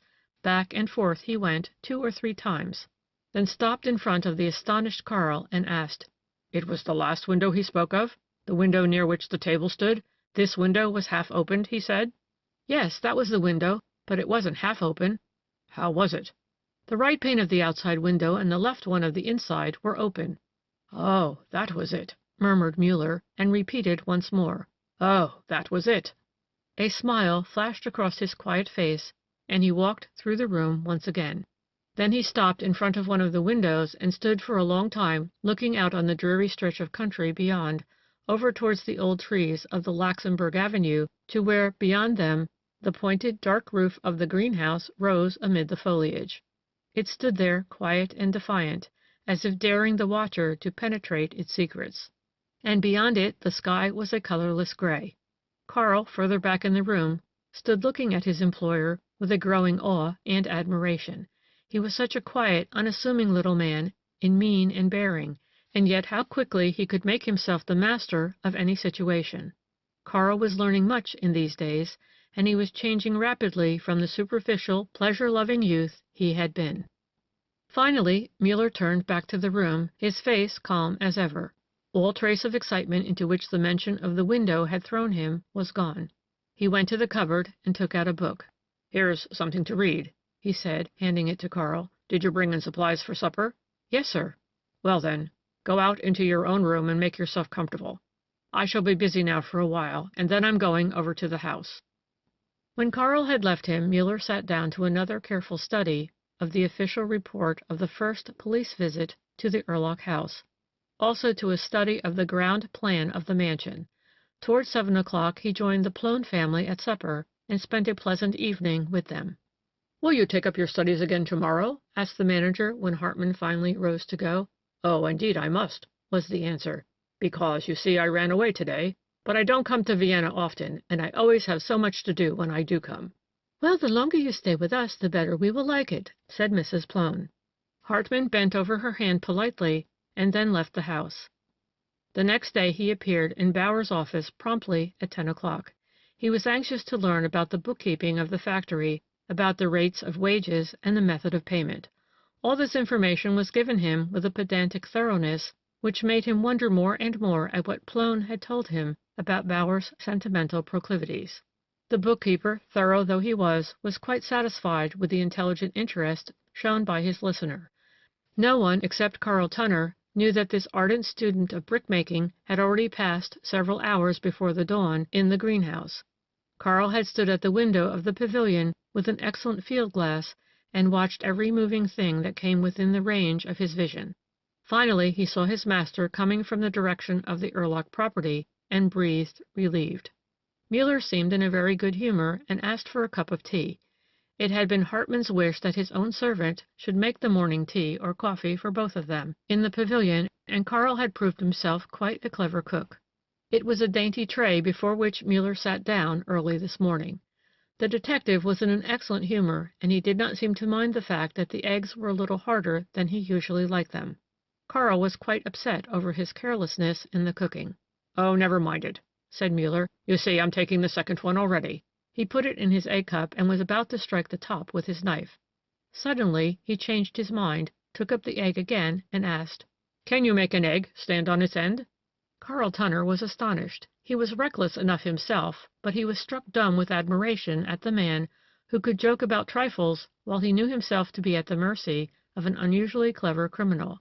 "Oh, yes," said the young man with a smile. "I can do that. It's easy enough. Just break the top of the shell, and the egg will stand upright without any trouble." "That's it exactly, my young friend," replied Muller merrily. "And you know also that Columbus was the first person to do this simple trick?" "Yes." "And do you know that that is why we speak about the egg of Columbus, when we mean that a clever brain, a brain such as the man we are looking for must have, manages to accomplish the most apparently difficult feat with the simplest methods?" "Yes, I've always understood that's what it meant." "Well, my young friend, there are several sorts of Columbus eggs," laughed Muller. "And now you can give me another cup of tea. It's unusually good this morning." Chapter 11, Part 1, of The Man with the Black Cord. Muller visits Rose Cottage. Several days passed. It was already the 28th of September, and still no light had been brought into the darkness of the Erlach mystery. This at least was the opinion of the people of Inzersdorf, as well as of Lieutenant Erlach and his friend Commissioner Lair. But Carl, who saw Muller daily and hourly, felt that something of importance had been discovered. The veteran detective wore his armor vest every day, but in spite of the necessity for this precaution, he seemed in the best of spirits. He spent more time than before in the brick factory, and showed the greatest possible interest in everything connected with it. He had visited the cashier, Gebhardt, in his office and had drawn out an invitation from the latter to accompany him to his private rooms by means of a few casual remarks. As they passed through the halls on this occasion, Gebhardt pointed to another door with the words, "That's where my colleague Bauer lives." Muller did not need the explanation, for he had already seen the visiting card tacked on the door. Several of the bachelor officials and clerks of the factory were domiciled in one wing of the office building, and the wing itself was connected with the manager's dwelling house by a covered walk. Muller led the conversation around to the subject of the other clerks, with particular interest in Bauer. Gebhardt, as well as all others who came in contact with him, was obliged to admire Bauer's intelligence and capacity for work, but he too shared the personal antipathy for the man that everyone else felt. Even the villagers did not like him, and the jovial innkeeper confessed to Gebhardt once that only a stern sense of the business advantage of it enabled him to be as cordial to Bauer as to his other patrons. His pretty little wife was open in her dislike of the Hamburger, as the villagers called Bauer, because of the fact that he had lived for several years in North Germany and was fond of using expressions and words of that locality. She justified her feelings by the fact that Bauer added an inclination to run after any pretty woman to his other disagreeable qualities. That is, a woman counts such conduct on the part of a man as disagreeable, usually only when the man is not attractive. On his first visit to Gebhardt's room, the cashier showed him the bit of black cord which he had found there the day after the attack. It was a piece of black horsehair lariat, identical with the bit Muller had found twisted in the carving of Erlach's ebony bed. Early one bright afternoon the detective set out to pay his promised call on Dr. Maximoff. The owner of Rose Cottage had evidently seen him coming, for he stood on the threshold, his hands cordially outstretched in welcome. As they walked through the wide hall, little Sonia ran to meet them, for she had already developed a great fondness for Mr. Hartmann on her various visits to the Plone house. Maximoff introduced to his guest the dignified elderly lady who took charge of his household and his little girl, and praised her patience with him in spite of what he called his attacks of violent anger. Mrs. Schober smiled in appreciation of the doctor's self-accusation and assured Mr. Hartmann that one could not wish for a more agreeable employer. "Shall I send tea up to your room?" she asked. "Please do," said Maximoff cheerily, running his arm through that of his guest. "I want you to see my sanctum, the room in which I have collected about me everything that gives me inspiration, that enables my soul to lift itself out of the prose of everyday existence. And yet our lives have driven such deep roots into this everyday existence that it gives them their chief color," said Hartmann. "Yes, you are right," replied the Russian, "and yet you are wrong, too. One can carve out a life for oneself alone, apart from the other, and it is this secret life that makes the other endurable." "Papa, you're going to show Mr. Hartmann your rings, aren't you?" asked Sonia. "Mimi told me that he liked Aunt Anna's old jewelry so much. Didn't you?" she said, snuggling up to the guest with an air of childish importance. "Yes, indeed I did, my dear little girl, and I want to see everything that is interesting and strange." "All right, baby, we'll show Mr. Hartmann all our treasures," said the doctor. "But you run along now and help Mrs. Schober decorate the tea-table." "Oh, you are expecting guests?" "The very dearest guests who could come to me, and I include you among them. My betrothed is coming with her relatives." "But hadn't I better go away?" "Nonsense, you mustn't think of it for a moment. We have all grown so fond of you, and they will be as glad to see you here as they are to greet you in their own house. You have finished your work for the day, I know, and you must surely stay and be one of the party." "Really, I hadn't an idea that they were coming," continued Hartmann apologetically. "I had letters to write, and they kindly sent my dinner for me out to my own room. I have not seen the ladies at all today, and I saw Mr. Plone only for a moment." "All the more reason why you should stay and see them now," replied Maximoff, pressing his guest's hand warmly. "And here, now you are about to enter my favorite room." They stood on the threshold of a large apartment, furnished in dark colors, but with great richness and dignity. Heavy, tall bookcases and cabinets in dark wood lined the walls. Behind the glass doors were rows of heavy tomes and a number of scientific instruments. What wall space was still left free was hung with costly rugs, on which were placed rare and equally costly weapons of various countries. Between the two windows of the room stood an enormous flat-topped desk, covered with books and papers. "Really, this is delightful," said the guest as his eyes wandered about the attractive room. "I can indeed imagine that it is pleasant to work here, and to forget the everyday worries. What a stunning cabinet! That is as handsome a late Empire piece as I have seen." Still speaking, Hartmann went forward to the corner where the round front cabinet stood. "Ah, there you see, Sonia. We don't need to show our friend the way," laughed Maximoff. "He finds out our chiefest treasures at a glance." "It was impolite of me, wasn't it?" remarked Hartmann, pausing where he stood. "I ought to be punished. No, don't show me your rings now. I must learn to wait patiently. Don't you think so, Sonia? One ought to learn to be patient." Sonia was anxious to lead him to the cabinet, but he resisted and began the tour of the bookcases. "You are particularly interested in the subject of mental alienation, I see," he said as he read through the titles. "That is my specialty," replied the doctor. "The human soul interests me far more than the human body." "That's because your body is so healthy," said Hartman with a smile. "If you knew what it was to be physically ill, you'd find the study of the body more interesting than you do now. However, my argument doesn't hold water, for your soul seems to me to be as healthy as your body. I have seldom met a man who impressed me as so strong and sane and well-proportioned in character as you are." "You flatter me." "Not at all. I am merely expressing my opinion. From our pleasant evenings in the Plone household, I have learned to know you as a delightful conversationalist and a good card player. Now I see on your desk the fat manuscript of what is doubtless a scientific work. I know your fondness for flowers and that you supervise your own garden, also that you are your little girl's teacher. I have heard of your charities from many of those whom you have helped hereabouts. You must let me tell you that I consider you a very remarkable man, all that the highly cultivated, civilized man ought to be, but is not except in the most unusual cases." "In the most unusual cases," repeated Maximoff, with a gaze out into space that seemed to forget the presence of his guest. "Ah, I see you have Pitaval also, and a number more works on criminal jurisprudence. Are you particularly interested in that line of study, too?" "Why, yes, very much so." Maximoff nodded, smiling. "Pitaval, for instance, has given very important contributions on the subject of psychology. Every criminal case interests me because almost every one shows the lack of proportion in the mental make-up of most human beings. But here comes the samovar," he interrupted himself. "Now for the lighter things of life. Do the honors, Sonia, darling, and then run and help Mrs. Schober, because if you don't, the flowers won't be nearly as prettily arranged." The little girl busied herself about the tea-table, arranging the cups and saucers, ready to hand, lit the lamp under the kettle, then gave her father a hearty kiss and ran out of the room. "You are a happy man, indeed," said Maximoff's guest, looking after the charming child.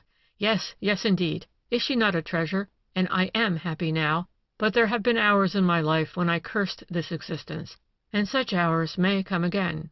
He sighed deeply. "Now, that is your national melancholy again," said Muller sympathetically. "Is it anything you fear on Sonia's account?" "Have you noticed anything particular about the child?" "Only that she is unusually pretty." "Did you not notice how bright her eyes are and how unnaturally brilliant her skin?" "Well, what of that?" "She is the image of her mother, in that as in other ways. Come, I will show you." He led the way into the next room and halted before a life-size portrait draped in crape of a beautiful woman of fragile, delicate appearance. Muller looked at the portrait, then spoke with a trembling in his voice. "Yes, yes, indeed. Sonia bids fair to be as beautiful as her mother was." To himself he thought, "Is the child as delicate also, and will she too die early?" And he understood the sadness in the eyes of the handsome man who stood looking up at the picture. "As beautiful, yes, and as frail," murmured Maximoff, holding his hands to his eyes. Then he turned quickly and went out of the room, Muller following him more slowly. When he caught up with his host, the latter was already pouring out the tea. "I don't think that I believe in the theory of heredity as strongly as you do," said the guest casually, as he took his cup. "I believe that it is possible to work against the development of an inherited trait, either mental or physical, and sometimes even to exterminate it entirely." "Do you really think so, dear friend? Do you really think so?" exclaimed the doctor warmly. His face flushed and his eyes gleamed, but the quiet poise of his guest seemed to calm him. He drank his tea in silence for a few moments. Then he began again. "The book I am writing concerns itself with this very theory of heredity, and I will confess to you that what you have just said is my own standpoint. I believe that one can fight inherited tendencies and destroy them completely." Again the excitement mastered him. "We must destroy them in whatever way we can, but it is easy enough, and therefore I don't believe in the power of heredity any more than you do. But you're not drinking your tea, isn't it to your taste?" Mr. Hartman hastened to assure his host that the beverage was in every way satisfactory. He finished his cup and lit one of the tiny cigarettes that lay in a silver dish on the tray. Maximoff began to smoke also and started a new subject of conversation. With no attempt at transition, he began to talk of the transmigration of souls. He handled this theme with brilliant originality. and his guests gained the impression that the eccentric Russian had occupied himself intensely with the subject, and that he believed in the theory absolutely. The interesting metaphysical conversation was interrupted, however, by the entrance of the Plone family, and the talk became lighter. As the weather was so favorable, the company adjourned to the garden after having had their tea, and Mrs. Plone and the children led Mr. Hartman about among the flower beds, showing him the wonders that Maximoff had wrought since he became master of the property. The doctor's garden was not very large, but was so skillfully planned that it seemed much greater in size than it really was. Artistic groups of trees and shrubs were placed about in such a way as to show the smooth stretches of lawn to greater advantage. Gravelled paths twisted in and out among the screening bushes, giving the impression that one might walk some distance before coming out into the open again. Mrs. Plone and Hartman, the children dancing about them, followed one of these paths in its various windings down towards the lower end of the garden. They passed a round stretch of lawn, in the midst of which was a circle of carefully tended box, surrounding a small fir tree. "There, Aunt Anna," said Sonia, catching Mrs. Plone's hand, "there's something new, and Papa made it all himself without any help from the gardener. And he's done ever so many things in the conservatory without the gardener, too. Anyway, the gardener hasn't been here for some time." "Then you don't have a gardener regularly for all this work?" asked Hartman. Sonia explained that they did have a gardener formerly, but that he had been dismissed for disobedience during the month of August, and that Papa found he could get along just as well alone. Then the children led the party into the conservatories, where there was so much to see that they spent quite some time there. Plone himself sat in a comfortable chair on the veranda, reading the evening paper. Maximoff and his betrothed strolled up and down in front of the house, arm in arm. They were talking of the various alterations they should make in their home once they were married. Suzanne Plone was an attractive, warm-hearted girl, but her nature was too thoroughly well poised to be either sentimental or passionate. Her calmness made an excellent and wholesome foil for the brilliant, easily excited character of the man beside her. "You mustn't look at me like that, Sergius," she said gently, as she caught the hot glance of his dark eyes resting on her. "I am afraid of you when you look like that. I am afraid of you sometimes, anyway. Afraid of your passionate nature, and I know you'll laugh at me now. I am afraid of your tremendous physical strength." "Oh, dearest, dearest," he murmured, drawing her to him in spite of her resistance. "You mustn't do that either," she pleaded. "Not at all? Never?" he whispered in her ear. She blushed with an embarrassed smile. "You foolish man," she said. "But now, anyway, you must walk beside me quietly and quite demurely." "Are you really afraid of me?" he asked with a new tone of anxiety in his voice. She nodded. "Yes, I am, sometimes. It made me shiver to see you break that heavy oak stick the other day, but I know that very strong men have to do that sort of thing occasionally to use up their excess of vigor." "Well, then, what's the matter?" "Oh, I don't mean that, but at the time the thought came over me, he could break me in two like that, and I shuddered to my very heart. I don't know why. Now don't look so gloomy, dear Sergius.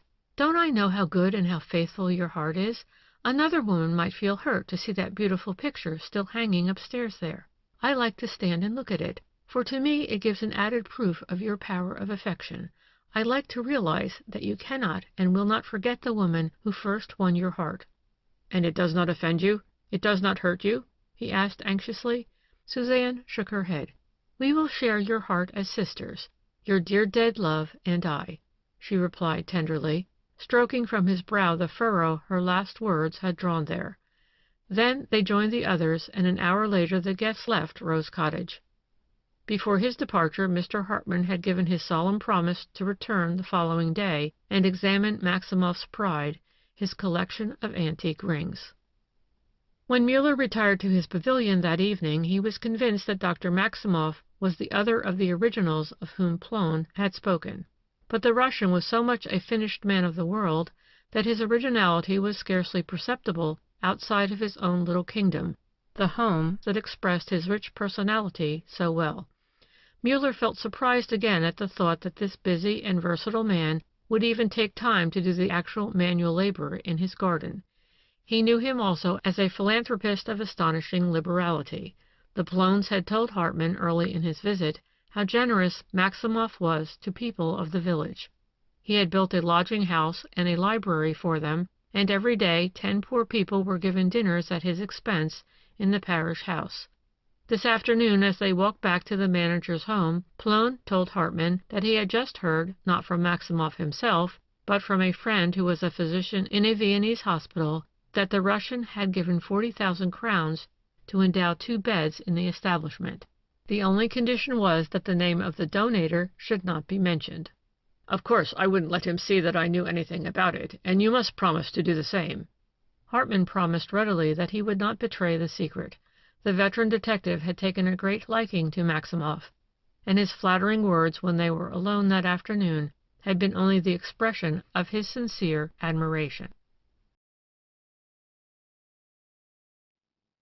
Chapter 11, Part 2, of The Man with the Black Cord, Muller Visits Rose Cottage, Part 2. Next morning, Muller spent several hours with Bauer going over the works. The afternoon found him again in Rose Cottage. Some time was spent in the conservatories in admiration of the doctor's remarkable results in the culture of chrysanthemums. Then host and guest went into the house, Sonia running beside them. "Now you really must see my rings," said the Russian brightly. "Sonia, dear, you'll look after the tea, won't you?" The little girl ran out, and the 2 men, arm in arm, crossed the study and stood before the handsome cabinet which had already attracted Muller's attention. Maximoff's manner was almost ceremonious as he turned the key in the lock. "What I have here is not only costly in material and workmanship," he said, "but it has its chief value in the association connected with each piece. Every one of my rings represents, as it were, a bit of world history, for each one of them was the property of a person of importance in the history of the world." While speaking, he drew out a drawer of the cabinet. It contained 4 ebony boxes with glass tops. They were lined with dark blue velvet, and the rings lay resting on little knobs. There were about 40 of them, a collection that was indeed of great value. Maximoff pulled up a chair for his guest with the words, "You must sit down and examine these at your ease, to thoroughly appreciate them."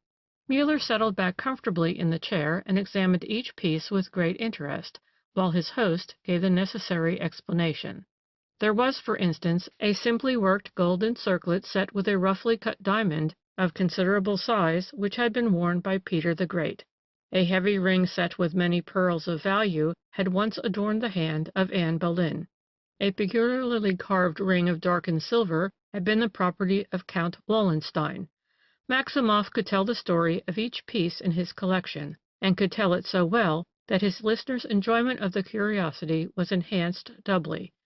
When the last of the rings had been studied and admired, Maximoff laid the boxes carefully back in the drawer. "I suppose, of course, you have documents to prove the truth of the history of this really remarkable collection?" asked Muller. "Oh, yes, indeed," said the doctor eagerly. "I'll show them to you at once." He fairly tore open the next drawer and took out a large portfolio which lay in it. At the same moment Muller, looking at the open drawer, remarked, "Oh, I see you have all sorts of other beautiful things there. Miniatures, too. That's another expensive fad. Are you interested in that sort of thing?" "Very much." "Then I'll show you what I have. It isn't very much. I've been collecting miniatures only about a year or so." He took the case out of the drawer and held it so that his guest could look at the little pictures. There were only 7 of them, but each one a masterpiece in its way. One of them seemed to interest Muller greatly. He stared at it as if hypnotized, while Maximoff drew out and sorted the papers in the portfolio. A stereotyped smile curved Muller's lips, but the smile did not go deeper than the surface. His heart seemed to stand still, and the thoughts whirled through his brain in such a mad rush that he did not hear Maximoff's next remark. Finally the detective realized that his host was speaking to him. "Why, you're quite lost in the study of my art treasures," said Maximoff with a little laugh. It was a bright and cheery little laugh, but a shiver, icy cold, ran down Muller's spine as he felt the other man's hand on his shoulder. "Which is it that so absorbs you?" continued the Russian. Muller rose slowly from his chair and pushed it back. He leaned lightly against the window frame, and his face was pale. But the eyes which met Maximoff's firmly were perfectly calm, and the tone of his voice was quiet and indifferent as he finally spoke. "The Napoleon interests me the most, I think. I've never seen him painted just this way before." "Yes, isn't it odd?" remarked Maximoff eagerly. "It isn't the great emperor we see here, the mighty general. It's just a private individual who feels as cold as we would when the thermometer drops down to zero.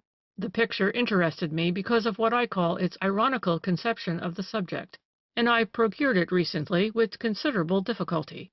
While the Russian was speaking, he held the little picture before him and looked at it, his eyes full of merriment. Another phase of his surprise, scarcely less than the first, filled the detective's mind. In spirit he reviewed his visit to Miss Geringer, and held again in his hand the picture of the Empress Josephine, undoubtedly the companion to this miniature of Napoleon. Then he heard Mrs. Tunner say again, "Mr. Erlach and I cleaned the picture of the Emperor 2 days before his disappearance." And again, "Dr. Maximoff was the last person to visit Mr. Erlach. He was in our house on the 3rd of September." And again, Muller seemed to hear Till's report, "An insurance agent came to the place on the 6th of September, but he did not enter the house." Like succeeding flashes of lightning, these sentences shot through the detective's head, bound together, as it were, by the bits of black cord and the enormous footprints that he had seen in the Erlach garden.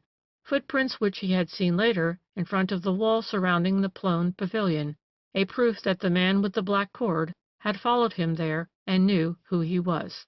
And now he was here in the house of the most highly respected man in the neighborhood, stood opposite this cultivated and great-hearted man, and saw him smiling at the little picture of Napoleon, the picture which, as he said, he had recently procured with considerable difficulty, the picture which was in Erlach's possession up to 2 days before his disappearance, after which time no visitor had entered his house.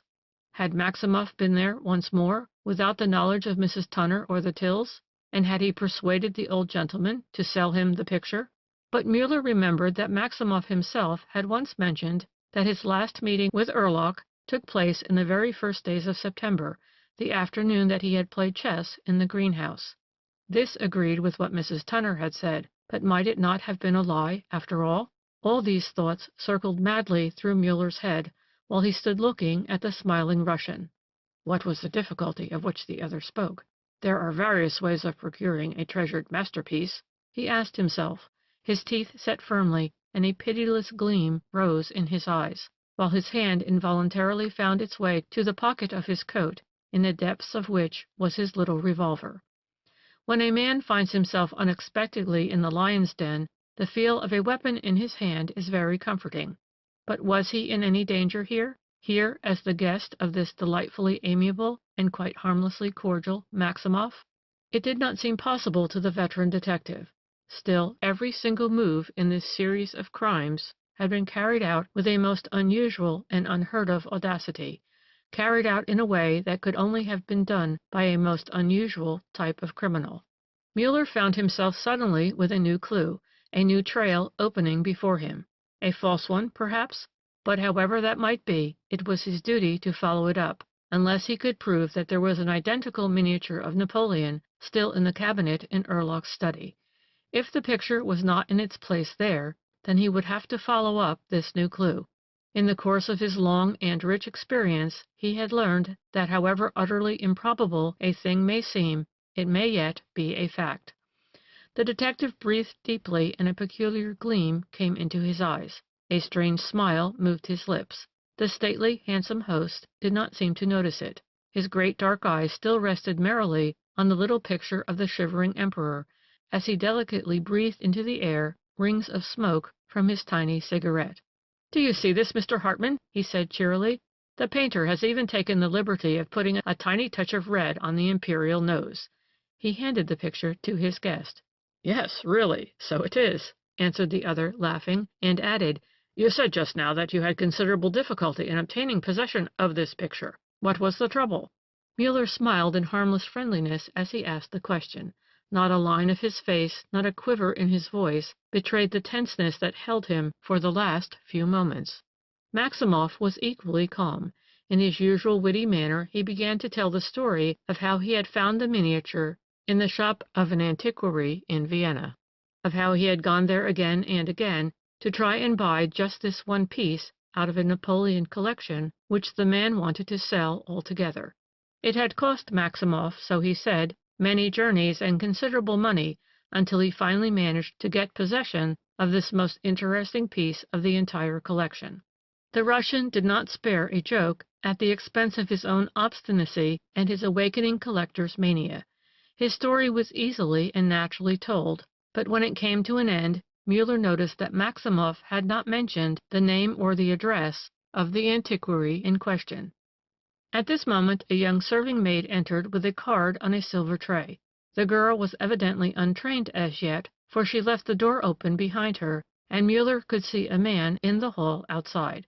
A single glance at this visitor, and the detective turned to the window, almost burying himself in the heavy curtains that hung there.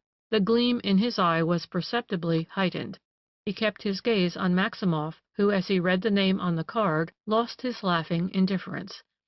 His face flushed in anger, a deep fold ploughed itself between his brows, and his eyes shot fire. He was evidently in the grip of one of the sudden rages of which he himself had spoken. "You idiot! Don't you know enough to shut the door?" he cried to the girl, and then walked quickly to the now entering visitor. "You know your business. Nobody's safe from you, I suppose?"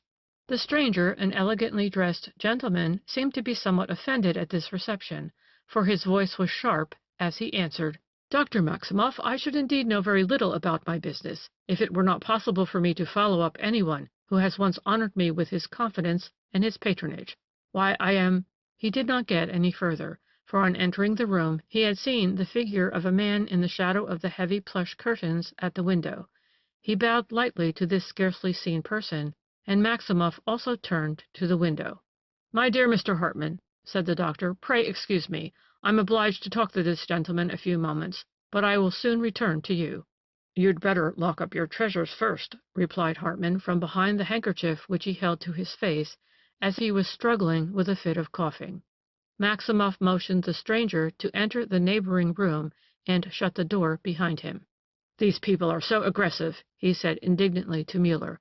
"I went to see this man the other day to talk about some changes I want made in my house, a new addition I am desirous of building, and now he comes here without being sent for."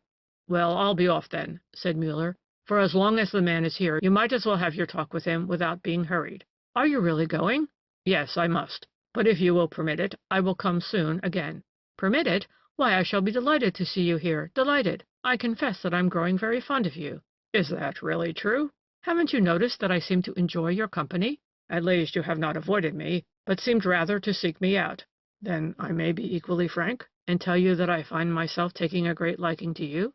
"Why do you speak so low?" "It isn't necessary that your architect should know everything, is it? But now you must go to him. Good afternoon, doctor. We will meet soon again, I hope." A few moments later Muller was outside, walking along the dreary highroad. He looked at his watch, then changed his direction suddenly and walked rapidly towards the little railway station.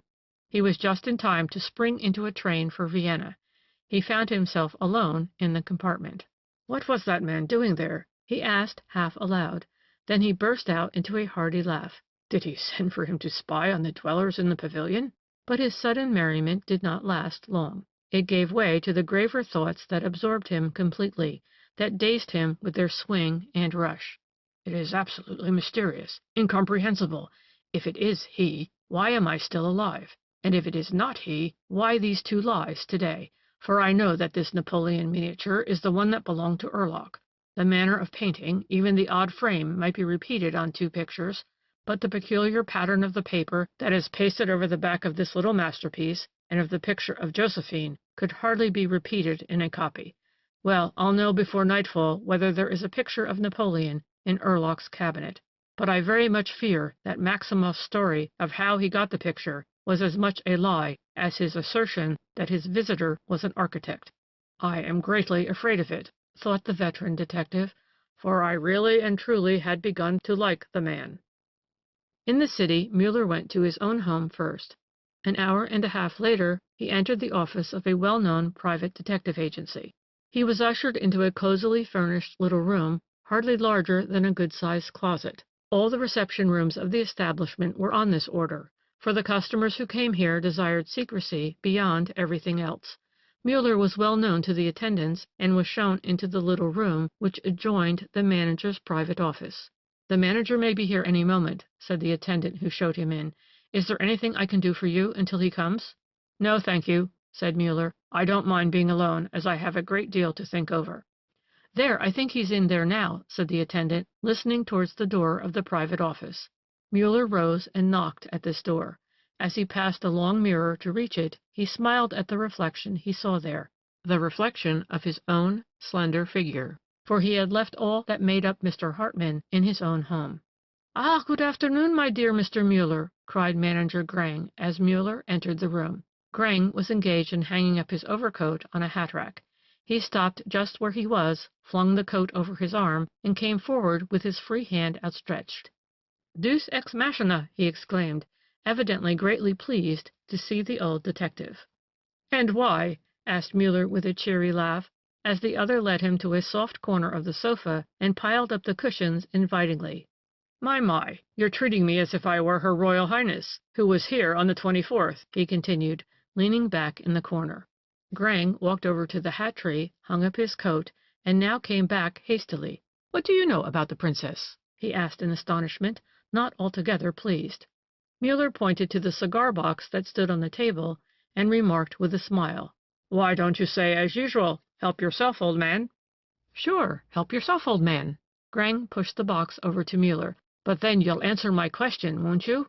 Grang took a seat, too, and his momentary displeasure was soon gone. In fact, he was glad that this Muller seemed to know everything. For the last 2 hours Muller had been the principal figure in a scheme of his. The veteran detective took so much time to light his cigar that Grang decided it were better not to say anything about the princess and to talk to Muller about his own scheme.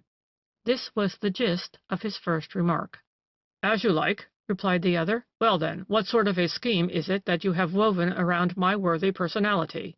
Grang rose, went to a cupboard, and brought out a bottle of brandy and 2 glasses. "We'll drink a glass first, to your very good health," he said. "My health is excellent just at present, thank you," answered Muller. "I'm very glad to hear it." "Why, particularly?" "First for your sake, and then for my own." "Nothing the matter with this brandy," said the guest as he sipped it slowly. "But what does it matter to you how I am feeling?" "It awakens a hope." "What hope?" Grang looked at his guest carefully. "You certainly look fine." "Do you think so?" "Yes, I do. I notice the difference, possibly, because it's 2 years since I saw you last." "Yes, that was in Pegli, wasn't it? It was certainly awfully good of you to come over from Genoa just to see me." "It was quite natural. I was living in hopes then, too." "Concerning me? You didn't say anything about it." "No, I didn't dare mention the subject." "Mercy! I had no idea you were so shy." "Well, you see, when one man wants to suggest a partnership to another, and the other begins the conversation by saying that he never intends to work again, it doesn't look very hopeful." "I was having so much trouble with my liver just then."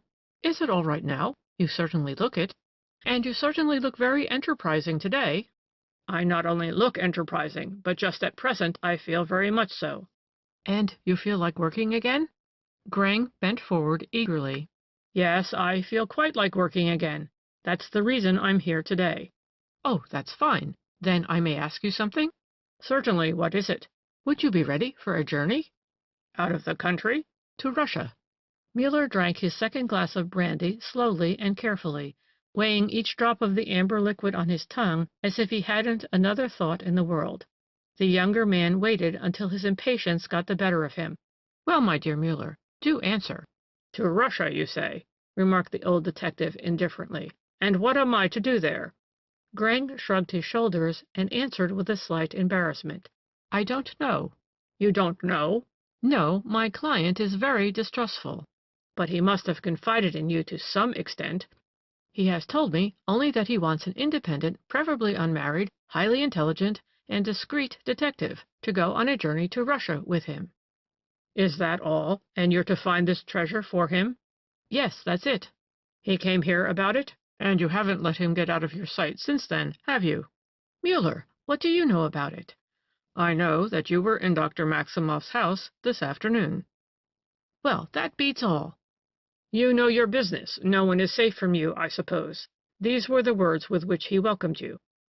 "The devil! Now how the mischief did you know that? Are you omnipresent?" "No, I'm only in one place at one time."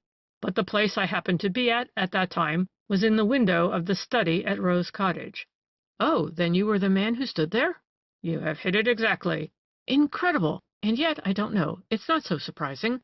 I had to tell the Russian that I hadn't the sort of man he wanted at liberty just now, and that he might have to wait some little time before I could send him the right person. So I suppose he may have heard of you and sent for you himself. That explains his anger at my coming. If he needed me, he wouldn't have considered it an intrusion.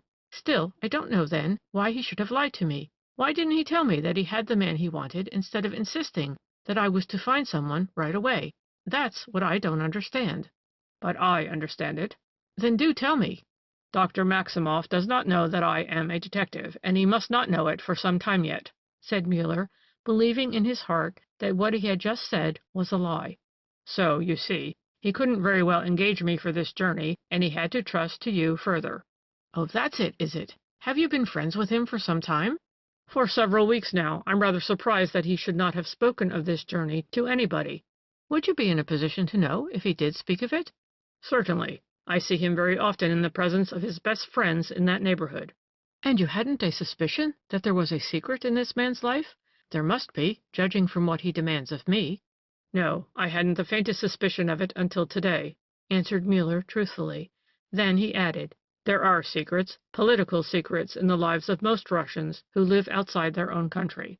I suppose this is another one of the same kind." "Probably. Anyway, he pays very well. He has promised me an unusually large commission for finding the man he wants, and the salary the latter will earn will be equally munificent. So I thought of you, Muller." "That was kind of you, but you know that I haven't worked merely for money for some time now." "Pardon me, that wasn't what I meant. I had thought of you, for it struck me that the case promised to be interesting." "Interesting politically, probably, but I'm not interested in politics. No, I'm afraid you can't depend upon me here. I don't want to enter Maximoff's service and thus lose him as a friend." "Oh, confound it!" complained Grang, "and I thought it was my special good fortune that brought you to me today, because, to be honest with you, if you don't want to do it, I'll have to lose the good job." "Oh, no, you won't. You can take this case." "My dear Muller, what do you mean?"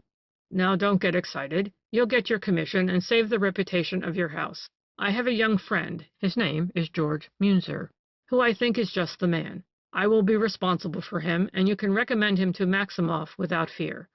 "George Munzer? The name is quite new to me," said Grang. Not to me, thought Muller, for I had an uncle by that name. Then he said aloud, "There was a time, you know, when the name of Napoleon Bonaparte was new to most people. If I say that I'll be responsible for this young man, you needn't fear recommending him to anybody." "Oh, certainly, certainly," said Grang hastily. "When can you send him to me?" "In the course of the next 2 or 3 days. I think he is in Vienna now and at liberty." "Not for 2 or 3 days? Oh, dear." "What's the matter now? Are you in such a hurry?" "I'm not, but the Russian seems to be. By what he says, he'd like to start the man off tomorrow." "Oh, I don't believe a day or two will make such a difference." Muller rose slowly from his chair and continued, "Well, for your sake, I'll see if I can't find Munzer today. If he is free, you will have word by tomorrow morning." "Oh, thank you ever so much. That's really nice of you." Grang shook Muller's hand warmly, but not until the latter had taken up his hat did it occur to the manager of the establishment to inquire the reason for his guest's coming to him. "Why, you see," replied Muller with a show of candor, "I was greatly interested in knowing what you and Maximoff had to do with one another. That's the only reason I came." Then Muller left the office after another hearty handshake with the man from whom he had easily learned something which might be of value to him. He was very glad now to realize that Grang had not recognized the change in his figure, or had not noticed that Maximoff had addressed him by a strange name. For otherwise the really very clever manager of the private detective agency, who knew his business although he was in some respects a little too credulous, might have noticed that Muller was playing a part out in Inzersdorf. Quite satisfied with the result of his visit to the agency, the veteran detective stepped into a printer's shop, ordered some visiting cards, and sat down to wait for them. The cards were printed with the name George Munzer. Muller stayed in his own house only long enough to return to the outer contour and the apparel of Mr. Hartman. His servant Conrad mounted the box of the carriage beside the coachman and drove out with him. The stars were already showing clear in the sky when they reached the secluded spot on the Black Moor where Muller usually let his carriage wait while he visited the Urlock house. He carried the keys with him in his pocket so as to be ready to go there whenever necessity required.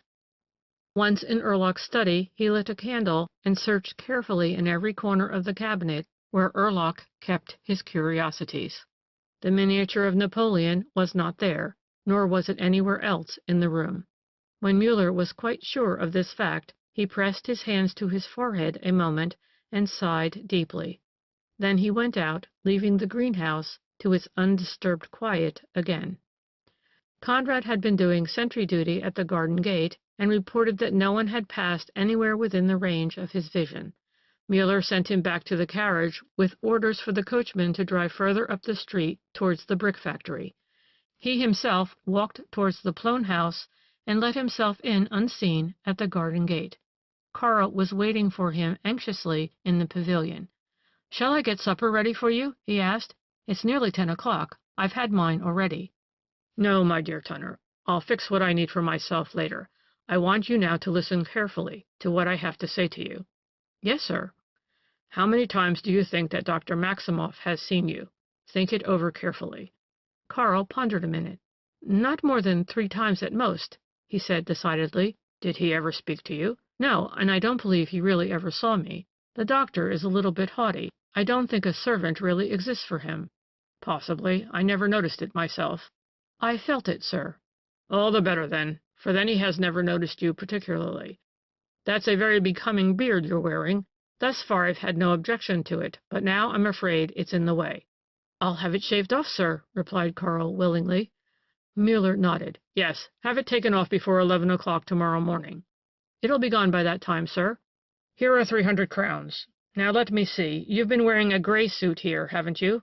Now you go and buy yourself a dark blue or a black suit and a heavy winter coat. Also get anything else you may think you would need for a journey to Russia. It must all be done before 11 o'clock tomorrow." "You can depend upon me, sir." "Then from 11 o'clock you must stay at home." "Here?" "No, in my house in the city. We'll dine there tomorrow noon, and then I'll explain everything to you. Here are your visiting cards. You will need to use 2 of them tomorrow, so don't lose them, and don't forget what your name is." Karl threw a glance at the little pasteboards. "Then my name is George Munzer?" "Yes, you are George Munzer, a private detective by profession. I'll tell you all the rest tomorrow. And now get ready to go back to town. You will find my carriage waiting for you by the railroad bridge. Good night, George Munzer." "Good night, Mr. Hartman." 10 minutes later Muller heard a wagon driving slowly past the garden wall, the noise of the wheels dying away in the distance.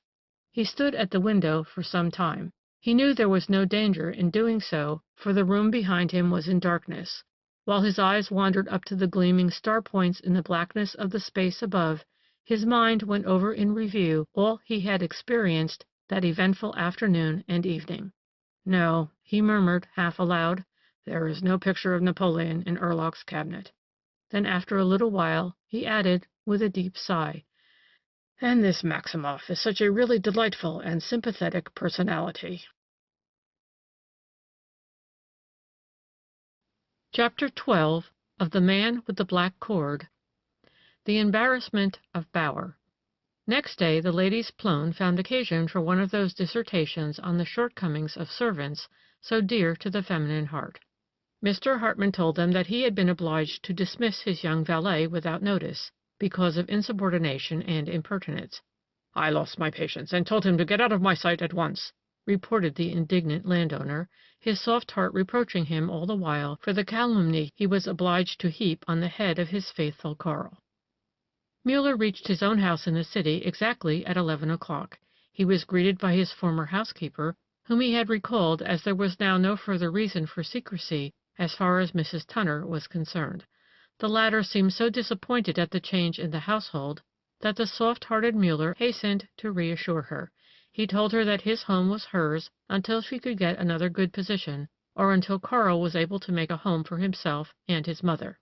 "Is he able to do anything for himself yet?" asked the anxious mother timidly.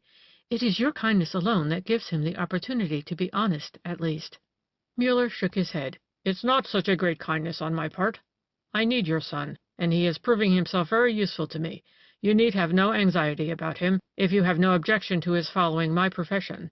He may do well at it, if he makes good in this detective work I am now testing him with." "Why should I have any objection to it?" "There are people who do not think highly of the profession."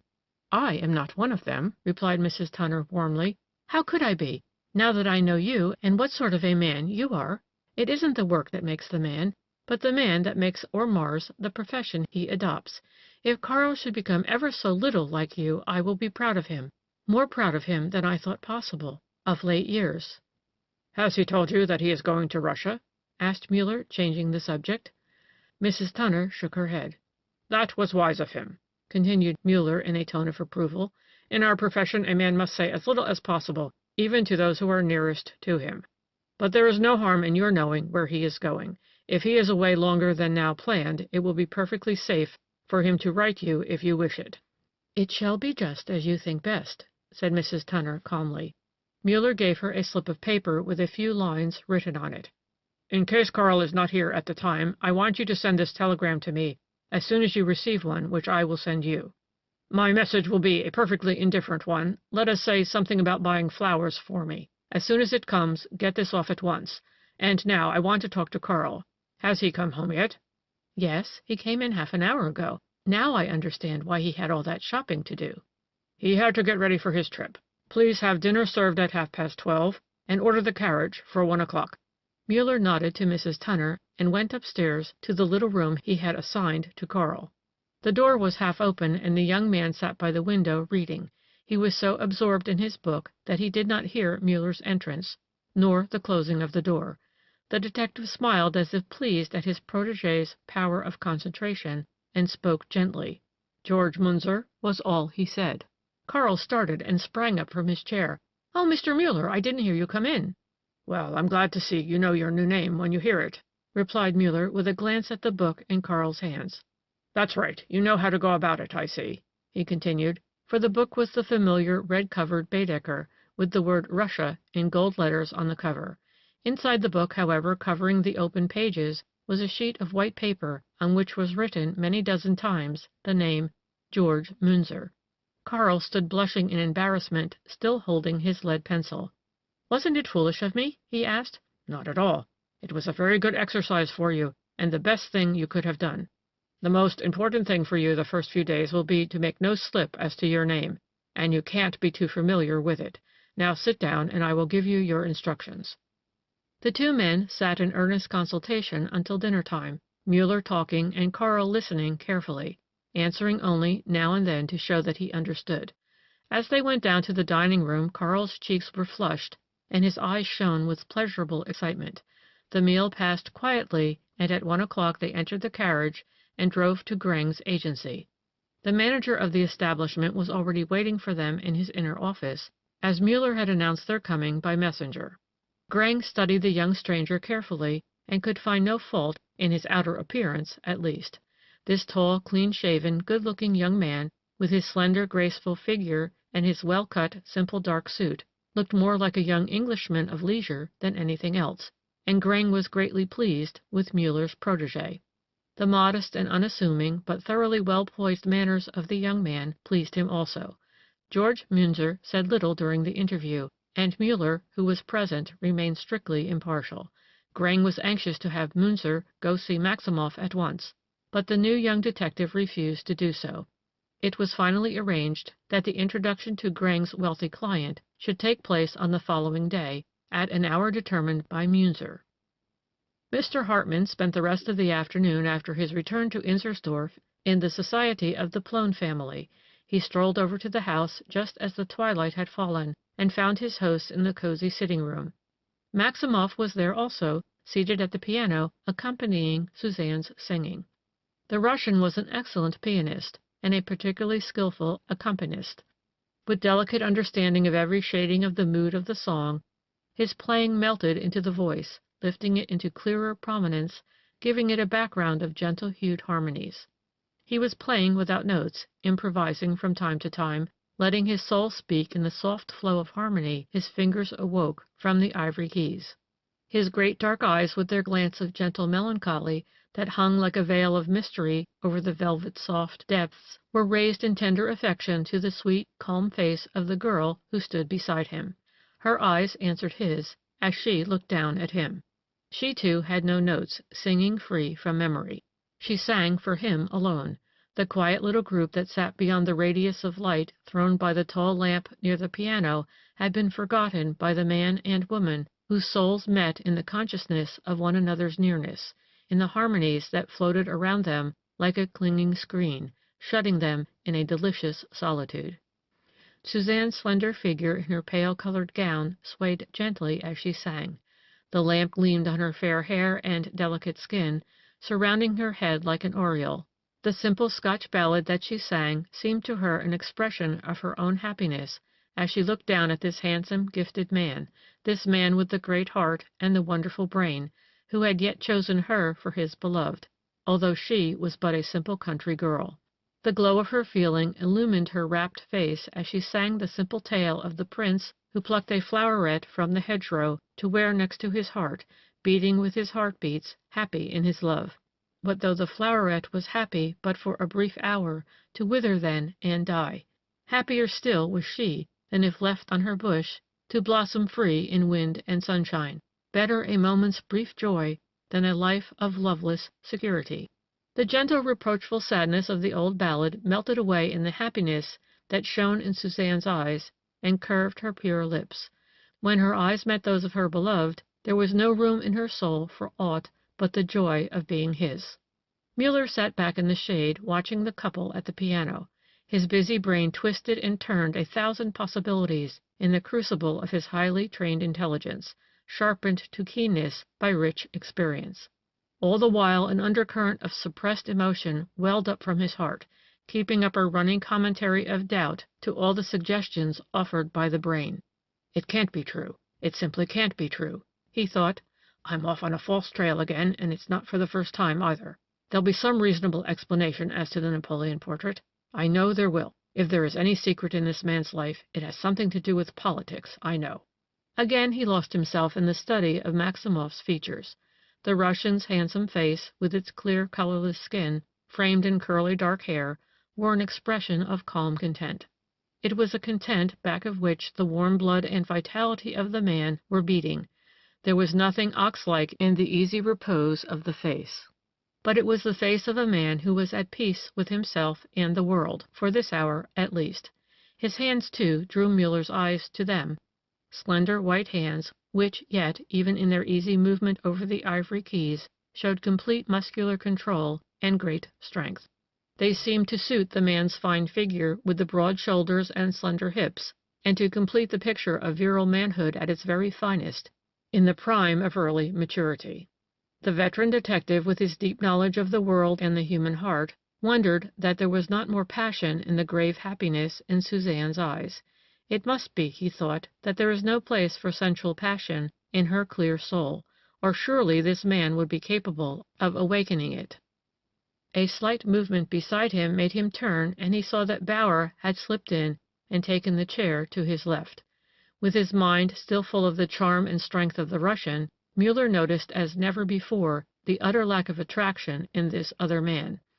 Here, too, were height and evident strength in a human frame, but where in the one case all was grace and easy elasticity, in the other the strength took the shape of an awkward bulk. Maximov had never been more fascinating, more brilliant than he was this evening. In the radiance which seemed to go out from him, the ugliness of the unfortunate bookkeeper was thrown into greater prominence.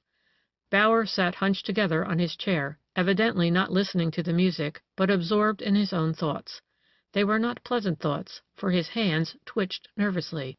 He bit at his lips and swallowed hard every now and then. The detective looked at him more carefully. He knew that this man had been acquainted with Erlach and had been inside the greenhouse more than once.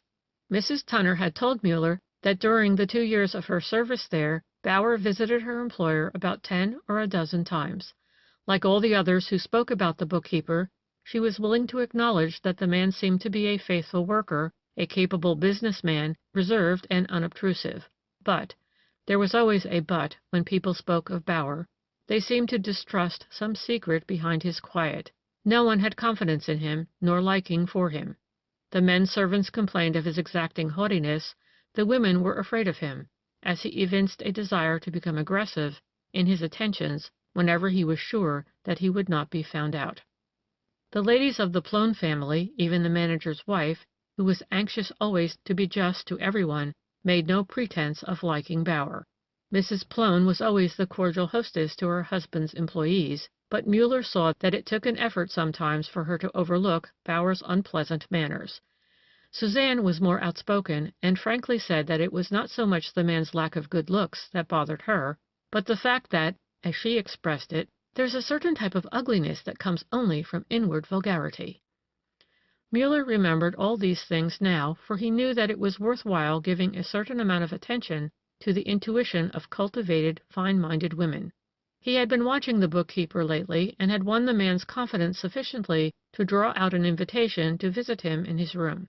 Here he gained still more the impression of the man's pettiness and meanness, vulgarity, as Suzanne called it. But he realized also that behind this vulgarity there was not enough bigness of heart or soul to make possible the commission of such crimes as had been perpetrated by the unknown with the black cord.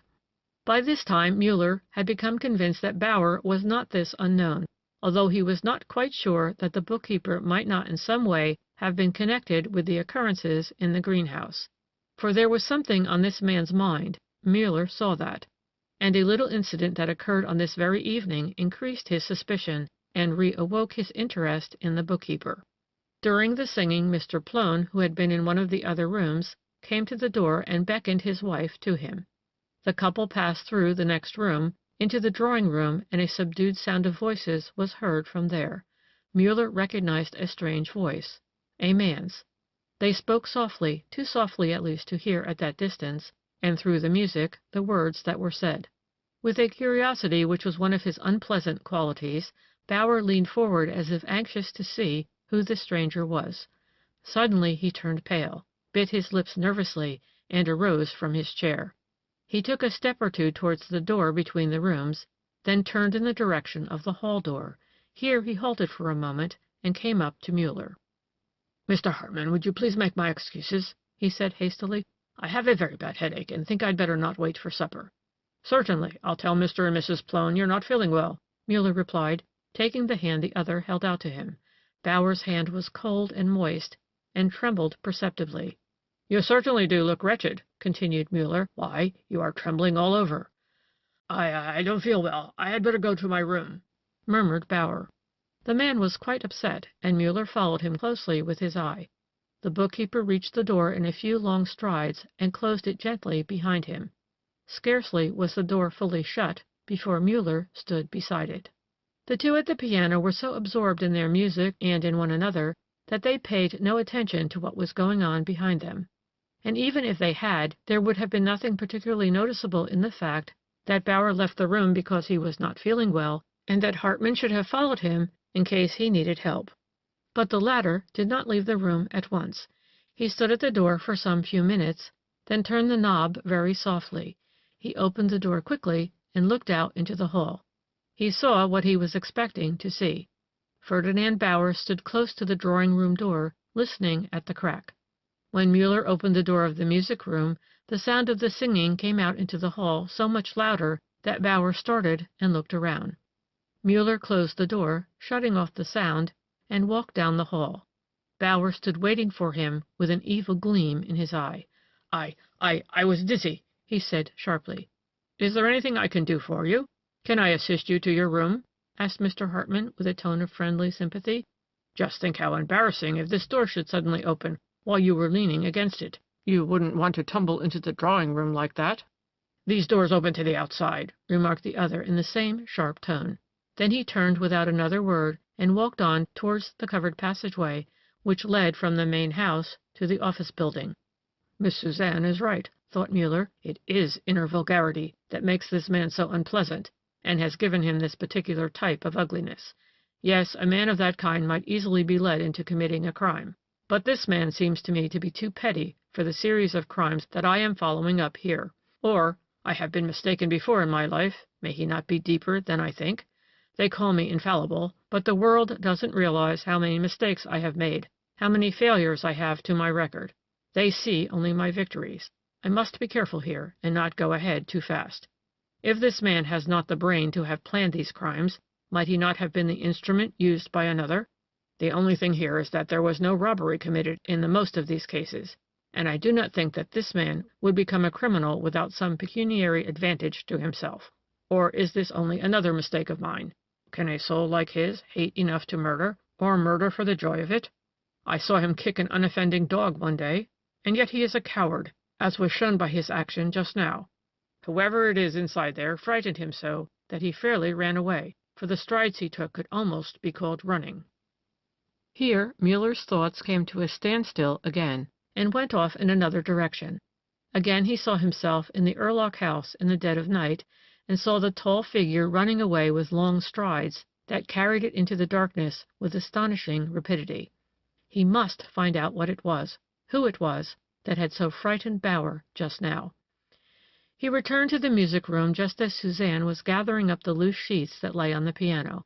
Maximoff whirled round on the piano stool and said laughingly, "Our music has driven you all away, hasn't it? You at least have had the courage to come back." Hartman laughed in answer to the joke, but his mind was on the drawing-room behind him. He walked casually through the music room to where he could see the door. But this did him no good, for the only person within his range of vision now was Plone himself, who stood leaning against a table, smoking. He could catch a glimpse of Mrs. Plone's light dress, but that was all. He had just made up his mind to go into the drawing-room even without being asked, when he heard Suzanne say, "We seem to have a caller." At the same moment there was a sound of chairs being shoved back in the drawing-room, and Mrs. Plone came forward through the intervening apartment. At her side was a cheery-faced, very young lieutenant in the uniform of an infantry regiment. Suzanne gave an exclamation of pleasure and walked forward to meet the stranger. "Why, if it isn't Cousin Fritz!" she exclaimed brightly. "And how nice we look in our new uniform! I suppose you've been up to some mischief and have been sent to Vienna to be punished, eh?" The young man drew himself up for a formal salute as he answered with mock gravity. "Quite right, fair cousin. I've been in Vienna since the 20th of the month, sentenced to attend the coming carnival." "Thinking of pleasure, as usual," continued Suzanne, with a merry laugh. "But you haven't met my betrothed yet. Sergius, permit me to present you my cousin, this extremely undignified lieutenant of Imperial Infantry, Fritz von Seelern." "Lieutenant von Seelern?" "Dr. Maximoff."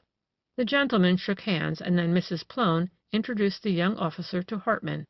The manager asked where Bauer was, and Hartman gave the latter's excuses for his absence. A few moments later supper was announced. Mr. Hartman Muller could not imagine what it was in the appearance of the harmless young warrior that had so upset Bauer. Apparently absorbed in the enjoyment of his supper, the detective listened to the conversation carefully and learned that Fritz von Seelern had not been in Inzersdorf for 3 years. Therefore he could not have met Bauer in this place at least. But might they not have met somewhere else?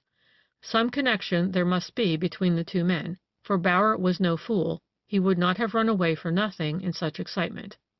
Muller spoke of Bauer 2 or 3 times, mentioning his first name, as it was much more unusual than the surname. But the young lieutenant did not seem to have the faintest interest in this absent Ferdinand Bauer. Muller was puzzled. Suddenly the conversation took a turn that interested him greatly. "What's this I hear about a crime that was committed in this neighborhood recently?" asked the visitor unexpectedly, in the midst of another topic. "I heard some men talking about it in the train. They seemed to think that the police were showing their usual stupidity in not discovering anything yet. Something about an old man, wasn't it? Was it a murder?" Muller volunteered no information, but while the others were talking he watched Maximoff with the greatest interest. Suzanne was the first to speak. "It was old Mr. Urlock who lived alone in the greenhouse," she said. "He was mysteriously missing one morning, and they have not yet found him, either dead or alive." "Urlock? Urlock?" repeated the young lieutenant. "I wonder if that's any relation to my comrade, Paul Urlock. It's his regiment I've changed to. It seems to me I heard that he has relatives hereabouts." "Lieutenant Paul Urlock was the nephew of the missing man," answered Plone, "and is his sole heir if the death is proven." "Is there much money there?" "Yes, quite some, I believe." "Well, I hope Urlock will get it," said Lieutenant Fritz. "He's a nice chap. We all like him." It's hell to be poor in the army, you know." Plone and the ladies continued to give their new guest the details of the affair, and Mr. Hartman threw in an observation occasionally, stray questions which, although the others did not notice it, were calculated to keep the conversation to this one topic. All the while the detective was watching Maximoff, who sat opposite him. But the man on whom Muller's keen gray eyes were so closely fixed was the most harmless seeming of the entire company. He ate his supper slowly, with the delicate enjoyment of a connoisseur in well-prepared food. He was constantly on the watch for some courtesy to the ladies of the family. He threw in a remark about the excellent wine, and then bent his entire attention towards putting together a new combination of fruits for Suzanne. Everything about the man seemed to point to a perfect calm, and a peaceful enjoyment of the moment. There was not a single glance of the eye, not the faintest fleeting shade of expression in his face, to show that the subject of the conversation had any interest for him whatever. "Hasn't it occurred to anyone yet that the disappearance of the old gentleman and the other mysterious crimes which have been committed in this neighborhood might all have been carried out by the same person?" remarked Muller, when he thought the interest in the subject was flagging. Mrs. Plone looked up surprised. "Why, no, I hadn't thought of it," she said. Suzanne shook her head. "If it were so, they would have found the black cord in the Erlach house." "Yes, exactly," said her brother. "We spoke of that possibility once before, you remember." Maximoff was occupied in peeling a pear. Under his strong, supple fingers the little knife moved slowly and delicately. "You know you really ought never to peel a pear," he said to Suzanne, "because the very sweetest part of it lies directly under the skin."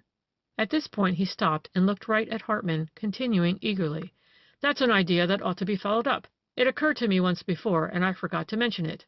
He returned to Suzanne again. "Who knows whether the great unknown has not left his usual reminder behind him in the greenhouse? Our local authorities have discovered so little in this matter that one carelessness more or less would not be surprising. They may have simply overlooked the uncanny visiting card, as Mr. Hartman calls it." Maximoff returned to his pear, cut it carefully in pieces, and ate it slowly. He seemed to be pondering over something, and did not take part in the conversation for some few minutes. Fritz was interested in hearing about the other crimes, and they told him the principal details. He, too, was lost in admiration of the reckless courage and the uncanny cleverness of the man with the black cord. When Maximoff had finished eating his pear, he wiped his beard carefully, then remarked, in a pause in the talk, "Your idea has taken complete possession of me, Mr. Hartman. I think I'll have a chat with our Constable Kern tomorrow, and start him on another investigation of the Erlach house. The detective whose coming was announced to us some time ago seems either not to have come at all, or, like the other brilliant police minds, not to have discovered anything worthy of notice." "Possibly," replied Hartman, returning the other's smile frankly. Muller had noticed something in Maximoff's speech, the little pause which he put in after the word "seems." To the others it meant nothing, but to Muller it seemed like a sudden change of idea due to caution. Might not a man have said that in just that way, who knew perfectly well that the detective of whom he spoke had been in the greenhouse? And who else could have known of the detective's presence there except the masked man who had taken flight so hastily that night? But this masked man knew also that the guest in the pavilion was the expected detective. The trace of the footprints right up to his garden gate showed Hartman that he had been recognized. If this man had indeed been Maximoff, who now sat smiling so cordially at Mr. Hartman, then he must believe that he could play with this Mr. Hartman as a cat plays with a mouse. His eyes shone brightly, his well-cut mouth curved in cheery lines, as he continued, "I would not be at all surprised if the black cord could be found somewhere in that house. We all know how short-sighted the eye of the law is." Was it mere chance that the man's great dark eyes rested on Hartman at the moment? "Or is he only looking at me so fixedly because it is my thought that he is carrying out at length?" asked Muller of himself. He was conscious of a growing inner excitement, of animation, particularly now that he knew that Maximoff had engaged a detective for some secret work. His talk of a journey to Russia might have been merely a blind to throw Grang off the track, for it was quite possible that this new detective was to be set to spy upon Mr. Hartman. But all this could only be true if it were also true that Sergius Maximoff was one of the greatest criminals of his day, and this was a thought that Muller could not yet take seriously. All his years of experience had taught the veteran detective that criminals are to be found in every class and in every period of life, had taught him that the most attractive outward appearance may often be a cover for the deepest inner depravity. With his brain, his keen working brain, Joseph Muller believed in no one, trusted no one, but with his heart he was always believing and trusting. He knew that in the mental makeup of every criminal there is some insecure point, some crack, as it were, through which one can at times look into the carefully hidden horrors concealed there. But Maximoff, this highly intelligent, good-hearted man, whose life was so full of work and study and philanthropy, so rich in harmless enjoyment of the beauty of nature, in his love for his art treasures, how could this man bury such horrors in his soul? There are things which are possible, if not probable, but there are other things which are not even possible. While Joseph Muller, the experienced detective, was revolving all these thoughts in his brain, Mr. Robert Hartman, Polish landowner, was smiling at Dr. Maximoff and repeating his own word, "Possibly." He said it once more, and this time it sounded like a question. Soon after this, Mr. Hartman rose and made his farewells for the evening. Back in his own room, he took out his notebook and on its last page wrote the one word, collar. Chapter 13 of The Man with the Black Cord. Mr. Hartman is called away. Very early next morning the guest in the pavilion took a train for the city and drove in a cab to his own house.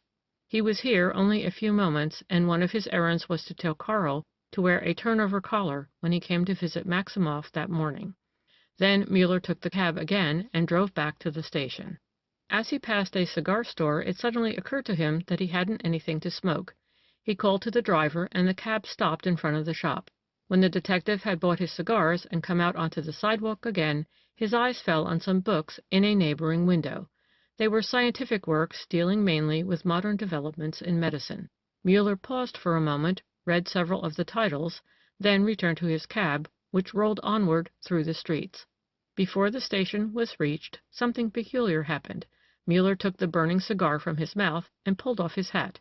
A wave of hot blood flushed his face up to his very hair, and his eyes gleamed brightly. It was but a few seconds, however, before he had regained his usual calm. He gave a short laugh, put on his hat again, and resumed his smoking. Soon his cab stopped at the station, and he walked up and down in front of the entrance, after looking at his watch and ascertaining that there was still 18 minutes before the departure of the train. A few moments later his own carriage drove up to the sidewalk. Karl Tunner got out, looking very smart in his new clothes. He wore a turnover collar instead of the high-standing collar that he had put on early that morning. Muller and his young companion entered an empty compartment just as the train rolled out of the station. "I nearly forgot the collar," said Muller, looking at the young man with careful scrutiny. "Is it so very important?" asked Karl with a laugh. "Yes, it is very important to change the minor lines of one's appearance, as we cannot change the main contours. With your smooth-shaven face, the turnover collar, a different hat, and different colored clothes, you look so different altogether that Maximoff is not likely to have the faintest suspicion that he has ever seen you before." When the train stopped at an intervening station, Muller changed compartments. He had looked about him on the station in Vienna, and was almost certain that no one from Inzersdorf was on the train, still he thought it better that he and Karl should not be seen together. When he returned to the village, he went straight to the factory and spent an hour or so studying the ground plan of the works and investigating the details of the machine installation. No one in the works had any idea that he had made this hasty expedition to the city.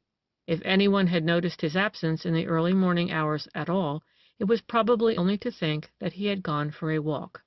Most of Muller's time in the factory was spent in Bauer's company. The latter had quite recovered from his upset of the day before, although Muller was still in the dark as to the reason for it. Finally, a little after 12, Hartman bade good-bye to his instructor, saying that he had to take a train for the city to keep an appointment there at 2 o'clock. He reached his own house in time for dinner and sat there waiting until Karl returned. It was nearly 4 o'clock before the young man arrived. His visit with Maximoff had stretched itself out to such length because the doctor had invited him to lunch. The serious interview concerning the service demanded of him did not take place until after the meal. The Russian had evidently exerted all the spell of his very great fascination, perhaps with a design of binding this young man all the more closely to him. Karl was simply delighted with his new employer. He could not say enough about his wonderful cleverness, his deep learning, and his cordiality. As far as he could make out, the whole thing concerned a quite harmless little service, which, however, might not be without its difficulties. Maximoff had told his visitor that he was politically compromised and did not dare to return to Russia himself. He needed some documents from there which must be in his possession before his approaching marriage. There were personal papers only, a certificate of baptism, marriage certificate of his parents, and various more of similar kinds. Had it not been for his political leanings, he could have sent for these papers through the Russian embassy. But under the circumstances, he did not wish to draw the attention of the official representative of the Russian government to his whereabouts. Therefore he needed the services of someone else, who must be discreet and quick-witted. He would pay a very large sum for the work, and it might be worth it. Bribes must be given, and complications might arise which would need a clear head and quick wits to meet them. But the principal thing, Maximoff assured the young man, was the matter of discretion. Even these preliminary revelations must remain a deep secret between them. The doctor did not wish the lady who was to become his wife ever to suspect even that he was in danger of arrest in his own country. As he was never likely to return there, he saw no necessity of putting her under the hanging dread of a danger that might never reach him. He would, he said, make the journey together with the young detective until they reached the Russian border. Before he left him there, he would give him the final details, which no one else was ever to know. In a hotel which he would designate in the little town of Austrian, they would meet after the work had been done. Maximoff would take his papers, Munzer receive his salary, and then they would part, never to meet again. This was the main content of the conversation which Karl Tunner had had with the Russian that afternoon. Maximoff evidently had not the faintest suspicion that he was talking to the man who had lived in the Plone house for a week or so as Mr. Hartmann's servant. The arrangements had been easily made, and Karl's engagement for the work was settled before the luncheon was over. Maximoff was pleased with this serious-minded, quiet young man, who had such excellent manners and who spoke so little, who seemed also to attach so little importance to what might prove a dangerous errand. The young man's poise and ease seemed to show that he was brave and quick-witted, and the gleam that lit up his blue eyes when the Russian named the sum he was to receive for the work told the latter that his new employee would surely do his best. The two men parted in mutual satisfaction after arranging how they should meet the following evening at the northern station in Vienna. Muller listened carefully to what Karl told him, asked many questions, and finally announced that he would take part in this expedition himself. Karl was surprised at this, but greatly relieved. In spite of his careless manner, he felt the responsibility of what he was undertaking. Before he left his home, Muller had another little talk with Mrs. Tunner about the Napoleon miniature. She was firm in her assertion that it had been in Erlach's cabinet 2 days before his disappearance, and that no one had entered the house since then. Then Muller repeated his instructions about the telegram which Mrs. Tunner was to send to him to reach him at 6 o'clock on the afternoon of the following day. He did some shopping in the city, and he himself packed both his own and Karl's grips, and ordered them left ready in the hall. The next afternoon, a little after 4 o'clock, the usual group gathered around the tea-table in the Plone sitting-room. Maximoff was there also, and Suzanne sat at his side, apparently in a more tender mood than was her custom. She let her hand rest in his, and gazed up into his eyes more often than usual. When Mr. Hartmann joined the circle, he said to the doctor, "Do you know that I have just come from Rose Cottage? I dropped in there in the hope of seeing you, and asking you to lend me one of your Lombroso books." "Oh, why didn't you take what you wanted? Anything in the house is yours, as you know." "I didn't like to take any without telling you first," answered Hartmann, sitting down and taking his cup. "I'll send over all I have of Lombroso as soon as I get home," said Maximoff cordially. "Oh, no, don't think of it," replied Hartmann hastily. "I don't want to burden your brain with anything more today, for Mrs. Schober and your dear little girl told me that you are going away on a journey this very evening." "Yes, I am going, but—" "May I ask where you are going?" "Just think, he's going to Russia," interrupted Suzanne. "The very thought frightens me." Maximoff laughed and raised her hand affectionately to his lips. "Why should it frighten you, dear? I'm not likely to get in the way of any bomb-throwers. It's only the suddenness of this that has upset you. You see, I did not know until this morning that I would have to go." He turned to Hartman as he said the last words. "Indeed. It concerns some papers which I need before we can be married. Unexpected difficulties in the getting of them have arisen." "Difficulties that require your own presence, I suppose." "Exactly. And as any hindrance to my wishes always makes me nervous—" "You want to lay them at once? I understand your impatience. I cannot endure the slowness of official red tape myself." "There you see, my dear Suzanne, Mr. Hartman would do the same in my case." "Yes, yes, I understand. I know.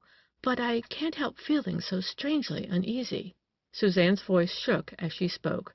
Then she smiled with a touch of mockery at her own fears, and continued, "My nerves seem to be playing me tricks lately, anyway.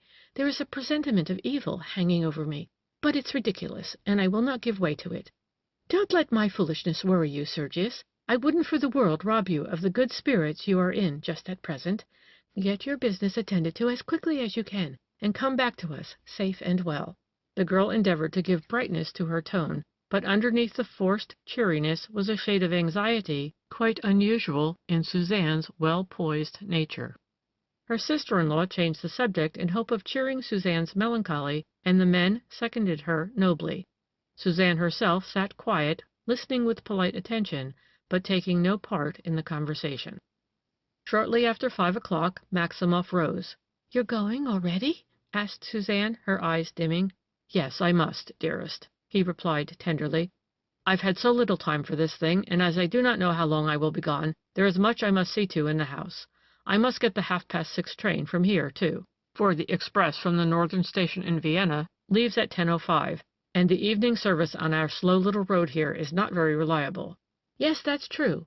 Then I see you must hurry," said Suzanne, accompanying him out of the room. When she returned, she sat down beside the others, but seemed still struggling with the unknown dread that was oppressing her usually calm spirits.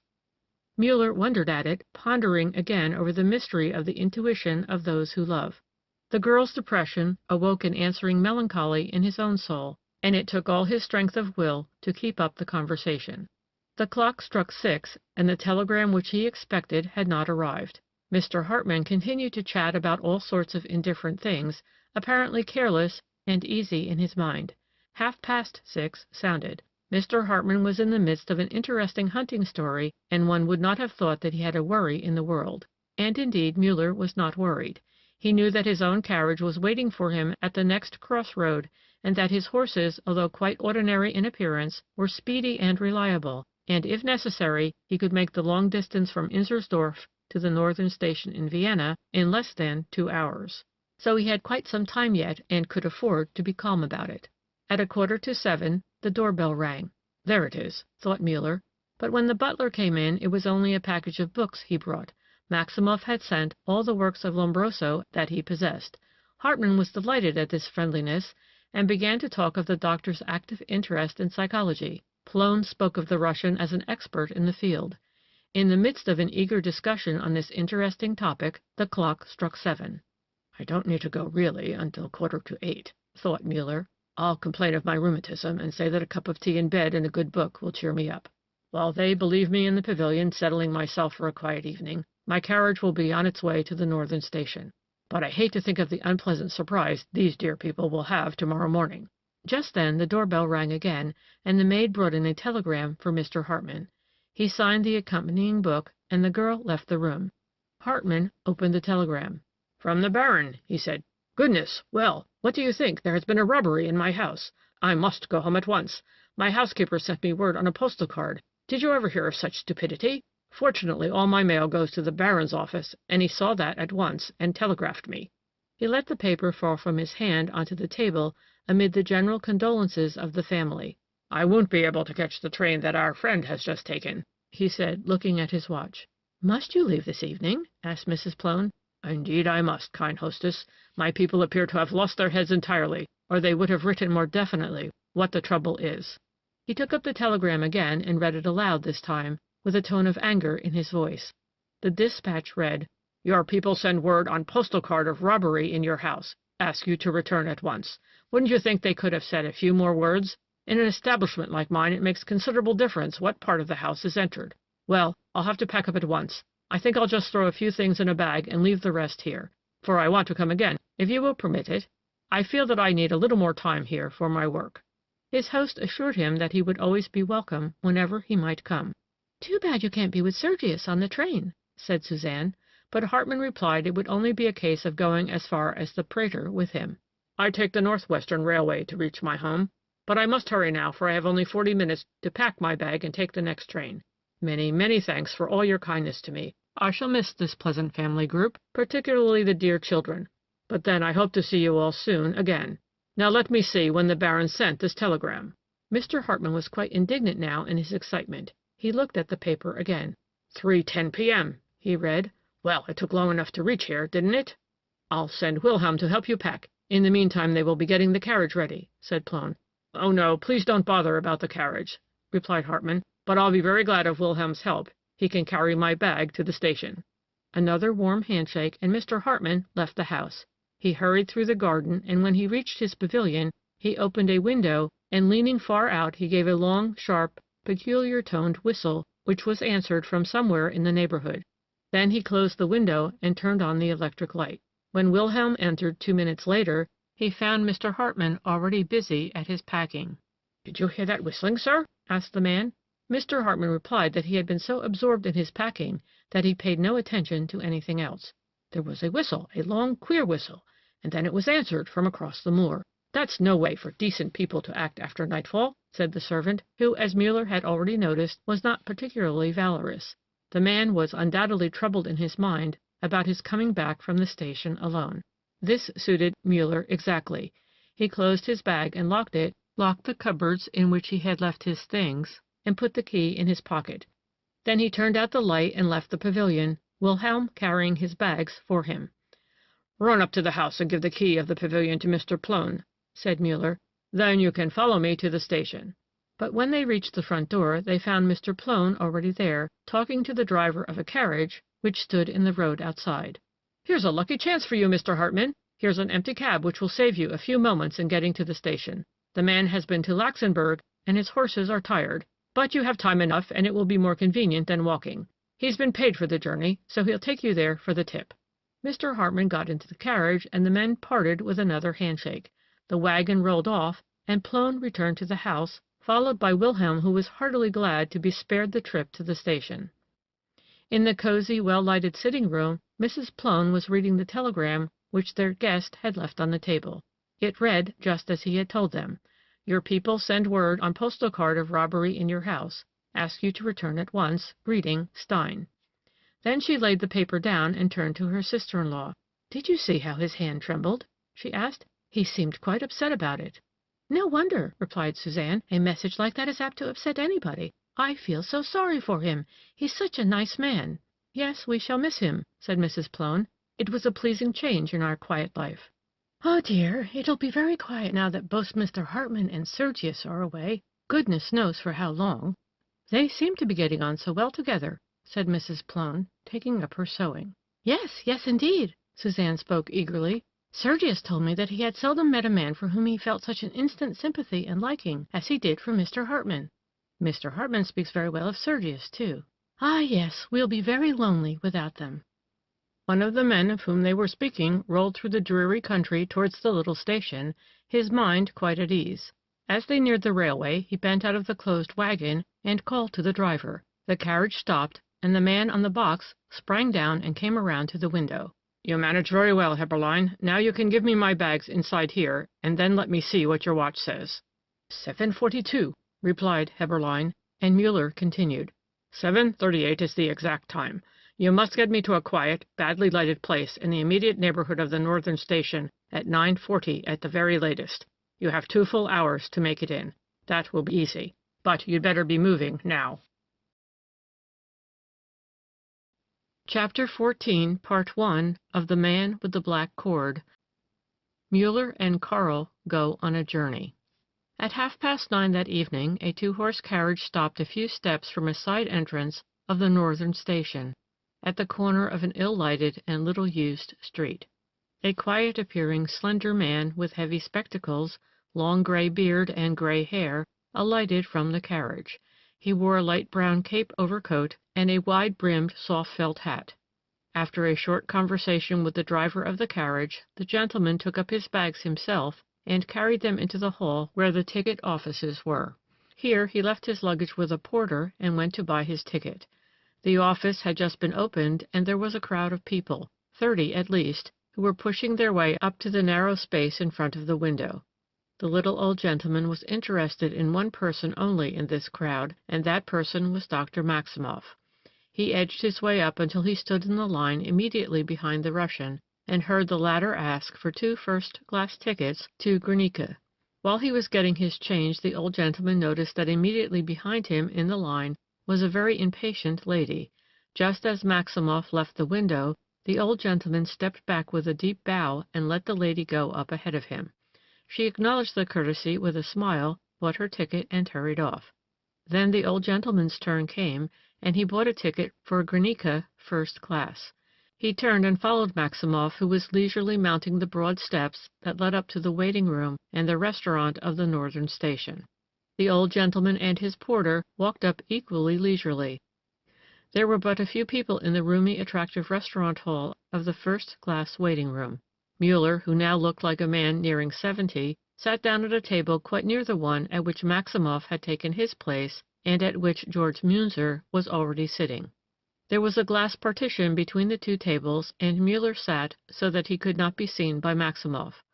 The 2 men at the other table were talking in French. Easily as he spoke German, Maximoff preferred French, and Karl handled the language very well. This was one of the things which had so pleased the Russian and decided him in favor of the young detective. Their conversation now was quite unimportant, dealing mainly with the supper they had just eaten.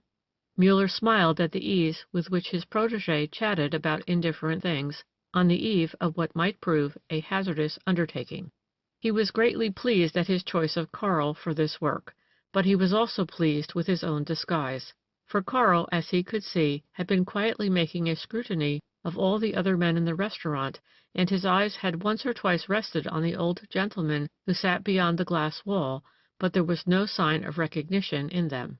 When there were but 14 minutes left before the departure of the night express, Maximoff rose from the table. "They've probably put our luggage in our compartment already," he said, "but you might go and have a look at it. I'll follow you when I have bought some cigarettes. We have a long night before us, and I don't sleep well on the train." The Russian left the room, but Karl sat motionless for a moment or two, his eyes now openly making a tour of the hall. "Why that sigh?" asked Muller, who had risen and come up behind the young man. The latter wheeled around quickly. "Oh, I didn't recognize you. I was afraid something might have prevented you from coming with us," he exclaimed with a sigh of undeniable relief. "Are you in a corridor car?" asked Muller. "Yes, we have a small compartment reserved for us." "You'd better go now. I'll follow you and try to get a seat as near you as I can. At all events, I'll be in the same car." Karl went out in the direction towards the trains, and Muller followed him, picking up the porter with his luggage outside the restaurant. A few minutes later, Muller had secured a seat in the compartment immediately adjoining one on which hung a card, "Reserved," the compartment into which he had seen Karl disappear. Muller's compartment was also a small one, with room for only 3 people altogether. When the train left the station, he was glad to see that he was still alone. He drew the curtains over the 2 windows that looked out into the corridor, and when the conductor had punched his ticket, he also drew the shade over the lamp on the ceiling. It was a very heavy shade, and the little compartment was now completely dark. The corridor outside was brilliantly lighted. Muller could easily see Maximoff's face through the crack where the curtains met on the windows. The doctor was leaning against one of the outer windows in the corridor and smoking. He was talking to Karl, who stood so that Muller could only see his one shoulder. They were not talking loud enough for the listener to understand what they said, but it must have been something pleasant, for Maximoff's face was merry, and both men were laughing heartily. A few moments later, Karl's shoulder disappeared from Muller's range of vision. The young man must have gone back into the compartment, for Maximoff evidently felt certain that the other was no longer looking at him. How did the old ferret in the dark compartment know this? Something odd that happened just then revealed it to him. Maximoff's face had changed suddenly and remarkably. There was a peculiar, set look to it, although his mouth still smiled and his eyes shone. It was a victorious smile, and the brilliancy of his eyes suited it well. Was this merriment called forth by the conversation just closed? Muller had not heard the words, so he did not know, but for that fleeting moment the brightness and the laughter had taken on something that made them terrible, an ugly gleam as of mocking cruelty. Before the old detective had time to know whether he really saw it, or only thought he saw it, Maximov's face regained its former expression. Karl had returned from the compartment and stood now so that Muller could see his face also. It was smiling and content. The great train thundered on through the night. The two men left the corridor and went into their compartment to make themselves comfortable for the hours of rest. Muller followed their example, for he did not intend to stay on watch that night, as he knew it would be quite unnecessary. It was some time, however, before he could lose himself in sleep. For ever and again there arose before his mental vision the picture of the sudden change on Maximov's handsome, smiling face. It was a change so subtle, so quickly come and so quickly gone, that only a trained eye such as Muller's, watching this man with intensity, could have seen it. And yet even he asked himself again and again, "Did I really see it, or did I mistake? Is it possible that I have at last caught a glimpse, through the weak spot in this man's armor, of the horrors that may lie beneath his charm and fascination?" Before Muller finally fell asleep, he started up once more with a jerk. He had been dozing and had lost the consciousness that he was in a moving train. A sudden swaying of the car aroused him. "What am I doing here? Why am I on a train?" he asked himself. Then the cloud cleared from his senses, and he remembered where he was and why he was there. "I don't like this idea of Maximov going with Karl," he murmured, "and still less do I like the plan for them to meet in Austrian and finish up their business in this out-of-the-way, obscure little place. There's something decidedly suspicious in that scheme, and that's the reason I'm going along with them. But there's no reason why I shouldn't sleep quietly tonight. There's no danger for the boy thus far, because this mysterious doctor wants his papers, and he hasn't got them yet. So why not sleep as long as I can?" Having thus reasoned himself back into a drowsy frame of mind, Muller tried his door again to see that it was locked, put his head down on the cushion, and soon fell fast asleep. He slept so soundly that he did not wake up until the train stopped in Oderberg. He looked at his watch and saw it was 3 o'clock. From then on he did not permit himself to do more than doze, and heard the names of various stations called out, Petrovich, Jejisa, and Oswiecim. When they got to the last station, Muller rose from his couch and looked out into the landscape, still indistinct in the gray morning twilight. Only a few isolated points of light showed where the little town lay. But against the nebulous horizon rose the outlines of the ruined castle which overlooks the town. A great factory, which Muller remembered from a former journey, shone out at the foot of the hill with its rows of lighted windows. "And this is the place where Maximov intends to wait for Karl and pay him off?" thought Muller with a look back at the little town as the train rolled on. "Why doesn't he pay him in Vienna? I don't understand this thing at all, and I don't like it." On and on through the brightening twilight, through the early gray of a foggy morning, the heavy express thundered, rocking and swaying. Lazy white streaks of mist hung over the many little ponds and lakes, lying with their still waters like uncut jewels between the dark fringe of the forest. Muller dressed slowly, making sure that the curtains of the corridor windows were carefully drawn. It took him some time to complete his toilet, and he spent considerable care in the combing of the long gray beard which had apparently grown during his drive from Inzersdorf to the northern station in Vienna. He smiled to himself as he saw his own slender figure in the glass, for he had left Mr. Hartmann's comfortable curves in his carriage. Long before they reached Guernica, the Russian border station, where the train was timed to arrive at 6 o'clock, Muller had completed his disguise as the quiet elderly gentleman. He was the last to leave the train in Guernica. The inspection of baggage and passes of those travelers who were going on into Russia took quite some time, although it went off smoothly enough. Muller kept at a distance from the two men he was following. He did not need to be near them now, for he knew what the next move was to be. As Karl went past him in the wake of Maximov, he utilized a moment of crowding pressure on the part of a group of passengers coming through a doorway and thrust a bit of paper into Muller's hand. On the paper was written the word Riga. A meaning glance from the young man's eyes seemed to say that he had heard something of importance which he was anxious to communicate. Karl had indeed heard things which interested him greatly, and which he was desirous of talking over with his wise friend and mentor.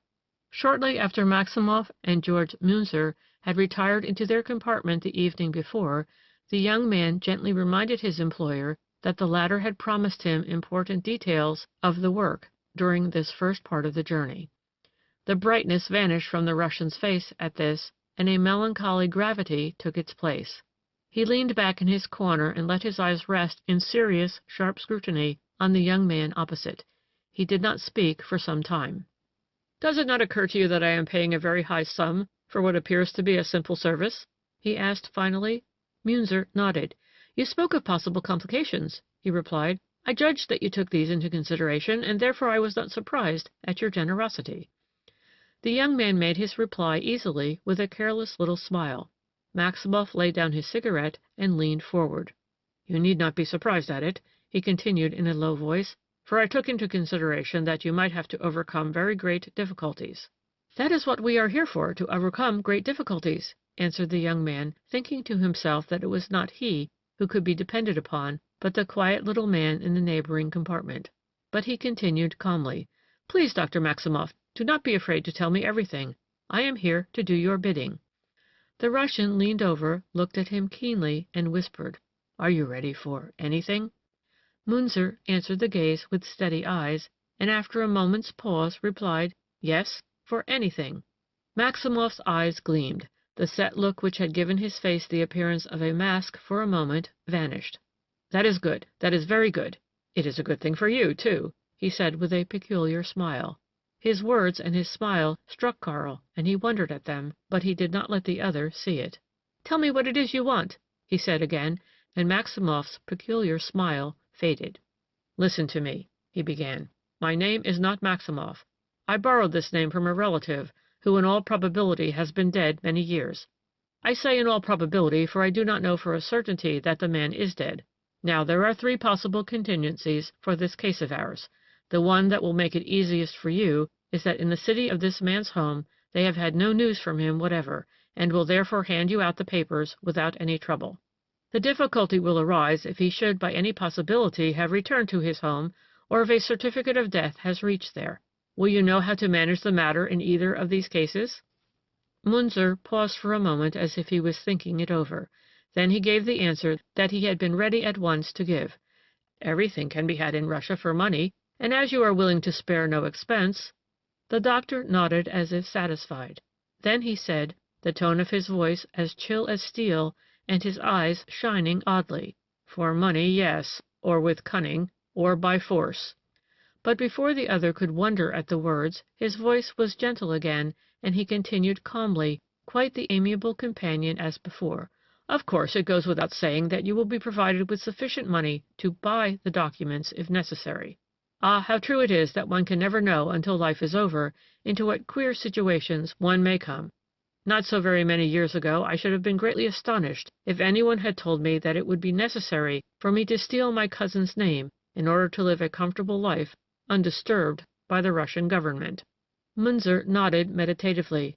"Did you borrow his professional title also, or have you a right to it?" he asked finally. "I am a doctor of medicine in my own right. Sergius and I studied and graduated together at the University in Vienna. Then he went to South Africa and has not been heard of since. I married, became a widower, and settled in Austria. It is 8 years now since I had the last news of Sergius." "I don't believe he can have any objection to your use of his name, as he is doubtless dead," remarked Munzer, and Maximoff replied eagerly, "Yes, don't you think so? Even the most honest man can find himself driven into deceit at times. When I fled from Russia, hounded by the spies of the government, and hid myself in Austria under the cloak of my cousin's name, I never dreamed that I would marry again, never dreamed that my life's happiness would depend on those papers that I want you to get for me, papers without which the ceremony cannot take place under the laws of my adopted land." With a sigh, he sank back into his cushions again. "I can't see anything wrong in what you are doing," declared Munzer calmly. "You do not harm anyone by using this name. You can depend upon me. I will do all that lies in my power, in your interest and in my own, to get you the papers. I feel sure that it can be done. You say that I can get along very well in the places where I have to be, with German or French?" Yes, it was not necessary for me to find someone who spoke Russian, answered Maximov. But you want to ask something else. I can see it in your face. What is it that you still want to know? I merely wanted to ask you why you didn't tell me what you've just told me now, when we were together in Inzersdorf. Maximov made a considerable pause before he answered. I feared that if you knew the truth about the matter you might not undertake the job. Once started on the journey, you would not care to break it off and turn back.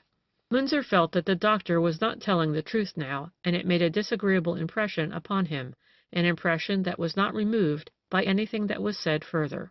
For Maximov declared that he was sleepy and made his preparations for rest, rather hurriedly it seemed to his companion. He really did fall asleep very soon, into a sleep that was so deep and sound that Karl could have no doubt as to its reality. The young man sat for some time looking at his companion, and it was not the regular deep breathing nor the loosely hanging arms that told him that the man on the other seat was really asleep. It was the expression of his face. Maximov was dreaming. His soul, untrammeled, went on its own free way through the ether. Through what paths did it wander? Karl drew back into his corner, and young and strong as he was, he shivered as if with a severe chill.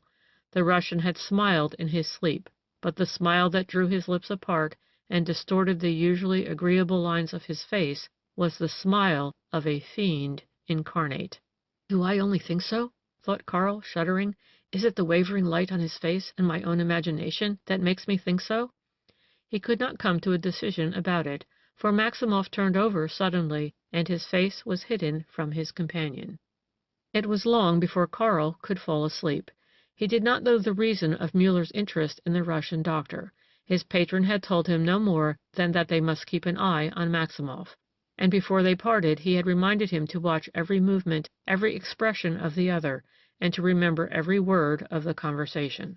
The veteran detective had not given his young protégé the faintest hint of his belief, of his suspicion rather, that Maximov was the man who had fled before him that night in the greenhouse, and who had followed them in their wanderings over the moor back to the gate in front of the pavilion.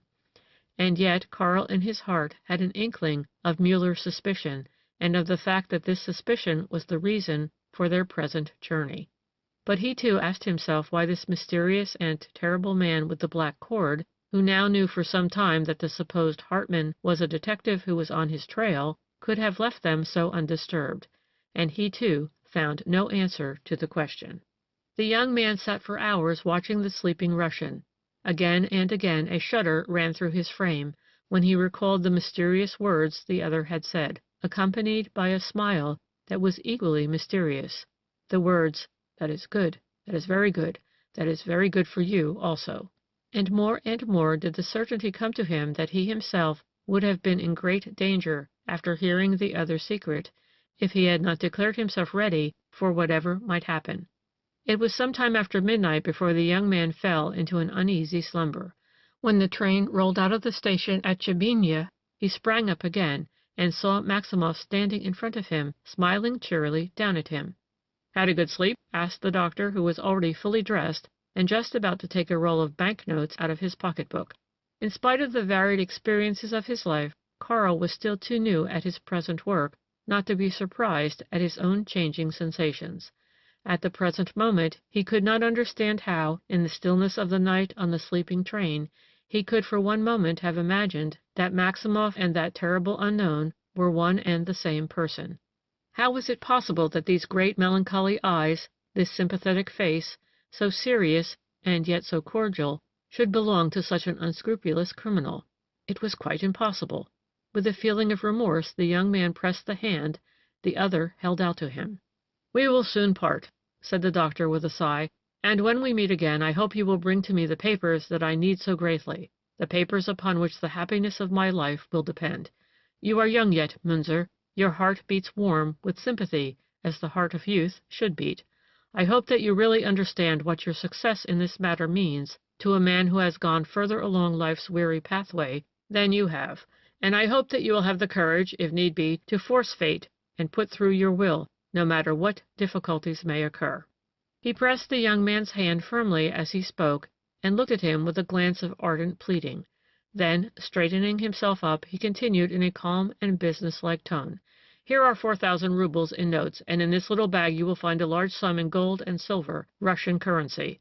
I know the conditions into which I am sending you, and I know that the money I am giving you will be sufficient.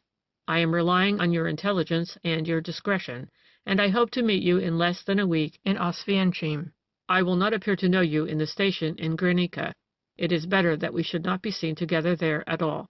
I will wait on the street outside the railway station, and you can wave to me from the train. This will show me that you have passed the frontier without trouble. In Riga you must buy yourself another ticket to Wenden, your last destination. And now, good luck to you." Another warm clasp of the hand, then the doctor took his grip and went out into the corridor. 2 or 3 minutes later the train halted in the frontier station of Granica. When the luggage and the passports had been examined, the passengers who were crossing the border into Russia were allowed to enter the waiting train. Muller and Karl were together in a compartment. The latter stood at the window watching Maximoff, who, plainly visible, was strolling up and down the street.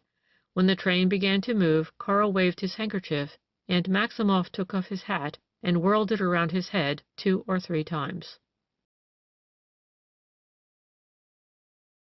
Chapter 14, Part 2, of The Man with the Black Cord, Muller and Karl Go on a Journey, continued. "Well, what's your report?" asked Muller, as Karl sat down opposite him. The young man gave him a detailed account, reciting word for word what had happened since he and the doctor set forth on their trip the evening before, and everything that had been said between them. He showed Muller the papers and the money which had been given him. The veteran detective took charge of both. There was only one document of importance, an official paper stating that the physician and house owner, Sergius Maximoff, had been a member of the community of Inzersdorf for 6 years. Muller was not surprised at the important points in Karl's report. He knew already that there was something wrong in the doctor's past, and now he felt certain that it was not a political matter. There must be some other reason why Maximoff did not dare return to his own country. The remark, "That is very good for you also," that Maximoff had made to Karl seemed to corroborate Muller's suspicions. What would have happened if Karl, once started on this mysterious journey, had not been willing to agree to any schemes the other should unfold? In all likelihood he would never have returned to Austria, would have disappeared somewhere en route. Was it not possible that Maximoff intended to let him disappear when he handed him the papers in Oswiecim? Was it for this reason that an obscure little town near the Polish frontier had been chosen for a meeting that might just as well take place anywhere else along the route, or better than all, in Vienna? A great many things can happen in these obscure little Polish towns. A stranger, particularly when registered under a false name in a hotel, can disappear and never be heard of again. Muller thought of all this and remembered the peculiar fleeting change in Maximoff's face the evening before when the Russian was alone in the corridor. The travelers took a short rest in Warsaw. When they entered the train to continue their journey to Riga, Muller had already laid aside his false beard and wig. They spent the night in Riga, and the next day about noon they arrived in the little county seat of Wenden. They took rooms in the best hotel in the place, freshened themselves up a bit, ate dinner, and then walked over to the principal square of the town to make inquiries in the main post office for the address of Dr. Sergius Maximoff. But there was no Dr. Maximoff in this little town of about 5,000 inhabitants.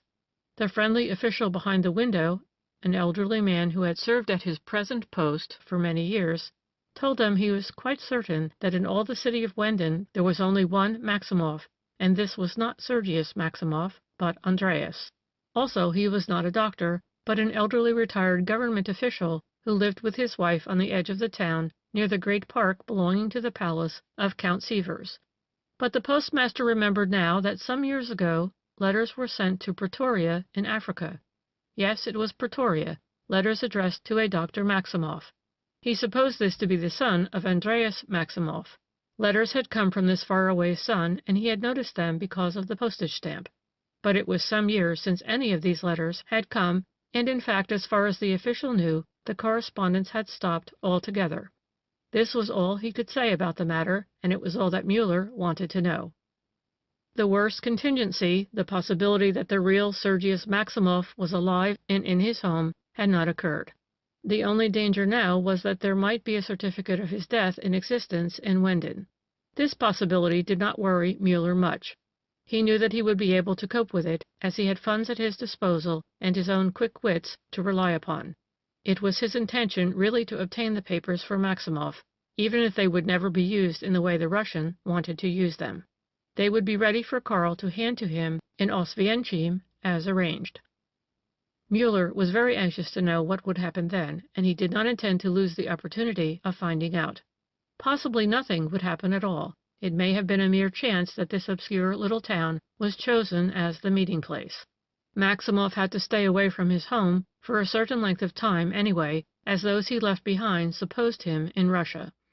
He would have to meet his representative somewhere along the line of the journey, so why not Oswiecim as well as any place? Whether this was the case, or whether Muller's darker suspicions were justified, well, he would be on hand if necessary to protect the young man whom he had sent forth on this mysterious errand. "And now," said Muller to his pupil as they left the post office, "what would be your next move?" "Why, I think that even if the government offices are open at this hour and the papers could be obtained, it would be better not to go there first, but rather to make the journey to the outskirts of the city, to the park of Count Sievers," answered Karl. "Quite right. And then I would have a chat with Mr. Andreas Maximov if I could find the gentleman at home." "Quite right," repeated Muller. "That would be the best thing to do. But now, as I am taking for granted that you will have more interest in looking about you in a strange town than I have, suppose you play the part of a distinguished tourist today, and take a stroll through this place with your Baedeker very much in evidence. I will meet you in our hotel at 7 o'clock. There's no need for more than one of us to call upon Mr. Andreas Maximov." Muller handed Karl the red-covered book, raised his hat, and walked on down the street. It was not a long walk to the outskirts of the little town. One or two inquiries along the way, and Muller soon found the park, and the home of the elder Maximov, at its gate. It was a pretty little house, set in a pretty little garden. Its walls were gray with age, and its overhanging roof, darkened by wind and weather of decades, made it look like some old bird spreading out its wings, and crouching close to the ground, to escape the cold. A couple of fine old pine trees towered above it, and although it was still October, the frost lay thick on the ground in this northern land, and the attractive scenery wore its winter dress. Muller rang the bell, and when the door was opened by a simple-looking peasant woman, he asked if he might see Mr. Maximov. The card he handed the girl bore the name of George Munzer. The master of the house, a comfortable-looking elderly gentleman wrapped in a voluminous woolen dressing-gown, came to meet him cordially. Muller announced himself as an Austrian who had been a college-mate of the old gentleman's son in Vienna 12 years before. He had found himself in Wenden on business, and stopped in to see Sergius in case the latter might be at home. The old man shook his head sadly. He could not tell his visitor, he said mournfully, whether his son was still alive even. Sergius had been lost to him for many years. No news had come of his fate anywhere. The last he knew was that his boy had gone to South Africa to the Boer colony, and then he had heard no more. Muller's sympathy with the kind old man's sorrow was quite genuine, and was so soothing to his host that the latter was evidently anxious his visitor should remain for a more lengthy chat. Interesting strangers from elsewhere, particularly those who had known his son, were a rarity in old Maximov's quiet existence. Fortunately for Muller, however, the garrulity of old age, and of those who live in the country, was stronger than the natural interest to hear tales of the college life of his lost son. The old man wanted to talk, not to listen. So it was easy for Muller to get him started on family affairs, on a discussion of his few other relatives. Among these was a nephew by the name of Nikolai Simarenko, of whom the old man seemed to have a good deal to tell. What he did say about this nephew was so interesting that Muller kept the conversation confined to this topic for the rest of his visit, for the better part of an hour, in fact. Twilight had fallen as Muller returned to the center of town. He walked through the quiet streets, wrapped in the hush of the early northern night, his own thoughts spreading a cloud about him heavier than the leaden pall on the sky above. When he met Karl and they had retired to their own rooms after supper, he told the story of his afternoon. The recital of what he had learned so excited the young man that he tossed restlessly for the greater part of the night. Before noon the following day, Karl handed Muller the 3 documents that were the official reason for their journey. There was no difficulty in getting them, and it was only to hasten the deliberation of governmental procedure that Karl was obliged to expend some of the money Maximoff had given him for the purpose. The two men left Wenden that same afternoon, taking the express to St. Petersburg. But Karl arrived alone in the imperial city. His patron had given him 2 days' leave to look about him in this famous town, the second city of importance in the Russian Empire. Muller himself left the train at Dorpat, after arranging that Karl should meet him there on the 3rd day following. Left alone, Muller went to his hotel and retired early. Next morning a 2-horse carriage which he had ordered was waiting for him as soon as the tardy northern day had broken.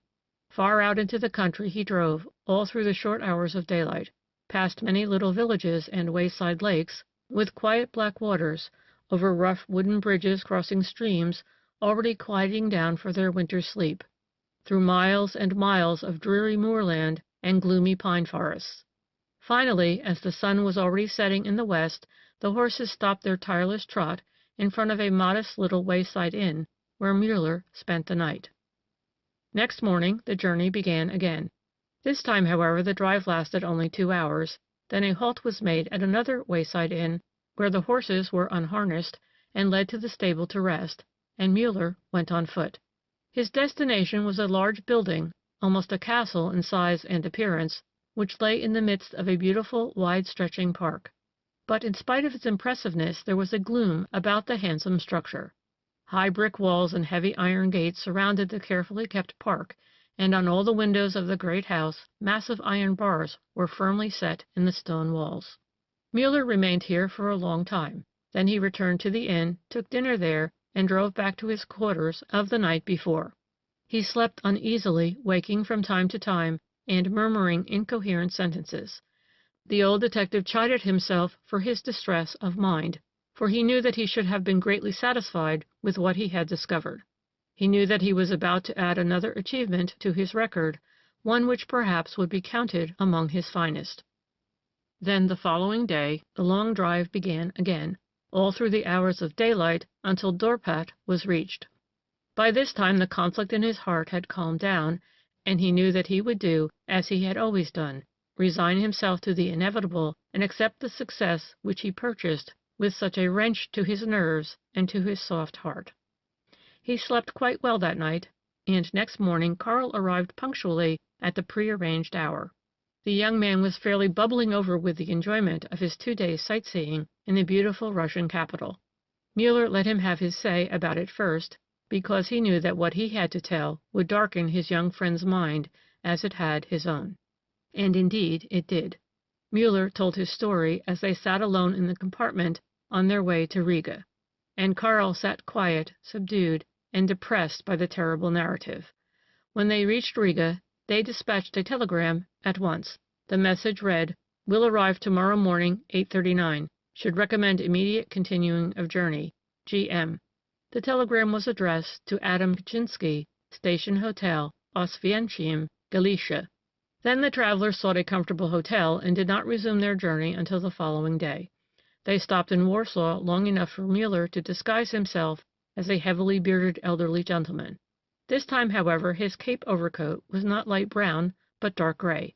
It was buttoned its full length, so that a willful breeze could not reveal the fact that its lining was light brown. The majority of Muller's outer garments were arranged in this way to play a double part. The hair, beard, and hat he wore now had all quite another color than those in evidence on the hitherward journey. His eyes were covered with smoked glasses, and it would have been quite impossible to recognize him as the white-haired tourist on the Viennese Express 2 or 3 days back. When they were on the last stretch of their journey, Muller rose from his seat, gathered up his luggage, and said, "Now, my dear Tunner, I shall have to leave you to yourself. It is a difficult game you will have to play, a game in which your very life may be at stake. You must carefully calculate every word you say, every expression of your face, and be ready for even the most cleverly put questions. If this man gets the faintest suspicion that you know about his past, then your life is in the greatest possible danger, even if you do not leave the train in Oswiecim. I will be in the next compartment, but even then, if he knew the truth, I might not be able to reach you soon enough to save you." He pressed Karl's hand warmly and went into the next compartment, which already bore a placard "Reserved" on its door. As the train drew in, Maximoff stood on the platform, his luggage carried by a porter behind him, ready for the journey. George Munzer waved his hat from the door of the train. "Everything all right?" cried Maximoff as he saw him. "Everything all right," answered the young man. "Come aboard. I have a reserved compartment." Maximoff jumped on the train, paid off his porter, arranged his luggage, and then shook his employee's hand warmly. "Your wish is fulfilled," said Munzer. "Settle yourself comfortably, and I'll tell you my story and give you the papers." "Did you have any trouble?" Maximoff was so eager to ask this question that he did not even wait to take off his overcoat.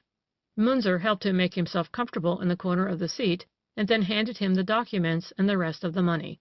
He reported that there had been no trouble about 2 of the papers, but that the usual bureaucratic deliberation had made it necessary for him to wait 3 days in Wenden before he could come into possession of them. He had utilized his spare time in a careful inquiry as to whether Sergius Maximoff had returned home, or whether it was known that he were married or dead elsewhere. When the 3 days had passed, he got the papers.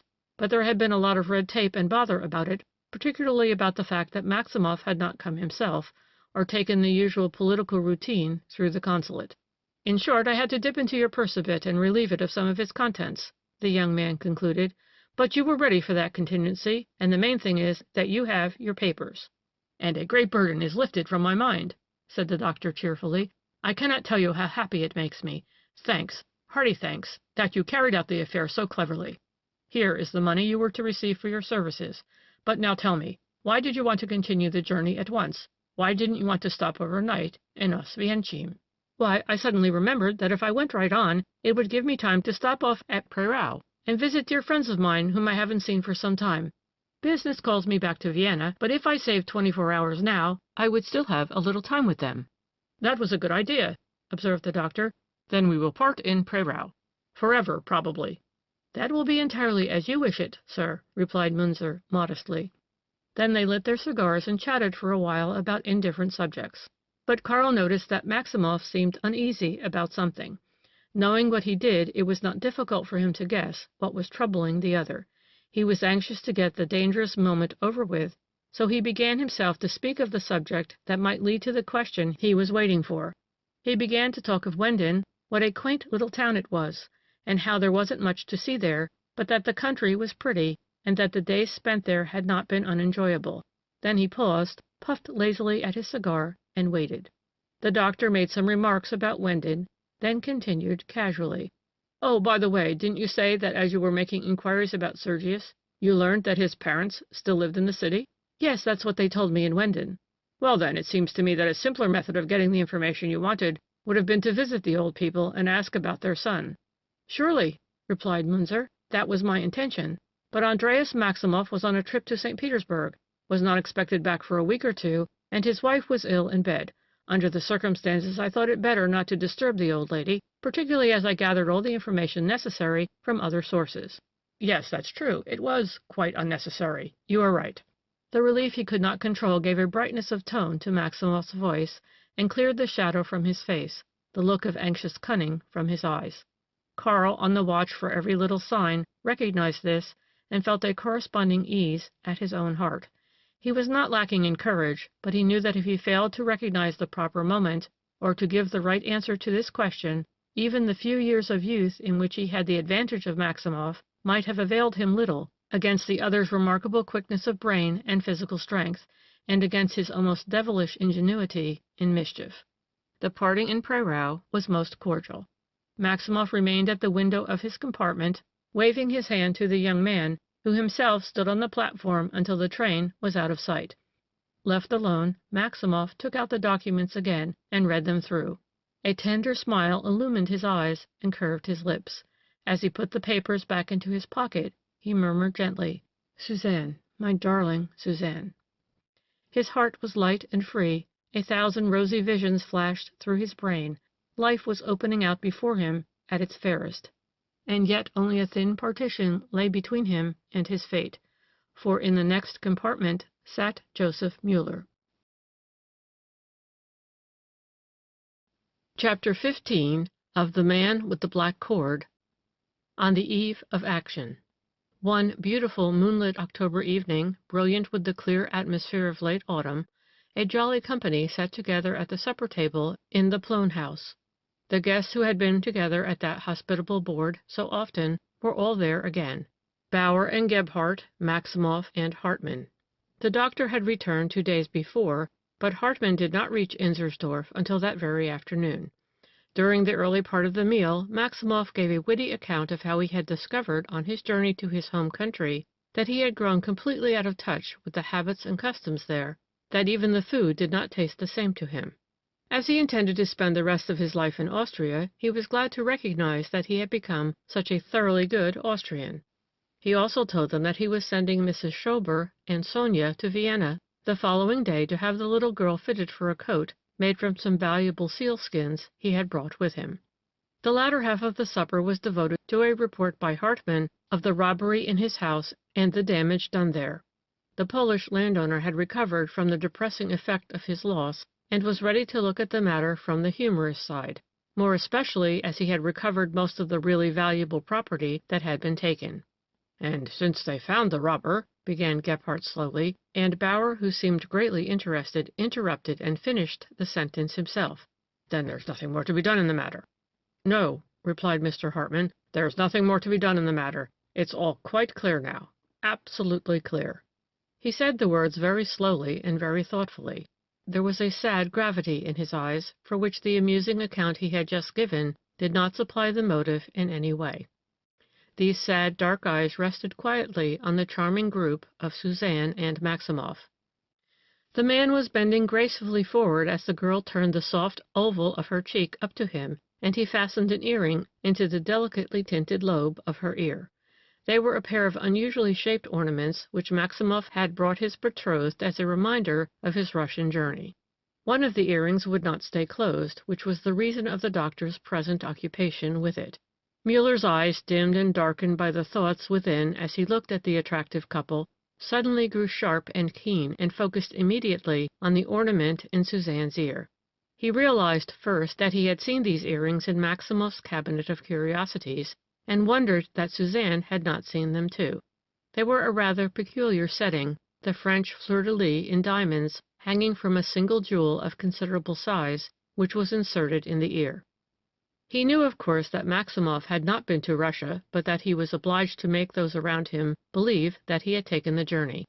This first little deception about the earrings was clear to Muller, but under it was a dim memory of something else connected with the jewel. Suddenly he knew what it was, and the quick vibration of every nerve through Muller's frame translated itself into such a violent movement of Mr. Hartmann's left hand that he had almost upset his wineglass. Fortunately, only almost. Otherwise the claret in the glass would have made an ugly stain on the snowy cloth. The hand lay quiet on the table now, and the fingers, which had been drawn together as if in a cramp, slowly straightened themselves out again. "You are not well?" asked Mrs. Plone gently and sympathetically, so that he alone could hear. "Or have you lost more than you are willing to tell us?" Mr. Hartmann bowed his thanks to the gentle hostess and replied, "No, that is not it, kind friend. But it was a sudden shock, a painful surprise, that upset me for a moment." "Why, how strange," said the lady. "A painful surprise? Here? Now?" Mr. Hartmann drew her hand gallantly to his lips. "Don't let us speak of it," he pleaded. "Some little incident, unimportant in itself, will often bring up a painful memory. I need not assure you that whatever I said a moment back had nothing whatever to do with—" Hartmann stopped as if seeking for words to finish his sentence, and turned his attention rather too markedly to the dish of fruit handed him at this moment by the maid. "Oh, how beautiful!" he exclaimed. "What a charming arrangement of form and color!" It took him some time to sufficiently admire the attractive dish and to choose what he wanted himself. This enabled him to forget to finish his sentence. "Then you, too, are nervous sometimes?" said Plone, who sat at his other side. "Even you cannot always control your feelings. I thought you one of the most perfectly poised natures I have ever met." "I'm afraid you overestimate me," returned Hartmann, smiling, "although of course you could not know the struggles I have had to learn outer composure, at least." "Only outer composure? Then you are upset sometimes, even if you have learned how to conceal it? Then your soul can lose its poise?" It was Maximoff who spoke now. He looked into Hartmann's eyes with kindly interest as he continued. "It is as psychiater that I ask, and also as such that I would really like to know what excited you a moment back. for I know it could not have been a petty or unimportant matter." "No, it was not a petty nor an unimportant matter," replied Hartman, and his eyes, again deepened by melancholy gravity, rested sadly on the doctor's handsome face. "The thing that suddenly came to my mind that so upset me concerns the downfall of a human destiny. You are a psychiater. I can well believe that you would find my mental trouble of a few moments back interesting as a study. If you wish, we can talk it over tomorrow. Will it be convenient to you if I come at 11 o'clock? I have important business to attend to later." "Oh, please come, surely," said Maximoff. "I am glad to see you at any hour." "Then he is to know the secret?" pouted Suzanne. "But we aren't worthy of it? I don't think that's nice of you." "You'll hear it later, Miss Plone," replied Hartman, "but not now. It's too long and sad a story to tell at such a time." The girl's eyes met his as he spoke. Suddenly the smile on her lips faded, and her eyes widened while she gazed as if hypnotized into the intelligent, keen gray eyes of the man who had spoken. A shudder ran down her spine. All unconsciously something in her heart asked the question which his eyes feared to answer, and he turned away. Suzanne shivered, then laughed a forced laugh, and made some indifferent remark. No one had noticed the little scene, but Muller was startled to his very heart by it. It was as if his thoughts had taken visible form and shape in his eyes, and this sensitive woman's soul had seen the picture, the doom that would so terribly change her own life. Mrs. Plone rose from the table, and her guests followed her example. Still under the impression made by the conversation of a moment or two before, the company bowed to one another silently, as if not in the mood for the usual spoken greetings which are a pleasant habit of the close of a meal in all Teutonic countries.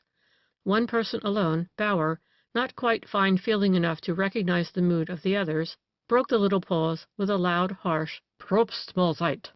Then something happened which gave a second and more severe surprise to the little gathering.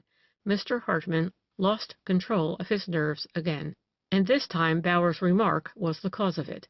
The bookkeeper was in the habit of joining in the usual Austrian expression used on such occasions, but once in a very great while, and this happened to be one of the times, he would affect the traveled man and use the North German Prost Mahlzeit.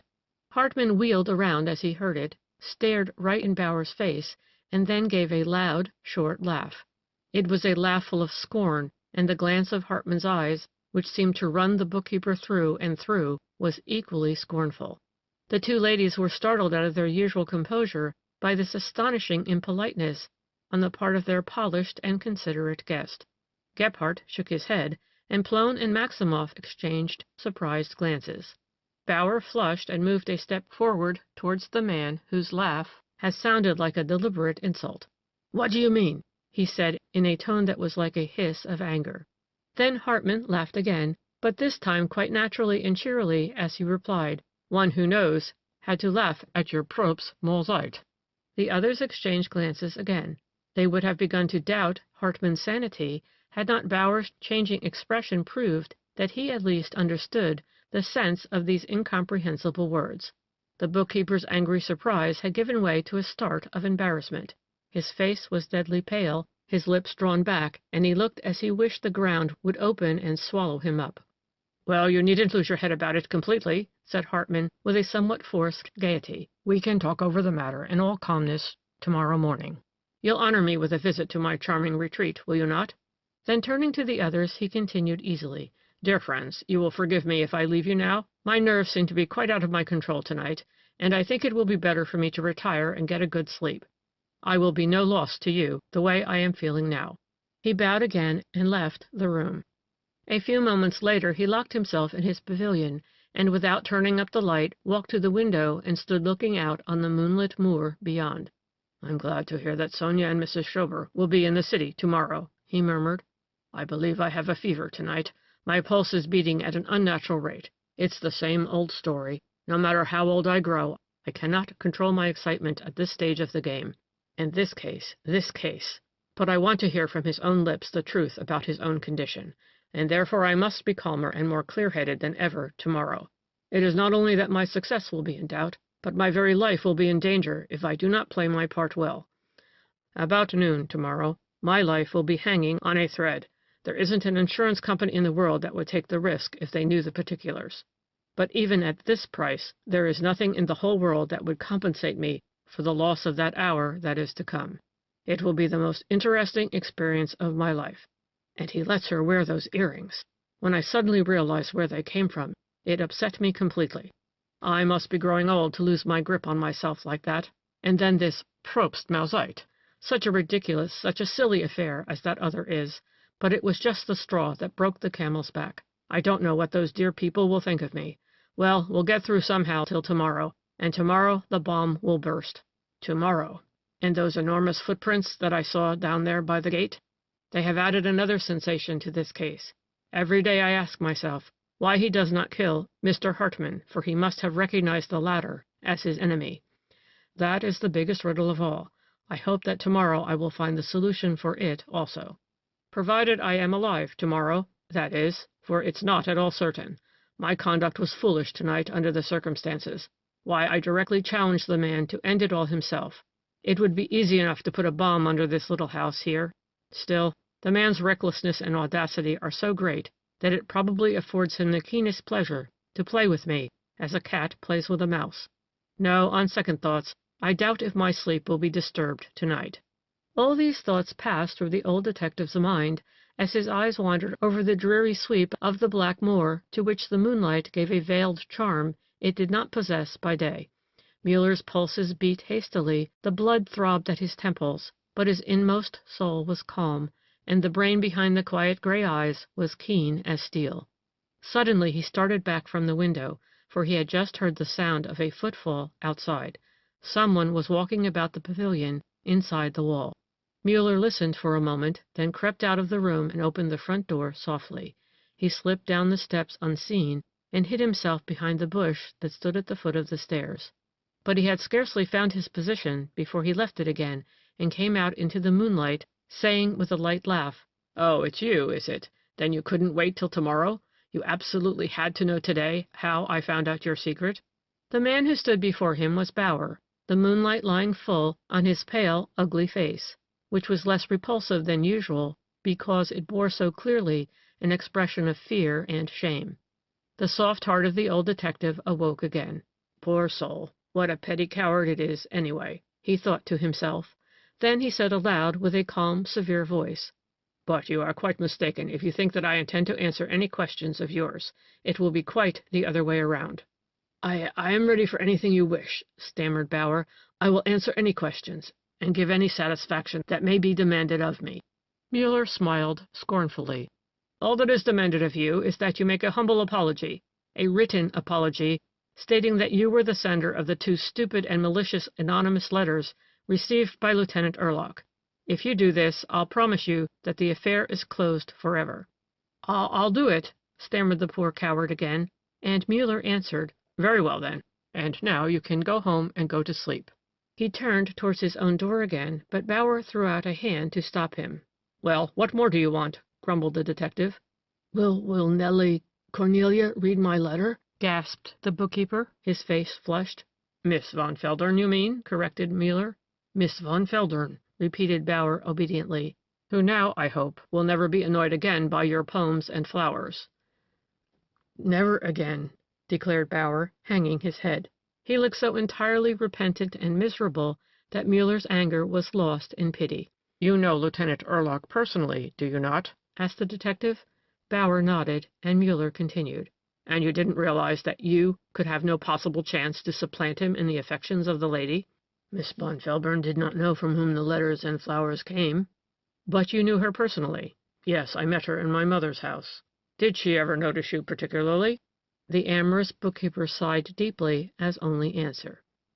"There, you see," said the other more good-naturedly, "when a man knows that the lady has no interest in him whatever, then if he is a man he will not annoy her with his attentions and only make himself ridiculous by doing so. And above all, it is an unmanly thing to play an ugly trick on the more fortunate one who has honestly and fairly won the lady's heart. There, that's all I have to say. Is there anything more that occurs to you?" "Why, Mr. Hartmann, I would like to know how you—" "Oh, how I recognized you as the writer of those wretched letters? Well, I'll allow you to suppose that I know Lieutenant Erlach, that he showed me the letters, that I suggested jealousy as a motive for writing them. Furthermore, that Miss von Feldern was questioned and told us that some unknown admirer sent her poems and flowers while she was living in the country, also that her landlady there had a son who appears to have been something like you. Furthermore, you may also suppose that Mr. Plone happened one day to mention that you are a poet in secret, and that you send flowers to a lady whose name he does not know. I scarcely noticed what he told me about you, for my head was full of a more important matter. Besides which, your name is Bauer, and the mother of the man Miss Van Velderen mentioned is a Mrs. Van Probst. Was, interrupted the bookkeeper. My mother has been dead for nearly 2 years now. Mr. Van Probst was her second husband. Oh, indeed. Now it was Muller's turn to blush hotly as he realized that he had been caught in a bit of carelessness. He should have known long ago that Bauer was the writer of those 2 letters. A few simple questions or one look at the police records would have told him what he wanted to know. Of course, from the very beginning he had treated the matter of the letters as of little importance, and it had had nothing whatever to do with his coming to Inzersdorf. But it was a mistake on his part to forget any detail that might in any way be connected with the principal matter in hand. Muller was very much dissatisfied with himself, and whenever this happened he was always extremely considerate of others. He laid his hand now on Bauer's arm, and spoke in a tone of fatherly kindness. "We are all liable to err," he said, "but try not to let yourself be dragged into any such meanness again. A repentant apology will make good what you have done. That is all that anyone can demand of you. But do not be offended if I warn you that you will not gain your own respect, nor any inward peace, if you go on in this way. And self-respect is what every man needs who would be a man worthy the name. Oh, one thing more. Why did you run away that night? You know, when you had the headache several days ago?" I thought it was Erlach in the parlor. I could only see his shoulder, his arm and back. It was the same uniform." "Oh," said Muller. "Very well, then. Now, good night. I am very sleepy. Remember what I have told you. You will find it is for your own good." Bauer stood motionless, his head drooping, his arms at his side. He looked very unhappy.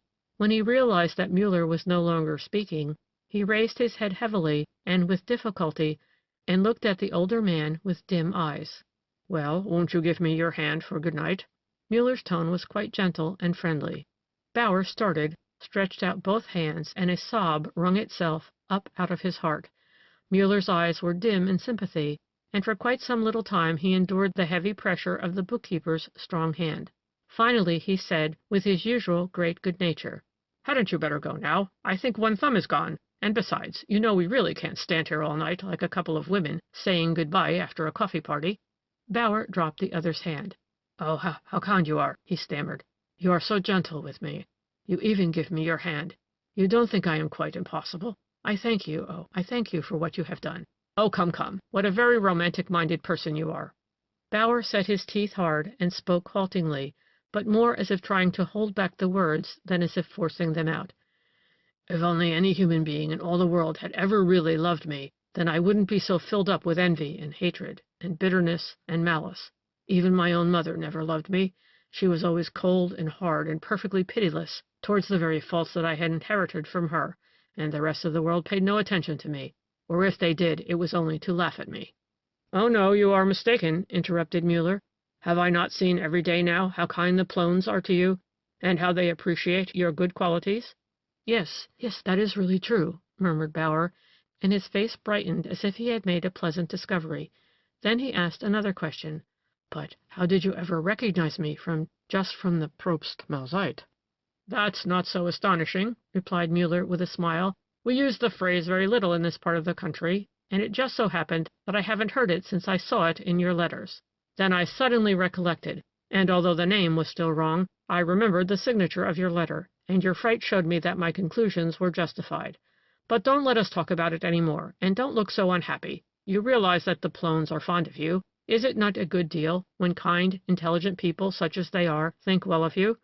But you'd better go now. They might notice your long absence. Tomorrow they will see that the little difficulty between us is quite settled. I give you my word no one will ever know what the reason for this little difference was. Oh, and please remember that no one here must suspect I am acquainted with Lieutenant Erlach. Do you understand? You must never give even a hint of it." Bauer looked at him seriously. The peculiarity of this circumstance, that Hartmann knew Erlach well enough to have seen the letters, and yet that he had never mentioned the fact of his acquaintance with the young officer in the house of mutual friends suddenly struck him as odd. He stood silent for a moment, thinking it over. Then a flash came up in his eyes as if he had realized the significance. A question rose to his lips, but he did not dare utter it. He held out his hands again, saying gravely, "I will not mention it. Good night." Then he walked slowly back through the moonlit garden to the house. When Muller returned to his own room and went to bed, his sleep was deep and untroubled. The little diversion from the more strenuous current of his thoughts had done him good. When he awoke the next morning, his pulse was calm and regular. He was in excellent condition, mentally and physically. The maid who brought his breakfast tray at 8 o'clock found him standing at the open window, gazing into the sunny morning landscape. In Fanny's opinion, there was nothing particularly inspiring about the Black Moor, but it seemed to have put Mr. Hartman into the very best of spirits as he came up to the table on which he had just set the abundantly spread tray. "Why, my dear child," he laughed, "you bring me more every day. Do you expect me to eat all that? What would happen to my waistline if I did? You're too kind to me, you and Mistress Cook. It's time I showed my gratitude. Here, this is yours, and take the other to the presiding goddess of our kitchen." Fanny blushed in pleasure as she took up the 2 20-crown notes that the guest laid on the table. When she had shut the door behind her, Muller said to himself, "Well, that's settled. Now I'll put something for Wilhelm under the brush there. When you're going into battle as I am, it's best to arrange these little things beforehand." Muller enjoyed his breakfast thoroughly, then packed his trunk and his grip, looking out of the window from time to time as he did so. When everything was in its place and there was nothing more to be done, Muller could devote himself entirely to the inspection of the surrounding scenery, and it appeared to interest him more than ever that morning.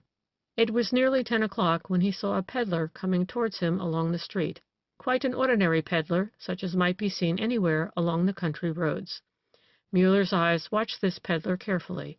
When the man came along the road to a point right under the window of the pavilion, he stopped, doffed his hat, and said respectfully, "Can I show the gentleman some cuff buttons or an eyeglass cord? And I have some fine new suspenders, too." Muller replied that he did not need anything just now, and asked the man how business was these days. "Very good, thank you, sir. Everything is in order, and arranged as well as anyone could wish." Muller seemed pleased to find someone who did not complain of poor business, for he waved a friendly hand to the man before he left the window. As he turned back into the room, he smiled as if content. "This former ne'er-do-weel is turning out quite a useful lad," he thought, and he repeated the words with sudden gravity. "Everything is in order, and all is arranged. I can leave here in 3/4 of an hour." For a span he stood motionless, lost in his thoughts. Then, seeming to awake again to the exigencies of the present, he walked over to a little table that stood between the windows, and took up 3 articles that lay there. They were a small but wicked-looking revolver, a little silver whistle, and a small bottle with a very wide mouth.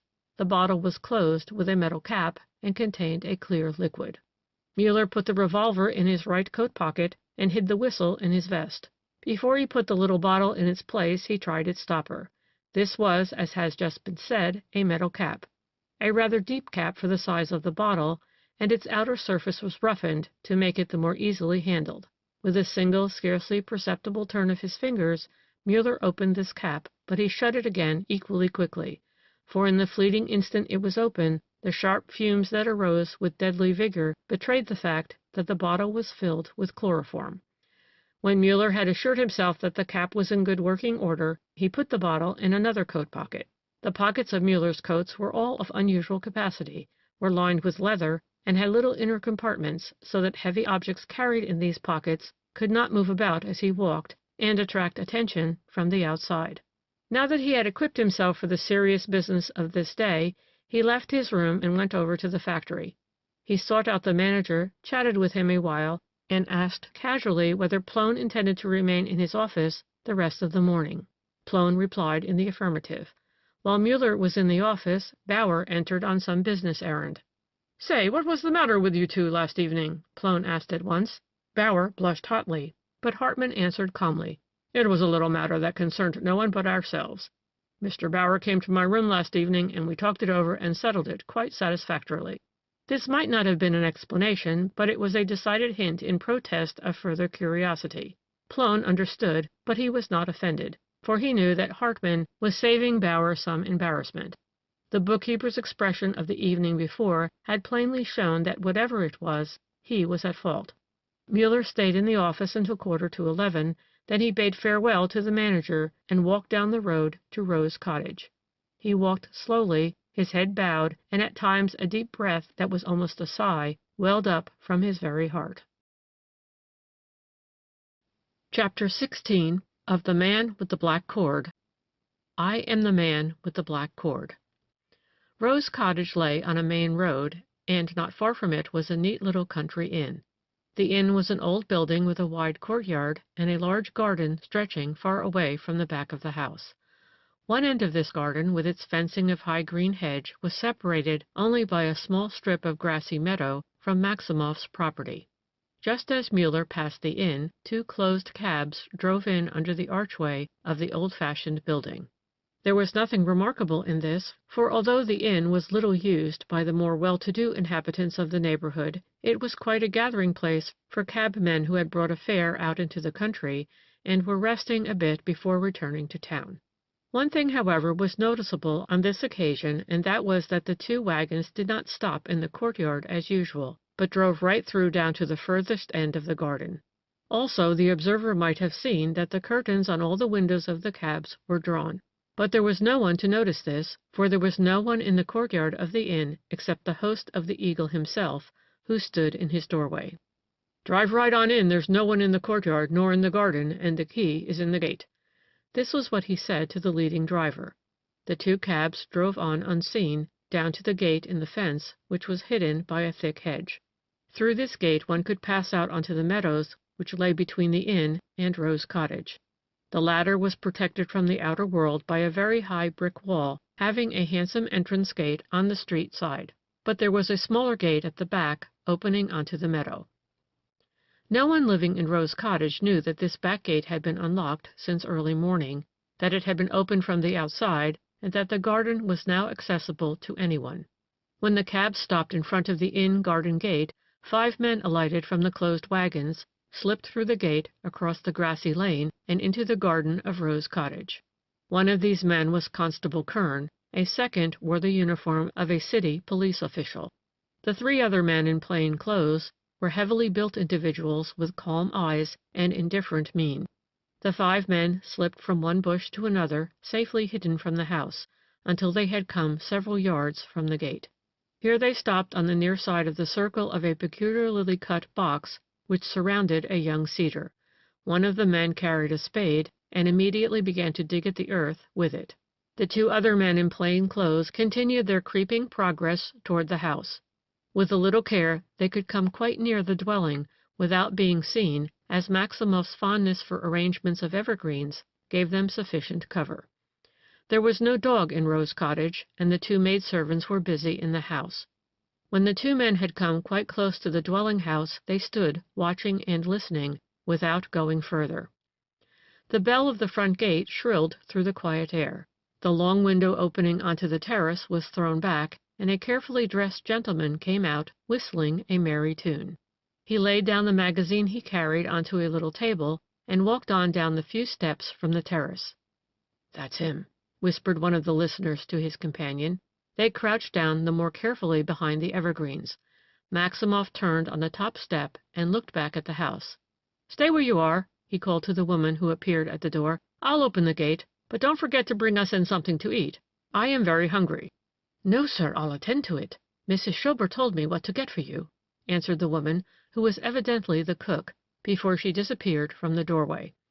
The doctor had turned the corner of the house, and the men behind the evergreens could no longer see him. But in a few moments he returned, arm in arm with his guest. "Don't you want to look at my newly blossoming chrysanthemums?" asked Maximov. "They are white as milk, and most unusually beautiful."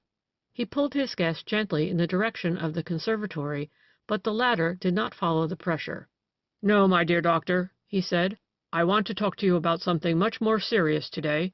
Can't we go into the house? It will be easier for me to talk to you in your attractive study.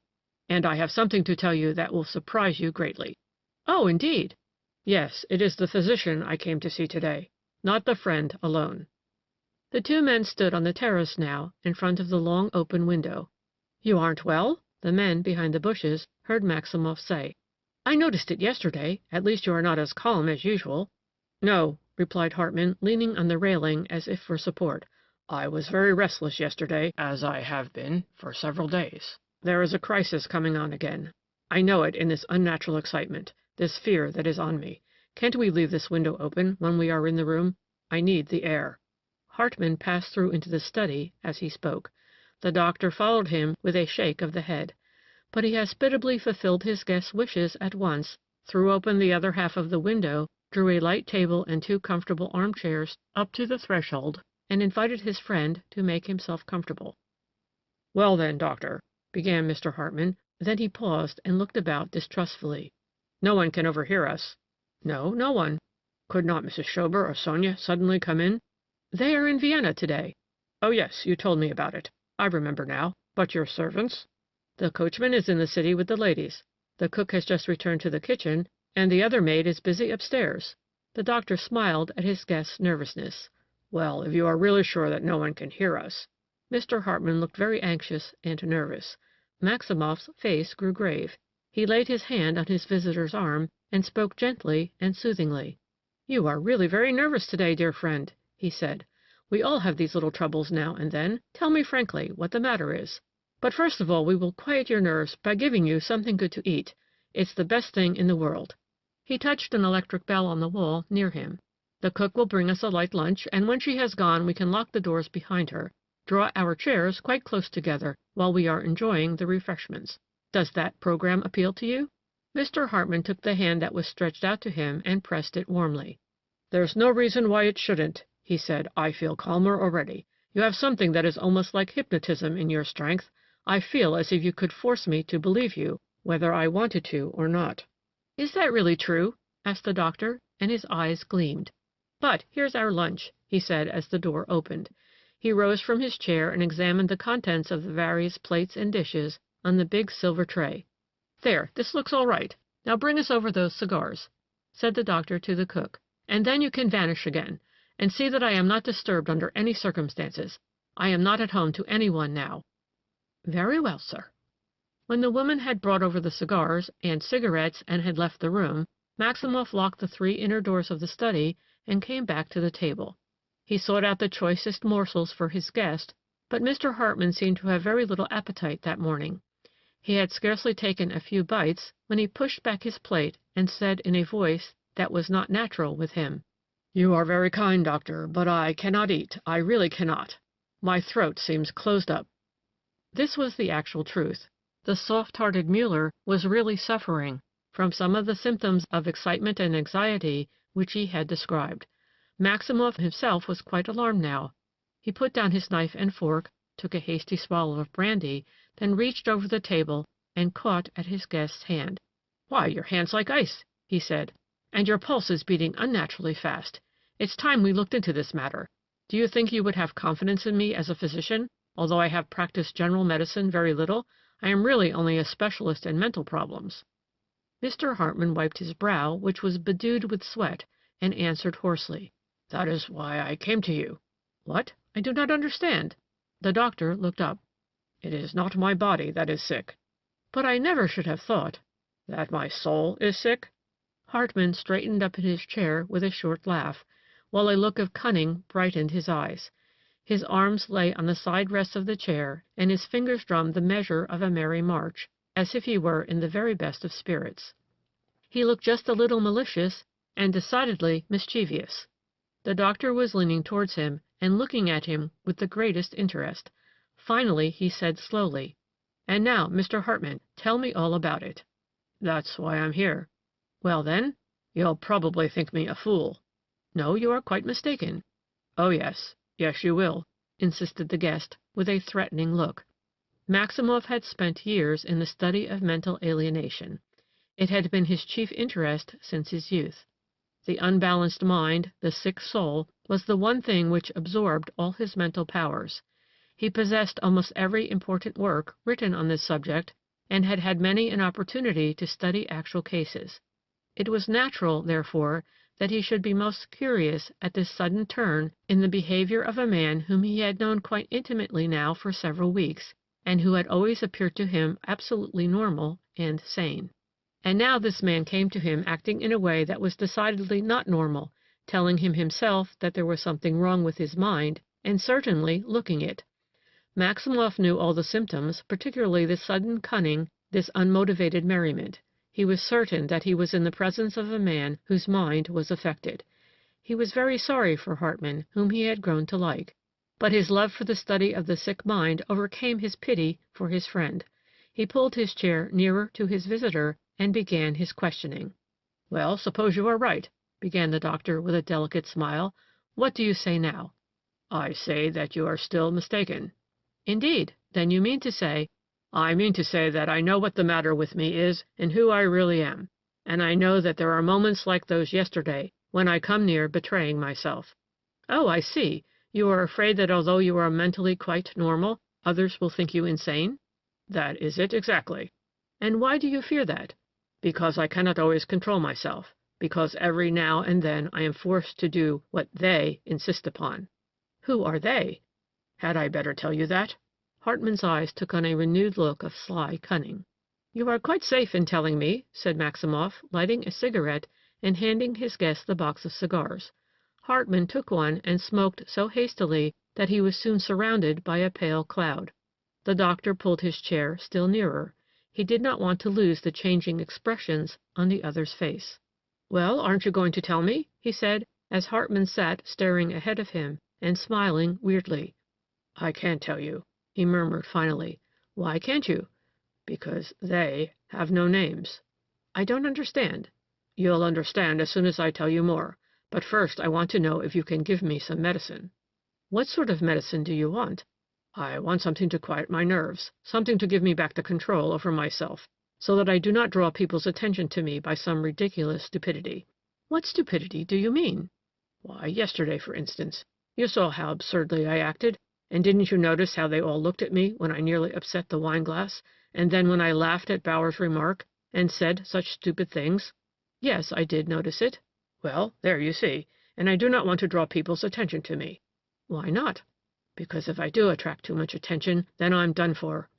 "Now I don't understand you at all." "I believe that. You haven't the faintest idea of who I really am." "Aren't you Robert Hartman, landowner from Poland?" Maximoff's guest laughed heartily. He beat his hands on his knees and choked in the violence of his merriment. "Robert Hartman," he repeated, and could scarcely say the words clearly, so shaken was he by his fits of laughter. Finally he had controlled himself, and now it was he who pulled his chair nearer to the other. "You are quite sure no one can hear us?" he whispered. The doctor shook his head. "No one. We are quite undisturbed here," he replied soothingly. "You are such a versatile man," continued the other. "You are not only a physician, you are a philosopher as well, and I understand you are interested, as a philosopher, in every phase of mental abnormality." "Yes, certainly, certainly." "And among other things, in one branch of the science of the soul which is most illuminating." "What do you mean by that?" "I mean you are greatly interested, or I have understood that you are, in crime and criminals. Or rather," Hartman punctuated his remarks with a scornful gesture, "or rather in that which the weaklings and the cowards call crime." A golden gleam shot up in the doctor's dark eyes, and a peculiar smile curved his well-cut mouth. "A great many of the books in your splendid library concern this fascinating chapter of human existence." Hartman continued to speak without waiting for any answer. "And I notice that for years you have been collecting all those copies of our leading newspapers which give reports of important criminal cases of recent times." "Yes, you are right. But why do you speak of that now?" "I will explain in a few moments. You believe, then, that I am Robert Hartman from Poland, landed proprietor and respectable house owner?" "Well?" Maximoff's face expressed great interest. The golden gleams in his dark eyes clustered to brilliant points of light. "But I'm not. I'm somebody else," said his guest, looking about anxiously. "But you're the only person I shall tell the truth to." His eyes closed to narrow slits, and his voice took on a threatening tone as he continued. "Professional etiquette demands that you should hold my confidence an absolute secret. Therefore I am going to make you a confession that I must make to someone, or I shall go mad. I know that I would really become insane if I could not tell somebody who I am." The doctor breathed quicker. His face flushed, and his voice was hoarse as he asked, "Who are you, then?" His guest bent over until their faces almost touched, and whispered, "If you look over the files of your newspapers from 1892 until 1906, you will see that during these years 31 murder cases occurred in Vienna, murder cases of which robbery was the motive. 24 of the criminals were caught. Notice this, only 24. 7 remained undiscovered and free. On the 15th of April, 1892, the woman Schramm, keeper of a little tap room in the 15th district, was murdered. On the 8th of August, 1897, Thomas Brabenek was discovered stabbed to death in a grove outside the city.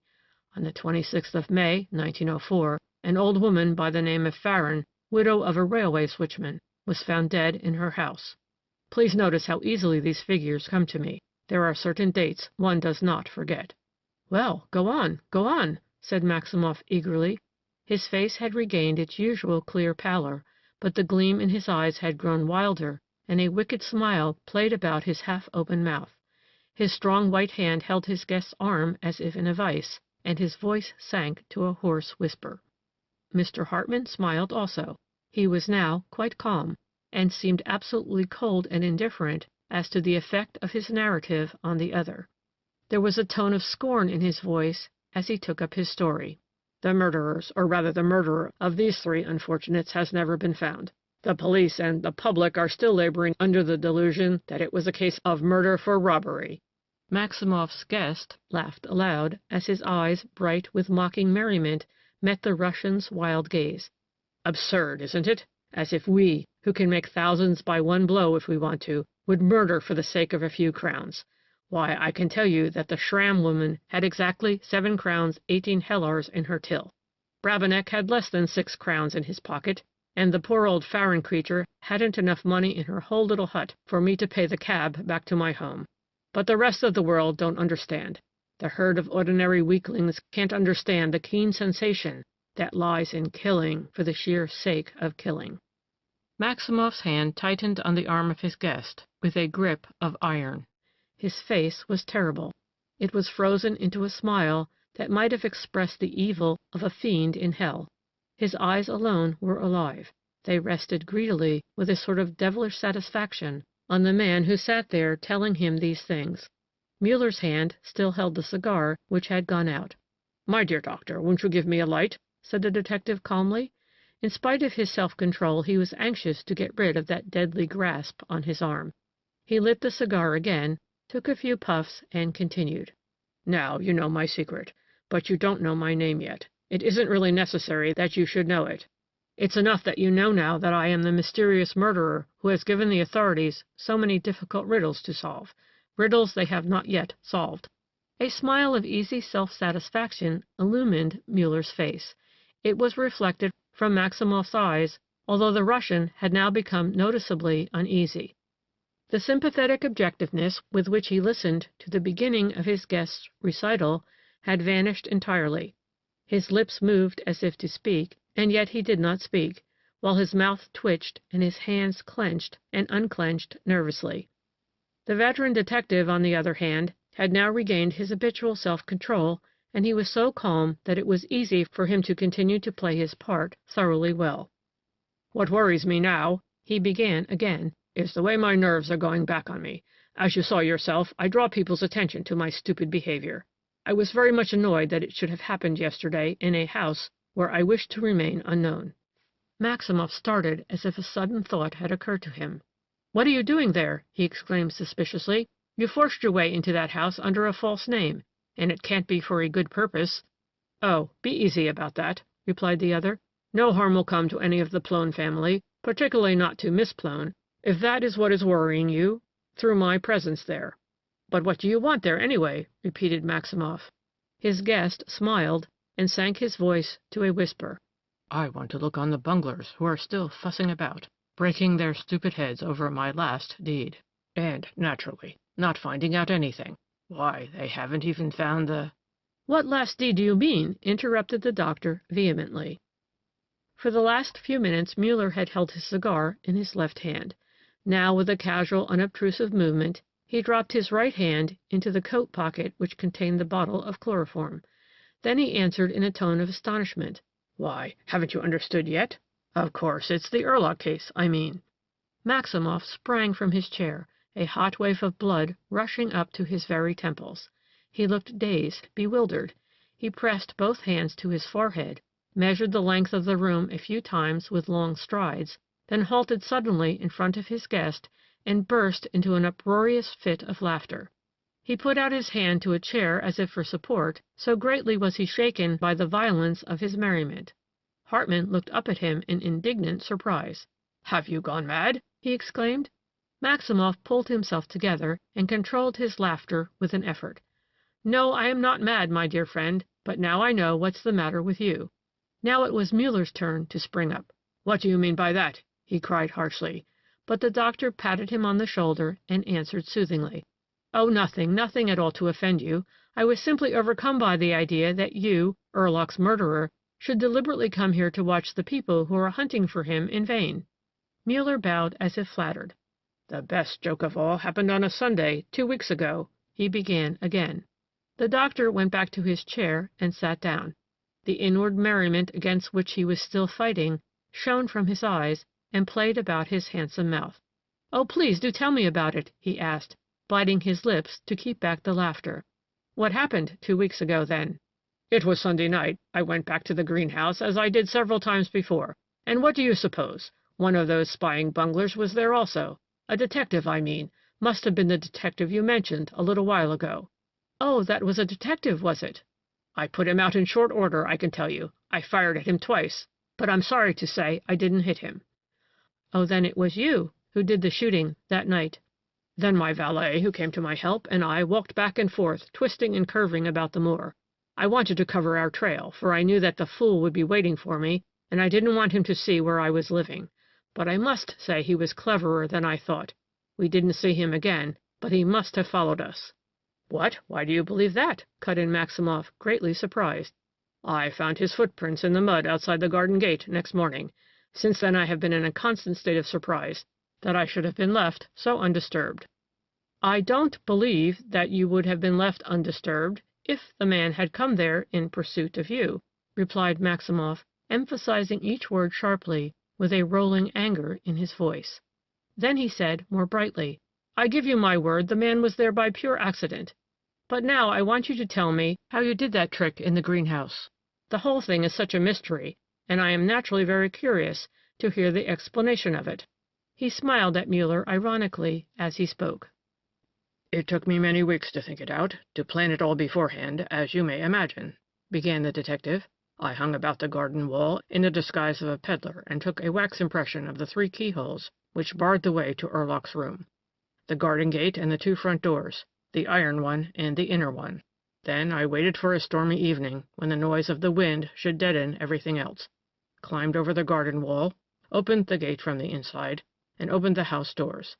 I entered the house and Erlock's study, the door of which I knew was never locked, for the old gentleman might at any moment need the help of his housekeeper. He was aged and feeble, and worried about his health." Muller stopped talking and took a long puff from his cigar. "Well, go on, tell me about it," insisted the doctor. Muller's eyes lit up again in cruel cunning. "Well, then I shot Erlock," he remarked with a smile. The doctor gave a short, hard laugh, then spoke gently. "Well, my friend, go on, tell me the rest." "Then I carried the body out onto the moor," narrated Muller, losing himself again in the enjoyment of his cigar. But Maximoff bent over and almost tore it from his hand as he said, "I want you to talk, not to smoke." "Why, what else is there to talk about?" "The greatest mystery of all, the mystery that no one has yet solved."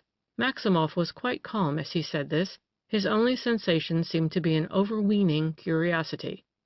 "Oh, you mean the garden door bolted from the inside? Well, when I carried the body out, I went back into the garden, locked and bolted the door, and climbed over the wall. That's simple enough." "Yes, that, and the strangling of an old man, that's all very simple," mocked Maximoff. "Any fool can do that." "Oh, now, see here!" exclaimed Muller angrily. "Any fool," repeated Maximoff sharply. Then, with kaleidoscopic suddenness, he was once more the friendly, soothing physician. "Of course, I don't mean you when I say any fool," he continued, "for you have outdone the cleverest criminal I know, the man with the black cord. He himself might be proud of this crime." The doctor's eyes fairly sparkled, and his smile was triumphant. "Why, yes, I am the man with the black cord," remarked Muller, his eyes shining also, and his lips curved in a victorious smile. The doctor sprang up from his chair, ran back and forth through the study with his hands pressed to his temples, then halted again before his guest, and again his uproarious laughter echoed from the walls of the handsome room. "Oh, that's great!" he cried merrily. "That's the most delicious thing I've heard in many a day.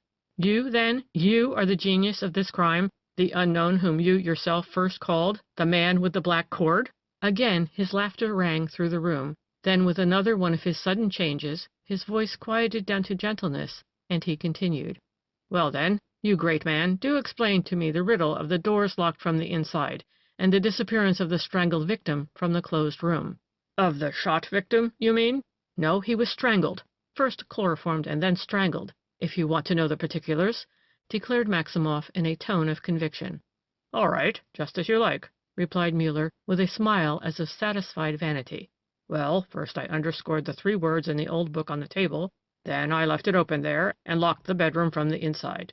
Then I turned the key in the lock of the study door in such a way that it only needed the least little touch to snap the lock." "Well, and then?" Maximoff's breath came quickly, and Muller's hand was clasped tightly around the neck of the chloroform bottle in his pocket.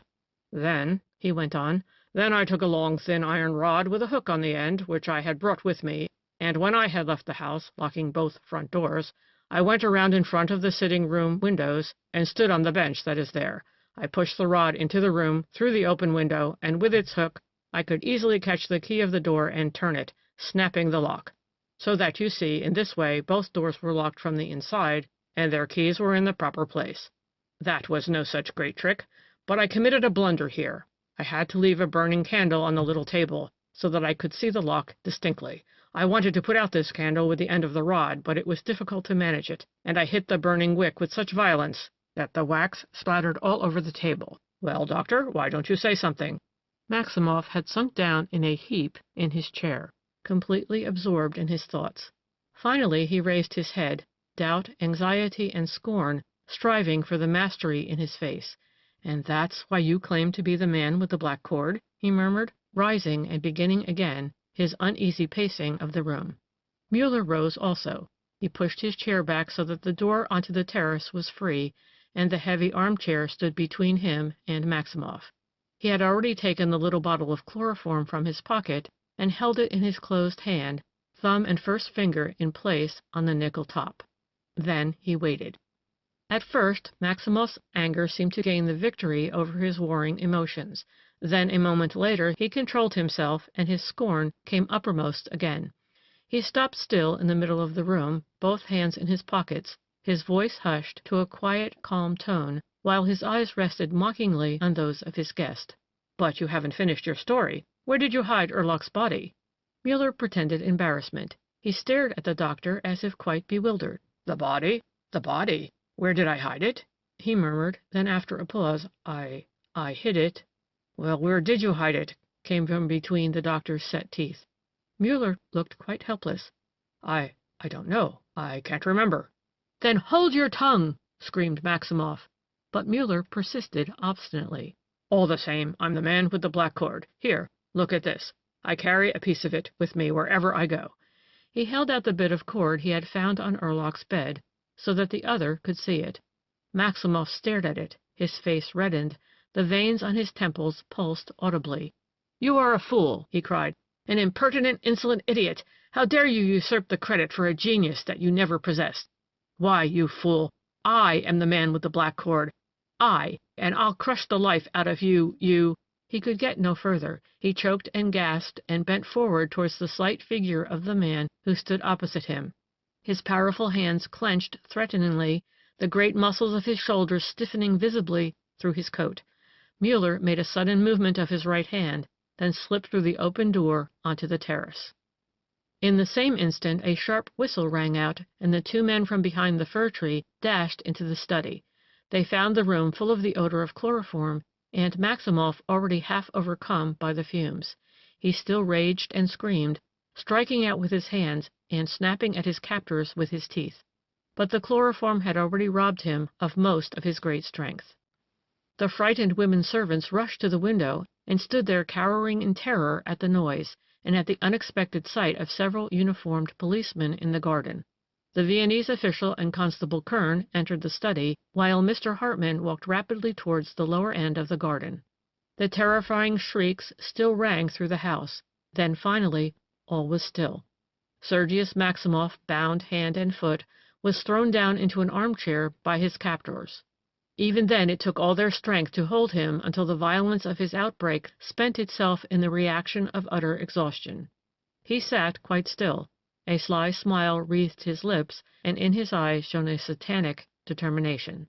The police commissioner stood before him. "Doctor, we are here to arrest you. We have a wagon waiting back of your garden. You can be driven away quietly without being seen. I am taking for granted, therefore, that you will come with me voluntarily, that you will walk there yourself." "If you will take these cords off my feet," replied Maximoff proudly, "I will follow you wherever you say. But you will find, my dear sir, that before this day is over, it will be up to you to ask my pardon humbly. You have made a mistake in your prisoner. The man you are looking for has been living in Mr. Plone's house under the name of Hartmann. It was I who discovered his identity, and I was about to take him prisoner when he overcame me with chloroform and escaped." "We'll find him," remarked the commissioner calmly, and Maximoff continued, "But you must lose no time. I will hold you responsible if he escapes entirely. You may better understand the importance of what I say when I tell you that this Hartmann is the man with the black cord who has Erlach's murder to his credit, as well as the others." The commissioner bowed in silence. At a gesture from him, the attendants loosened the fetters on the Russian's feet. "Very well, we can go now," said Maximoff, rising from the chair. He was so exhausted that the attendants had to support him as they walked from the house and through the garden. A weird smile brightened the Russian's gloomy face as the little group moved slowly over the lawn towards the rear fence. Then they turned the corner of a group of fir trees, and the quiet of the pleasant spot was broken by a terrific scream. Maximoff stood still, his eyes widened, staring at the devastated bed of box which he himself had arranged a few weeks before. The little cedar lay cut down and thrown to one side. The rounded heads of box were torn ruthlessly out and cast in a disorderly heap. Where they had been, the earth was removed from a long, shallow trough, and in this trough lay the body of Leopold Erlach, fully dressed, his nightshirt spread across his legs. "Come, doctor, the cabs are waiting," said the commissioner. But Maximoff did not move. One more gasping shriek, and he fell unconscious to the ground. At this moment Muller was already out in the road, walking towards the factory. He walked very slowly, his head sunk deep on his breast, his face ghastly pale. When that horrible scream rang through the quiet morning air, he stopped in his walk and turned to look behind him. His fingers worked as if in a cramp, his teeth set firm, and his breath came in a gasp that was a sobbing sigh. Chapter 17 of The Man with the Black Cord, Where the Blow Falls. About an hour after the catastrophe in Rose Cottage, General Manager Plone had already eaten his lunch and was back in his office. He had not taken up the burden of his work yet, but sat leaning back in a comfortable armchair, reading a paper and smoking. His servant Wilhelm hurried in with a card on a salver. "This gentleman wants to see you at once," said the man. Plone looked at him in astonishment and asked, "Why, what is the matter? You're shaking all over." "It's so like him, sir, and yet it isn't him," stammered Wilhelm. Plone shook his head and touched his forehead with one finger. "There's a screw loose with you somewhere," he said, laughing. He looked at the card before him. It bore the name of Joseph Muller. "Show the gentleman in," said Plone, laying aside his paper. The manager was prepared for some surprise after seeing his servant's bewilderment. He watched the door with interest, but when it opened and his visitor entered, Plone himself appreciated what had happened to Wilhelm.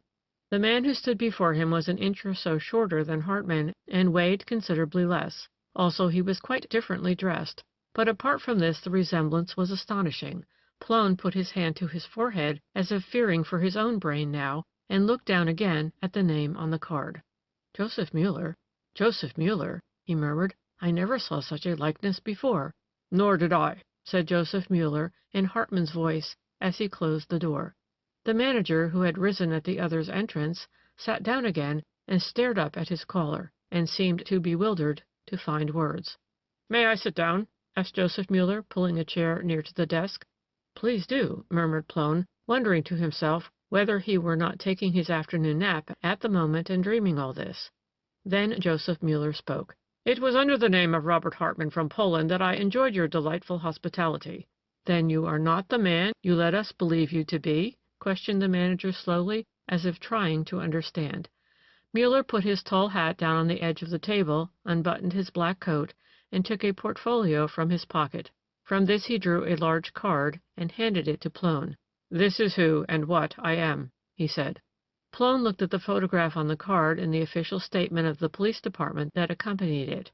His face was very grave as he handed the paper back to Muller. "Then you are a detective?" he said. "Yes, I am a detective. I think I need not tell you that I came here to investigate the Erlach case." "I imagined that was it. But my chief, the Baron, knows who it is that he sent to me?" "Naturally, I could not have come without his assistance. This may be some excuse for my presence here." "You need no excuse, Mr. Muller. You are a welcome guest, and you have endeared yourself to us all."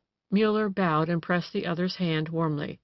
"And now I have come to thank you for all your kindness, your sincere cordiality."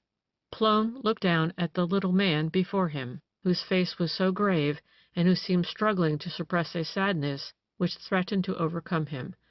"Then are you going away?" the manager asked. "You have not been successful here? They're going to send another detective?"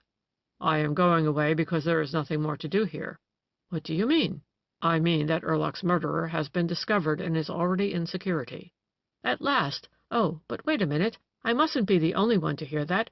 Let's go over and join the ladies." Plone rose from his chair, but Muller shook his head. "Please sit down again, Mr. Plone. I cannot tell the ladies what I have to tell you." "Why not?" "Please, won't you sit down?"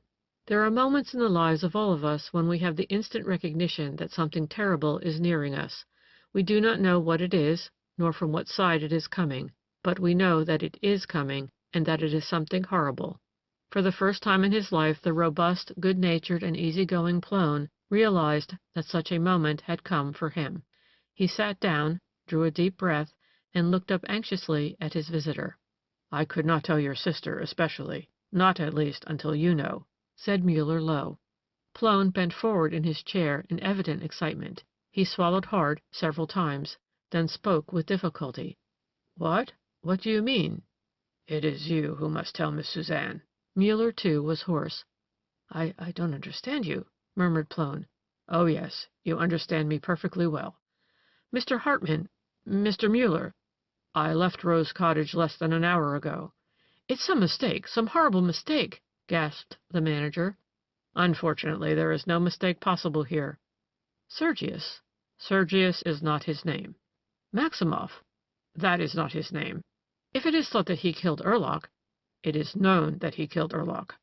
"Then he did it in anger. He is easily aroused and passionate, and he is so strong, a death blow might be given before he thought it." "It was a murder, a carefully prearranged murder, a crime that was carried out with the same care, the same cleverness, and the same daring as the— Plone's icy hand caught at Muller's fingers, scarcely less icy. His eyes seemed starting from their sockets.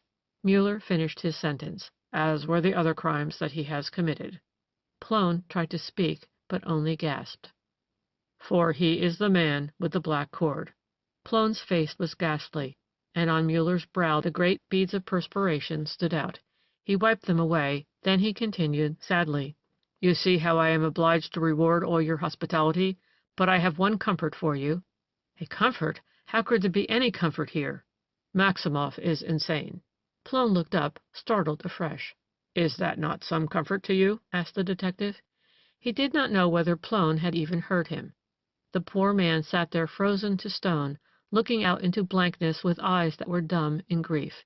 In this horrible moment he first realized how fond he had grown of Maximoff. Then he thought of his sister, and a shudder ran through every fiber of his robust frame. For he realized that it was he who must tell this girl, so dear to him, this woman happy in her love, dreaming of how a few weeks more would make her a happy wife, he must tell her that the man she loved was the monster who had held the entire neighborhood in terror for so long. When he realized what the truth had meant to him, the strong man, he shuddered to think of the crushing blow it would be to her. He groaned aloud, and covered his face with his hands. He sat thus for many minutes, and Muller, too, was quite still. He understood the other's suffering, and he gave him time to recover from the first shock.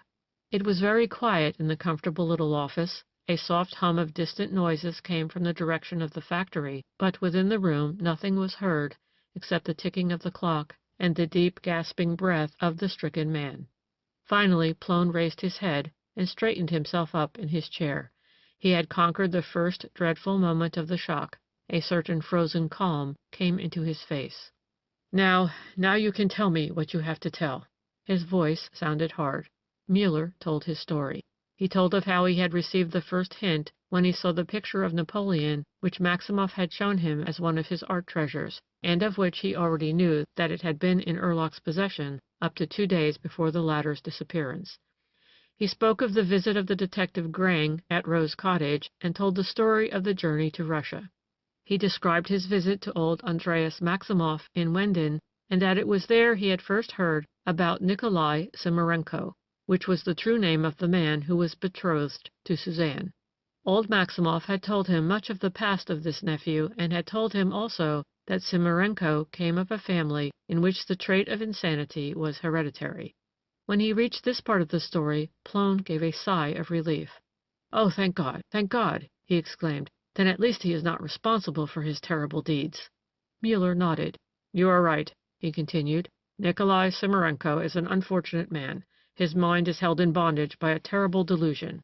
Listen now. He knew of the hereditary taint in his blood, and even as a youth, although he was strong and well, he suffered tortures in the thought that he might fall a victim to the curse that weighed so long upon his family. He took up the study of medicine, hoping that through his knowledge in this field he would be able to save himself from the threatened disaster. It was natural, under the circumstances, that the specialty to attract him should be mental alienation. He was an excellent student, too much so for his own good. About 12 years ago, he and his cousin, whose name he is now bearing, took their degree at the University of Vienna. Then they both returned home. Sergius Maximoff brought his own people the good news that his cousin Nikolai had returned to his home in the best of health and spirits. Then the real Maximoff went on a tour of the world and settled in South Africa, where all news from him soon ceased. Nikolai Simarenko remained in Russia, married and lived happily with his wife for about 3 years.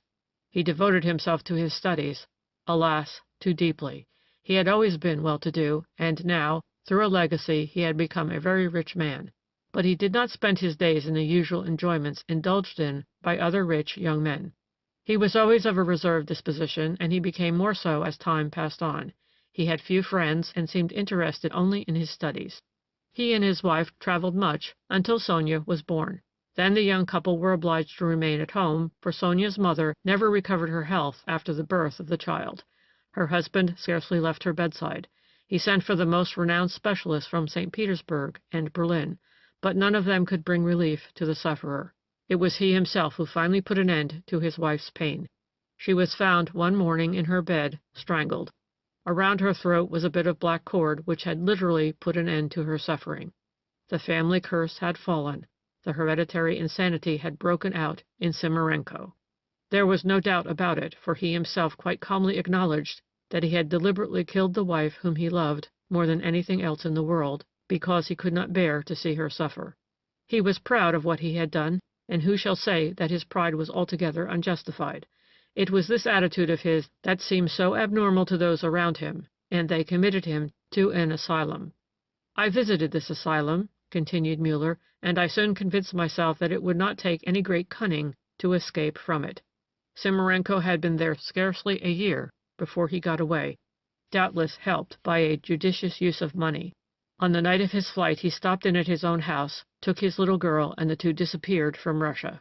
How he ever managed to pass the frontier with the child will perhaps never be explained, and there is something else equally important which is equally likely to remain a mystery. He had no immediate relatives, and when he was put in the asylum the state took charge of his fortune. To the surprise of everyone, there was no money there. His entire fortune seemed to have disappeared entirely." The narrator paused and took a sip from a glass of water that stood on the table. "Had that anything to do with Maximoff, with that man's insanity?" asked Plone. Muller shrugged his shoulders. "What I think," he replied, "is that Maximoff, I cannot get away from the name either, utilized his various journeyings to invest his fortune quietly in some other country. Russia is very uncertain financially as well as politically, and his actions in this respect would seem to show a sane and normal mind." "Was he insane when he killed his wife?" asked Plone again. Again the detective shrugged his shoulders, and he answered this question with another. "Is it a sign of insanity when a physician decides to end the suffering of a patient whom he knows to be in acute pain and incurable?" Again there was silence in the room until Muller took up his story. "Since his flight from the asylum, all knowledge of Nikolai Simarenko was lost in Russia. But the physicians of the institution have not lost interest in their unfortunate colleague. I did not tell them the reason for my inquiries, for I wanted unbiased information. I called myself a former Viennese acquaintance of his, who came into that neighborhood by chance, had heard of Simarenko's sad case, and now wished to know more about it. One of the physicians, a kindly elderly gentleman, told me that Dr. Simarenko's insanity was of an unusual sort. It concerned one corner of his brain alone, as it were, and as such it might be considered as having started fresh with him, although he said it was not possible to doubt the existence of an inherited inclination to mental abnormality.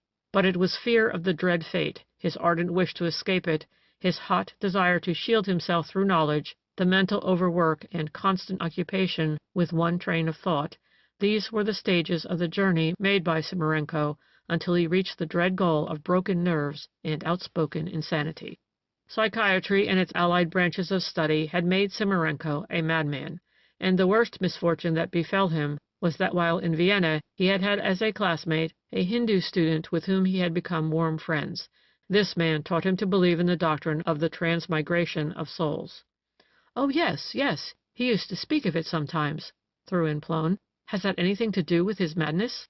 "A great deal. It was the most important factor connected with the crimes he has committed here." "Please tell me what you mean." "As a natural connection with his studies of psychology, Nikolai Simarenko came to take a great interest in the soul of the criminal.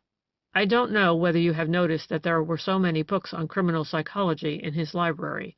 He himself told me on one of my visits to Rose Cottage that what interested him most along the wide field of medical science was what the unthinking mass called the sinister perversities of the human soul. Even then his expression, as the unthinking mass call it, struck me, for it was evident that he did not consider himself one of the mass. The old Russian doctor in the asylum told me that while he was there, Simarenko openly avowed his admiration for several of the famous criminals of history, those types of men who had learned to kill for the pure joy of killing." "Oh, this is terrible!" "Ezzelino di Romano, Nero, and men of that stamp seemed to be the ideal of this gifted young man who in his normal moments represented the best type of warm-hearted and highly intelligent modern scholar. He also took the greatest possible interest in that half-mythical character, the court jeweler Kopallik, who is said to have lived in the time of Louis XIV, and to have perpetrated a long series of mysterious crimes. What seemed to particularly interest him in Kopallik was his love for strange and odd pieces of jewelry. He seemed to believe that the souls of these great criminals of history entered by turn into his own in his sick moments, and ordered all his doings, for which he was not otherwise responsible. One of the patients in the institution wore an odd and beautiful ring to which Simarenko seemed greatly attracted. The man was found dead in bed one morning, and his ring missing. At first the cause of death was not apparent, but at the autopsy it was discovered that a tiny nail was driven deep into the victim's skull. After Simarenko's flight from the asylum, the missing ring, also a miniature portrait of the head doctor's son, were discovered in the mattress of his bed." "Oh, this is terrible, terrible!" cried Plone, shuddering. "Yes, it is, indeed, terrible," repeated Muller, "and I think it was high time that the man was discovered and rendered harmless. High time for Miss Suzanne, and for his own little girl, Sonia." Plone looked up with a horror in his eyes that seemed to rob him of words. The detective continued. "Those earrings which Simarenko gave Miss Suzanne. You remember, he said, that he brought them from Russia. They had formerly belonged to Erlach. You remember my excitement at the moment? I had found a description and a drawing of the jewels among the dead man's papers, and the earrings themselves were not in his cabinet, nor was there any clue to their whereabouts. With his mania for murder, Simarenko combined a tendency here and there to make away with property of others. But it was never for any other reason than to obtain some cherished art treasure, or in some cases to make up for the niggardliness of his victim. "I don't understand. What do you mean?" "On my secret visits to the greenhouse," explained Muller, "I found reason to think that about 20,000 crowns were missing from Erlach's capital. I learned accidentally that immediately after Erlach's disappearance, Maximoff had given 40,000 crowns to endow 2 free beds in a Viennese hospital. Yesterday I made an official investigation of this matter and discovered that one of the beds was registered under endowed by L.E. and the other N.S. Old Erlach, as you know, was very close with his money and anything but generous. His murderer set the old miser a monument which the other scarcely deserved, and at the same time he gave a neat little sum out of his own property. But I must say that I did not like his giving his future wife the earrings which had belonged to his latest victim." Yes, I understand. I feel the same way myself. But are you sure, absolutely sure, that those were Erlach's earrings?" "Yes, there is no doubt possible. They were a very odd design, and besides the description and drawing, which I told you I found in some of the old family papers, you can see another picture of them yourself in the family portrait hanging in the drawing-room of the Erlach house." Have they found Erlach's body?" "Yes. Simarenko had buried it in his garden." "Then they have arrested him already?" Plone sighed deeply as he spoke, and Muller's voice was sad as he answered the question. "They took him away about 2 hours ago. Just before I came here, the commissioner, who remained in Rose Cottage some little while after the arrest, told me he had made interesting discoveries in the little room which the doctor called his photographing darkroom. It was used for this purpose, but for other purposes as well. In a cupboard in this room the commissioner found a long dark cloak with a high stiff-lined hood in which holes were cut out for the ears, also several pairs of gloves of remarkably fine and flexible kid, and boots with very high heels and heavy soles, which were fastened into felt slippers. Also there was a little strong-box in the cupboard which contained a paper missing among Erlach's securities, and something more was found there, a big coil of horsehair lariat, bits of which we have already seen." "Oh, yes, the black cord. Why did he use that in his crimes?" "Who can tell the vagaries a sick soul may have? He had bought a lariat once as a curiosity for his collection of foreign weapons. The strength and flexibility of the narrow cord seemed to appeal to him, and it was with this that he strangled his wife. It became afterward a sort of a fad with him, a vanity, as it were, that he should leave his trademark behind him whenever he had committed a crime." "But I still don't understand why none of us ever recognized the man's condition. Just think how often he was in our house, how intimate our friendship was." "But you told me yourself that you had never seen much of him until he became interested in your sister, and that you were never really intimate with him until the two were engaged. This is but little over 2 months now, I believe." "Yes, you are right," said Plone. "Before that he lived like a hermit. None of us really knew anything about him." "And madmen of his stamp are wonderful actors. It is hardly to be called acting even, for I feel assured that in the man's normal moments he had but very little realization of what he did when the fit was on him. His really unusual and well-trained mind asserted its sovereignty even in his hours of madness.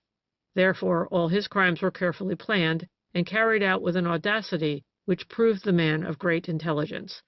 It did not seem possible that he could sit and talk to us so calmly about these very crimes if he were always, when normal, conscious of what his other self had done. And in his normal moments he was certainly a man of most unusual ability and charm, one of those rare beings whom one does not meet very often." "Yes, that's what makes it so dreadful," cut in Plone. "I have seldom seen a man who combined so many good qualities." "All the more terrible that such a brain should have been overthrown," continued Muller. "In fact, it did not occur to me that the man was actually mad.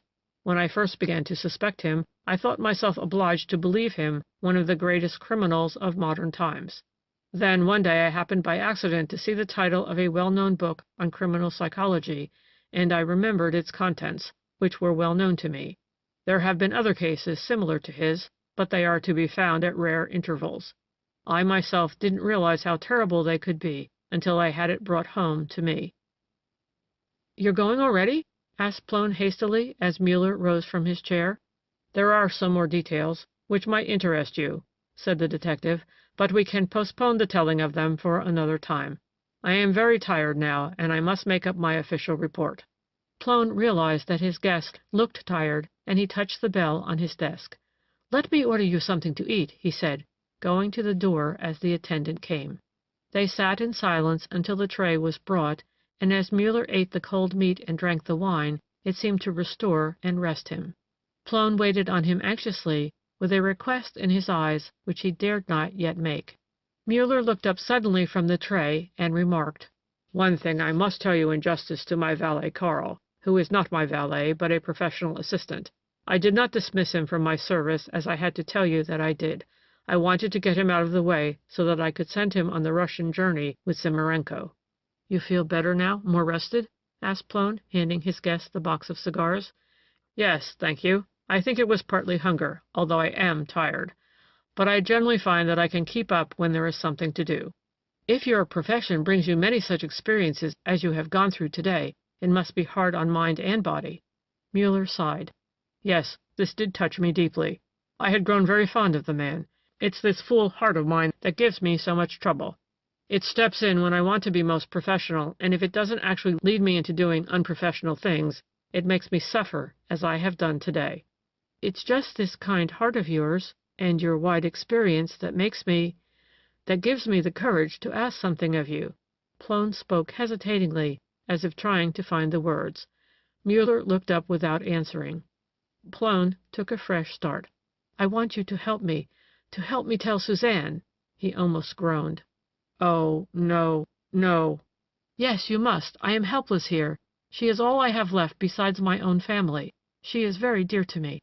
I am awkward and clumsy. These things are beyond me. I don't know how to put it so that it would not kill her at once. You would know.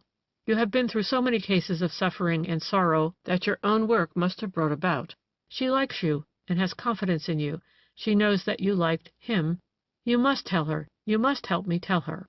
Plone's voice sank to a pathetic note of pleading that was touching in the contrast of its helplessness with his robust frame and fresh, wholesome face. Muller paused a moment, then rose heavily and slowly from his chair.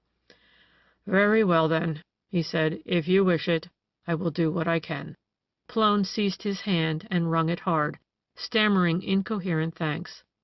Together the men walked from the office through the covered passageway to the house. As they entered the cheerful sitting room, Suzanne was there alone, sewing at a window. She sprang up and came to meet them with a merry welcome. "Why, this is delightful! I hardly expected you to this hour of the day. Why, I beg your pardon. I thought it was Mr. Hartman." "It is the man you have known as Hartman," said Muller slowly. "But what? But you are so different today. I don't understand." Suzanne turned her eyes towards her brother as if to ask explanation from him. When she saw his drawn and haggard face, she gasped, pressed her hands to her heart, and then exclaimed low, "Oh, what is it? What is the matter? What is it?" The keen-sensed girl felt that some tragedy was in the air. All the gloom of the presentiment that had been hanging over her for the last week or two, in strange contrast to her usually sane and wholesome nature, came back with a rush. It had disappeared the last few days. Her lover's return in such good spirits, their mutual happy plans for the approaching marriage, all the sweet preparations for it that mean so much to a true woman, had served to restore Suzanne to her usual habitude of looking on the brighter side of life only. But at this moment she passed through the hideous ache of anticipation that had a short time back so crushed her brother's more material spirit.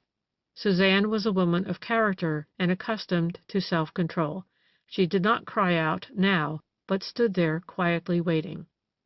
Plone put out his hand, and she laid hers in it, drawing close to him and looking up in his face. "Suzanne," he began, trying to control his own emotion, "this gentleman whom we have known as Mr. Hartman is the detective, Joseph Muller. He has been our guest because his professional duty demanded it." "Detective? Here on duty?" "He came to find the monster who has terrorized our neighborhood, whom he himself called the man with the black cord." Suzanne drew a step off from her brother. A sound that was almost like a short laugh came from her lips, so great was her sudden relief. "And you have found him?" she exclaimed. "Oh, yes, you have, I see. But I don't see why you should both look so upset. What's that to you, Richard? It seems to have touched you. Was it one of your men? No, not one of my men. Well, who was it then? Who was it? Was it someone we knew? Why, you ought to be glad that he is found, that our homes here are safe once more. It was someone we all knew, began Plone haltingly. Oh, who? Who? Again the black pall of some approaching evil seemed to sink down on Suzanne's heart. Muller came a step forward and spoke.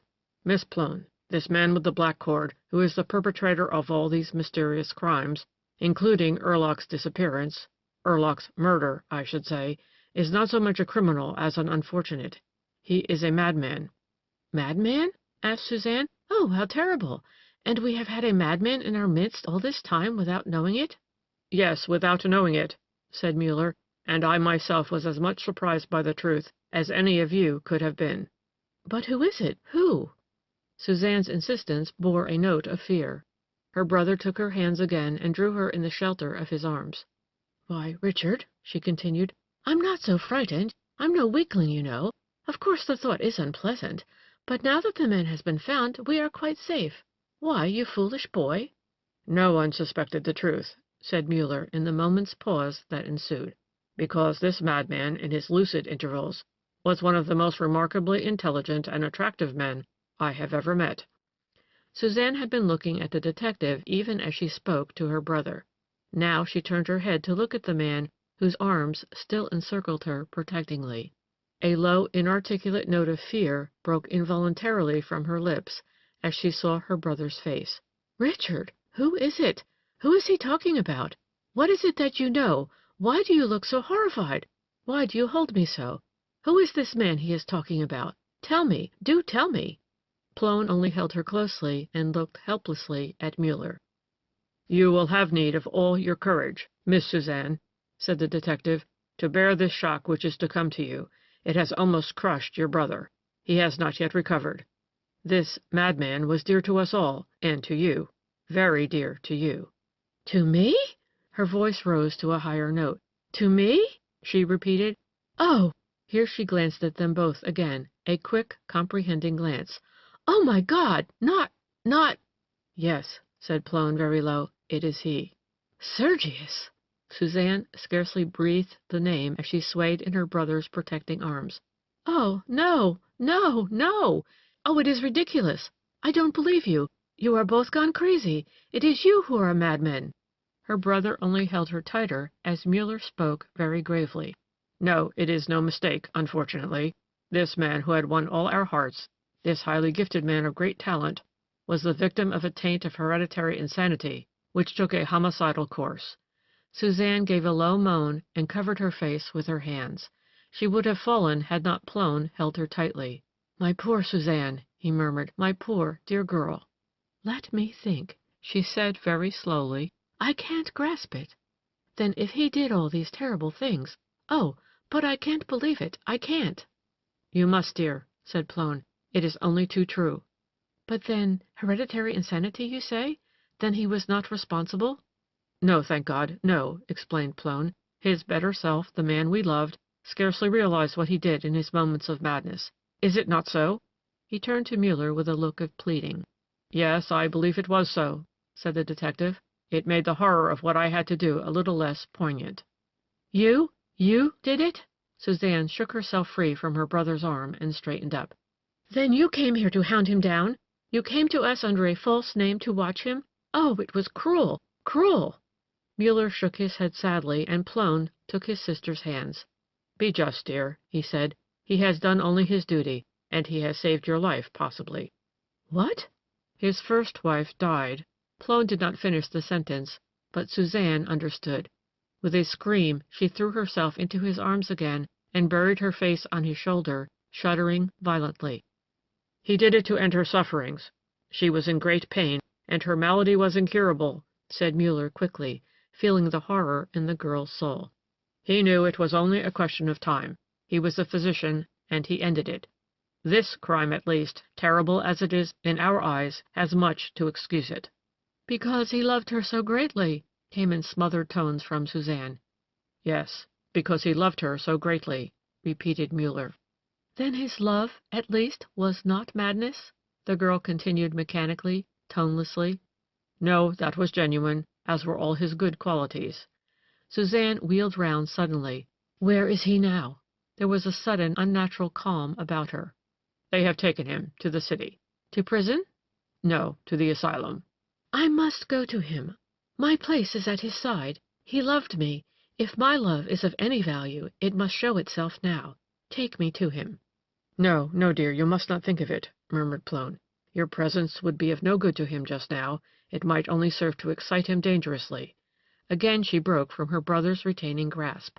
But I must. It is my duty. There is another duty which calls for you, said Muller. That poor little girl, now doubly orphaned. So terribly orphaned. Sonia! Poor little Sonia! Then she too? Yes, she too was in danger. Muller completed the sentence, which the girl did not dare think out. Oh, it is horrible! Let me think. I must have time to think. Suzanne stood between them, looking at them in another moment of deadly calm. Then, suddenly, even before her brother could catch her, she fell to the floor unconscious. Chapter 28 of The Man with the Black Cord, Epilogue. On Christmas Day a thick covering of snow lay over the wide stretches of country around Inzersdorf and gave the charm of beauty even to the desolate black moor. The Urlach garden was a picture with its snowy spaces of lawn and the trees and bushes sparkling in a covering of many faceted crystals. In the midst of the white radiance the handsome old house stood dark in its ivy covering. But there was no longer the gloom of emptiness in its darkness, and the quiet old structure seemed to smile with the gaiety within. For about 2 weeks now the greenhouse had been again a home. Miss Eva Geringer and her sister lived there, and Mrs. Tunner, with a young serving-maid as assistant, took care of them. That the two sisters had found such a beautiful home was due to Muller, but like many another of his good deeds, he did not consider it anything of importance. It seemed quite natural to him that he should speak of the two forsaken women to Paul Urlach, and the lieutenant thought it equally natural that the woman who might have been his uncle's wife should in her old days at least be an inmate of the home which might have been hers altogether. It was no charity in his eyes, particularly as Eva's sister had undertaken the preparation of Nellie von Feldern's trousseau. The two ladies were to live in the greenhouse for the rest of their lives, thus keeping it open for the young officer and his wife whenever they could make themselves free for a visit to the country. This Christmas Day every room in the old house was thrown open and a merry company roamed in and out through all its nooks and corners. Colonel von Feldern, Nellie's father, with his wife and younger daughter, had come out for the day with the young couple. Commissioner Lair, Muller, and Karl were also invited. The warm-hearted young officer could not forget those to whom his gratitude was due on this, his first day of hospitality in his heritage. While all was in busy bustling preparation for a hearty Christmas dinner, Muller sat in a corner room, chatting quietly with Miss Eva. His warm heart rejoiced at the look of calm happiness on the pale face of the gentle little invalid. "He's been here several times, then?" he asked. 3 times already," she answered eagerly. "He brought your letter the first time, the letter in which you asked him to come and see us occasionally, and we found him a pleasant visitor." "Then you haven't taken a dislike to him?" asked Muller. "I don't want to make it too much of a sacrifice for you, but your kindness will do the poor man so much good." The invalid smiled sadly as she replied, "For me? How can a poor, worthless cripple like myself feel any superiority over a man who has all his faculties, and a man who does his duty in life so thoroughly well as Mr. Bauer does? No, indeed, we will always be glad to see him, and to do what we can towards banishing his distrust of the world. Besides, he's braver than you think. He did not write his apology to Lieutenant Urlach, but he came in person. But now, Mr. Muller, do tell me about Simarenko and his unfortunate betrothed." Muller sighed deeply. "Miss Suzanne is out of danger now, but I feel she will not shake off the deep sorrow in her heart as quickly as she did the brain fever. Simarenko is safely guarded in the asylum. He has violent moments every now and then, when it takes great force to subdue him, but in his lucid intervals he is very quiet. I went to the asylum to ask about him yesterday, and they tell me that he has spoken of me frequently, spoken of me kindly. Oh, and another thing they told me. When he was brought to the asylum, he had to undergo a physical examination, and it was discovered that he had 3 broken ribs. He acknowledged calmly that they were broken by Gebhardt's blow the night of his attack on the ladder. You remember the story. Yes, you told me. What a terrible man he is, and yet I am sorry for him.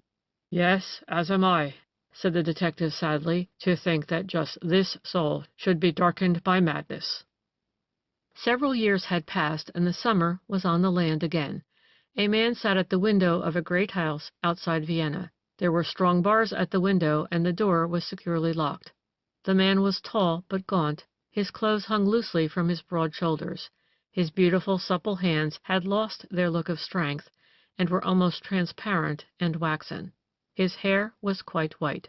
After the ravings of the first few terrible weeks, Nikolai Simarenko had been one of the most quiet patients of the asylum. Although kept in the strongest cell under safe watch, he had never attempted an escape. The absolute stillness that seemed to have come over the man made him the most unusual case which the physicians of the institution had ever known. He seemed quite lucid, was again the finely educated, intelligent man of the world, the sympathetic scholar. In spite of the longing for his little girl, which was revealed in an occasional moment, he had expressly asked that Sonia should be kept safely guarded and never allowed to see him. It seemed to make him happy to know that Sonia was in Suzanne's care, being brought up as her own child. The news which came 2 or 3 years after his incarceration, that Suzanne had married, did not distress him. It seemed a relief to him to know that she could overcome the tragedy he had brought into her life. He spoke very little. Most of his time was spent in reading, studying. He was quite contented, but his great physical strength, his magnificent health, were slowly fading. He grew daily thinner and weaker. He has a visitor every now and then, one visitor only. The first time that Muller asked to see Simarenko, he did it hesitatingly, fearing that if the patient would receive him at all, his presence might have a bad effect. But the Russian came to the door to meet him, quite calm, although his eyes were moist. A couple of strong attendants were waiting outside, watching through a secret peephole in case the detective should be in danger. But after this first visit he asked that the watching be discontinued, as he knew it was quite unnecessary. Sitting at the window this summer day, Simarenko was awaiting his one friend, awaiting him impatiently, for he looked out of the window now and then to see if the carriage was not yet in sight. Then he turned to the table in front of him. On it stood 3 photographs. One of them was a picture of his wife, whose fate he took into his own hands, then a portrait of her little daughter, and beside them Suzanne's picture. He gathered them up and locked them away in the drawer, for he did not wish even his one faithful friend to look into this sanctuary of his heart. He did not wish even this one friend to know the hours that he spent in hopeless, torturing longing. Then he went back to the window and stood watching. Finally he heard the wheels of a carriage on the road and the sound of the doorbell. The pale man's eyes brightened, and a faint smile curved his well-cut lips.